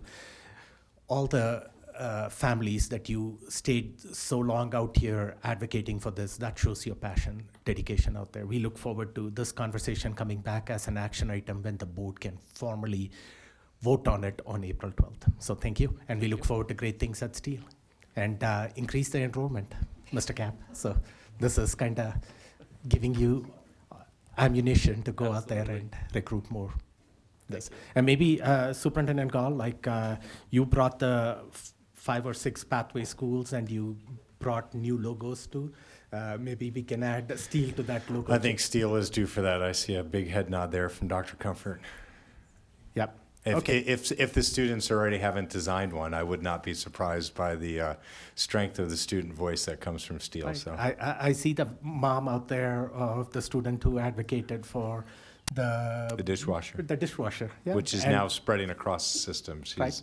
literally changing how we do elementary school food service. Okay, thank you. This will come as an action item. Request for new agenda items from the board. Is Director Bankus with us still? Okay, she is, okay. I'm here. Oh, okay, thank you. Director Ott. Thank you. I have a couple of items. One is, we had sort of adopted but did not put in writing our in our public comment section, the students would go first. And I don't know that we really addressed how the rest of the time would go. And there might be other things we wish to address at this point in time. And so I would like to revisit the board operating manual and specifically the public comment section with the board in a retreat or work session, if you all would care to do that. Okay, do you want to first look at that? And I know this conversation came at the beginning of the year, and then we wanted to make sure that we address our students. And so that's how, without putting anything in language first, we talked about it at a work session and gave a thumbs up on it, and addressed, put 10 minutes for District 11 students specifically. And that's how I understood it. And you heard Director Ott's feedback at this time. Any thoughts or comments? Or I will first say, I agree with you, that is what we decided. I don't think that's the question. I'd just like to revisit it, make sure that we're all on the same page as far as how the remaining 50 minutes is addressed, because we have filled it up. Is it 20 minutes of action? Is it 20 minutes of non-action and then 10 minutes left of general comments? And I think we all understand we're willing to go to that full hour, but I'd just like to put some, just to solidify that so that when people ask me how that works, I can say, I can have a plan, I can have a proper response, and it won't differ from other board members. Also, I'd like to address how we are addressing the public. Some folks have mentioned that some of the speakers coming up to us are not District 11 parents, residents, et cetera. We don't ask them for that, but we do ask our students to give their grade and their school. And that just doesn't seem quite fair to me when we already asked them to check a box and write down what school they go to. So we aren't treating students like, in many of their cases, the young adults they are. And I think that all of that is worth revisiting as a board. okay, thank you. Director Jorgensen, you had a thought or comment on that? Yeah, would it just be helpful to bring those edits to that part of public comment to the board in an email of what you want that to look like for us to then review first? Or, if it's just, hey, I was thinking 10, 15, 15, 20, whatever it might be, with some guidelines around public comment. Handle it that way initially, I don't know. I'm happy to do that, but it does come down to having that, we would still have to sit down and have that conversation, I think. Yeah. I could see that being a work session or something down the road. Okay, just to kind of also give some feedback on that. We haven't had, in public comments, we have 1 hour to assign for public comments, except for the board meeting that took place on March 8th, if I got the time right. Even today, we were able to fit all the board comments in that 1 hour, and it's always been that way over this past year. I cannot recall one board meeting except the one on March 8th where we had about 35 or so people that signed up for comments, and we could not accommodate all of them. So when you bring up that, hey, how do we distribute that 20 or 10 or whatever it is, it's never been an issue where we've had significant number of people sign up for action or non-action where we exceed that 1 hour. And last week, 2 weeks back, how I went about addressing that was the time that was left over, the 50 minutes, I just equally distributed between action, non-action, and non-action and general comments. And I don't think, there was several action, non-action, and general. That's how we went about distributing the remaining 50 minutes that was there. Director Loma. Well, I'm not for it. I don't think we need a retreat. If you need maybe give her an outline or summary of how it's done, and she can have that, but I don't think we need a retreat. Well, I think we're busy enough. There's other things that are, to me, are more pressing than that.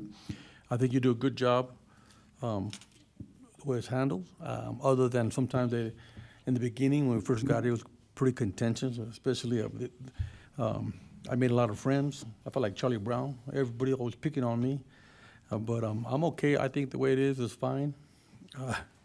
So I'm not for a retreat at all. Okay.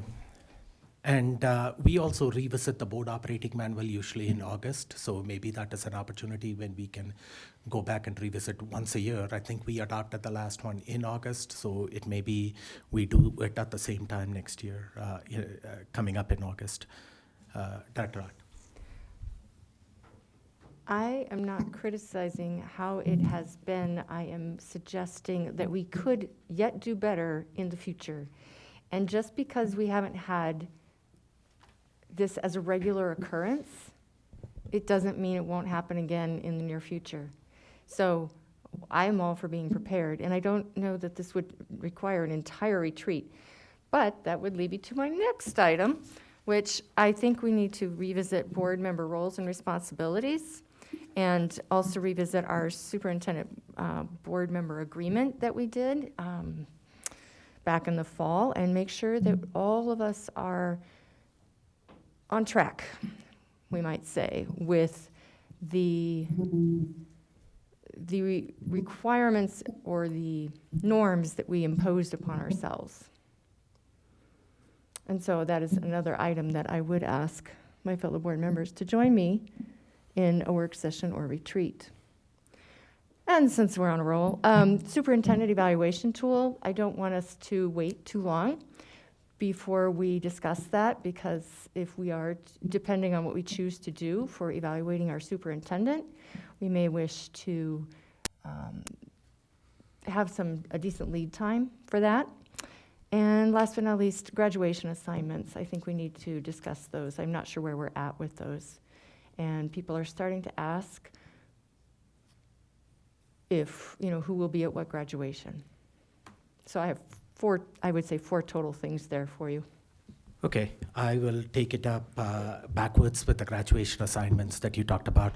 Right at the very beginning of the year, when board directors were allocated schools that they were going to visit, in that email we said that the high schools or alternative education campuses that they were assigned would be the high school graduation. So you have a connection with that school community. So whatever high schools that you were assigned at that point in time. Okay, we will look at that, and we will, Director Bankers, at this time, I'll have to reach out to her and see if she's going to be available for participation at that time. We will make sure, just like when we had 9 school campuses here that visited and your schools were not represented, we figured out a way to address that. I reached out to Ms. Hidalgo and asked for graduation dates and to give us the graduation schedule so I can send it to the board. I'm still waiting for that response back from Ms. Hidalgo. That was about 10 days back. I have not received a response back. She said that she was going to contact Laura Lee, I think, and get back to us. She hasn't gotten back. It is on my mind, and I will get the graduation assignments But right now, it's going to be primarily, most of the board members are going to be assigned the high schools that they were assigned to visit this year. So then that would provide you the a connection to that school because you have visited. And if Director Art doesn't have a high school, then we will make sure that some of the other school board directors might have 2 or 3. We will distribute that accordingly. Superintendent evaluation tool, I think in the mid-year evaluation that we took place collectively, we shared the superintendent evaluation tool that was there previously. And at that time, Mr. Gall, even his feedback that he provided in our evaluation reflected that tool. It didn't just go into the sub-goals or sub-evaluation tools that was in there, but we addressed that. And I think if Superintendent Gall is open to that, and I will have that conversation, we will use that same tool. I can also reach out to Dr. Walt Cooper out there and see if he's got any other suggestions for me. Yeah. I'll add Yeah, something and in. I will finish that, and I will circle back with you. And then the board member roles and board member responsibilities, board superintendent relationship. It is all what you're asking for is a retreat, and I will look in the board calendar if it is the board's will to schedule another retreat. It's just that we have a packed schedule over the next couple of months with the budget. We also have town hall meeting that's going to take place on April 13th, I think, which may not be Wednesday. It was a Thursday. So we do have a packed schedule along with graduations in the middle of May. So we have a week that is gone. So we will, if it is the board's will to have a board retreat, we can certainly reach out to Dr. Cooper and see if he's available in the next couple of months. Between April and May. President Malpacum? Yes. I am planning on fulfilling my graduation speech responsibilities. Okay, thank you. Thank you for sharing that. Okay. And I have to say that the audio is going in and out. It's very difficult to keep track of what the conversation is at this point. Okay, we are almost done. I just want to offer the high school graduation dates. May 23rd is Coronado and Mitchell at 9 and 3 p.m. respectively. May 24th is Palmer and Doherty, 9 and 3 p.m. Respectively. Bijou on May 18th at 9 a.m. Achieve on May 18th at 1 p.m. Tesla, May 19th at 9 a.m., Odyssey at 1 p.m., and Adult Ed on June 1st at 7 p.m. Those are all on the bottom right-hand corner of our webpage, district printed and approved 22-23 calendar. Yep. So if anyone's looking for those as you want to divvy them up. Right, and it is in the board-approved calendar. It's just that I asked Ms. Hidalgo to give that in an email format. Then I can forward it to the board and see if board members are going to be available to attend those graduations. Then I can schedule accordingly. It's just that I haven't got that document in terms of an email from Ms. Hidalgo. And hopefully she is going to get back to me soon. So the graduation assignments, I will take care of it next week. Superintendent evaluation tool, you had a comment on that, Director. Yes, so I think that I wasn't as clear as I would have liked to have been. Not just the tool, but seeking greater intelligence, if you will. So understanding how our new superintendent is impacting our district and perhaps doing a 360 evaluation, since we are interested in learning about the greater impacts. Well, thank you. So I've communicated go ahead. verbally to the board president that I'm totally open to 360 evaluation for myself and for my staff, but I want to be clear to everyone, the 360 tool is for feedback, for improvement. It is not for evaluative purposes. So if you're seeking and you want to do an anonymous survey of people, by all means do that. But if we engage in a 360, we will use that as staff building, not as evaluative. Perhaps we should do both then. Well, I'm open to both. Right, and again, how I will frame this conversation is we are doing everything over and beyond what has transpired over the last 3 or 4 years. As I shared in my board member reports, we didn't even do a mid-year evaluation or the formal mid-year evaluation of the superintendent. We conducted one at this time, and we will make sure that the process is rigorous. And Superintendent Gall talked about the 360. I had that conversation with them. It is the same thing that we do for our teachers. We use that tool as a developmental tool, not as a judgmental tool. We want to make sure that the superintendent has put together a performance plan that I shared in my board member report. It's out there for the public. He said that he wants to be held accountable for those metrics that he's put out there. And we will, as a school board, hold him accountable for that. That is our responsibility. Again, we are doing everything and more than what was in place previously, and we will continue to do that, hold him accountable for that. So the 360, what we are asking for has never been done before, and he is open to that, so we will do that, and it is something that you will also do it for your staff to senior level. Yeah, I'll ask Dr. Colicky to put together an update, and we'll bring it to a work session on what that would look like. Yeah, and that will probably be in May or something like that, okay? And then I will work with you you would have to give a self-evaluation of yourself to the board, and then the board will work with that self-evaluation and the evaluation tool that we have. So we can do that by the end of May, beginning of June, so we can provide that feedback to you. And I hope that provides the feedback that you were looking for, Director Ott, and I will look for the board. Is this something that what we have right now? And I got the thumbs up, okay? The Hill, I mean, I'm not sure the cost, but if you're gonna build a team, I mean, we got the best place. I mean, I know people that come from all over the world to go to that place just for those type of things, 360 evaluation, team building. I mean, I think that would be a great thing. I want to join. I mean, it's right here, right up the hill. You don't have to rent a hotel. I know several people that flew in from Thailand, from Arabia, just to come to this place. Okay. And we have it. We can talk about that, okay, if need be, and then circle back with the board.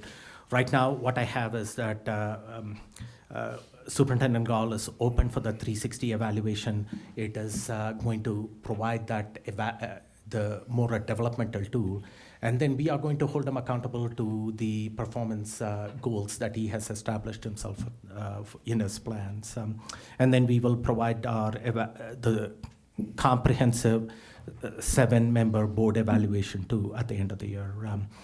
And then as you said, the last two things, the board member roles, responsibilities, although the board superintendent relationship, is that the will of the board to have something on a retreat on that part at this time? Okay. Can I get clarification on the last item, the relationship between the board and the superintendent? I'm not sure what's not clear, given the contract and the performance review. I'm a thumbs down. We don't need that. Okay. So do you want? I'm just looking for clarity from well, just if the board's going to move in that direction, I'm not sure what we're actually asking. Okay. Do you want to give some clarification on that, Director? You'll recall in the fall, we had basically an agreement what the superintendent's role was and what the board's role was. And I am concerned, and I'm sorry I did not contact my fellow board members about this. I am concerned that board members are not sticking to governance. And if we are not sticking to governance, then we should revisit our roles and responsibilities so that you can do your job without interference from board members. That's what I want to revisit. Thank you. Okay.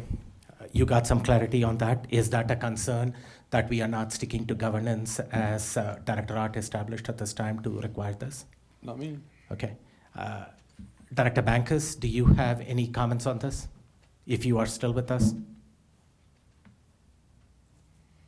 Okay. Thank you. And as I said, we can revisit this topic at certain point in time. But right now, the concerns that Director Art established, I don't see enough concerns from the board member to warrant that request out there. So with that, are there any further requests at this time? Okay, seeing none. Calendar review, we have work session topics coming up on April 5th, which is going to be, there is a lot of agenda items up there, which is going to be talked about out there. The transportation plan, the Proposition FF, the food and nutrition meal update, summer bridge update, and the PBDA that's going to come in front of the board. And next week is spring break, and I hope all of you get to take some time off and enjoy some time with your family. And then when we come back, we got to hit the ground running to finish the school year strong. With that, may I have a motion to adjourn? Second. Okay, moved and seconded. Roll call, please. Director Bankus? Aye. Director Daniels? Director Jorgensen? Aye. Director Loma? Aye. Director Malpacum? Aye. Director Ott? The ayes have it. We are officially adjourned. And thank you, Ms. Ashby, for stepping in that role and helping us with roll call. We are officially adjourned at 10:03 p.m.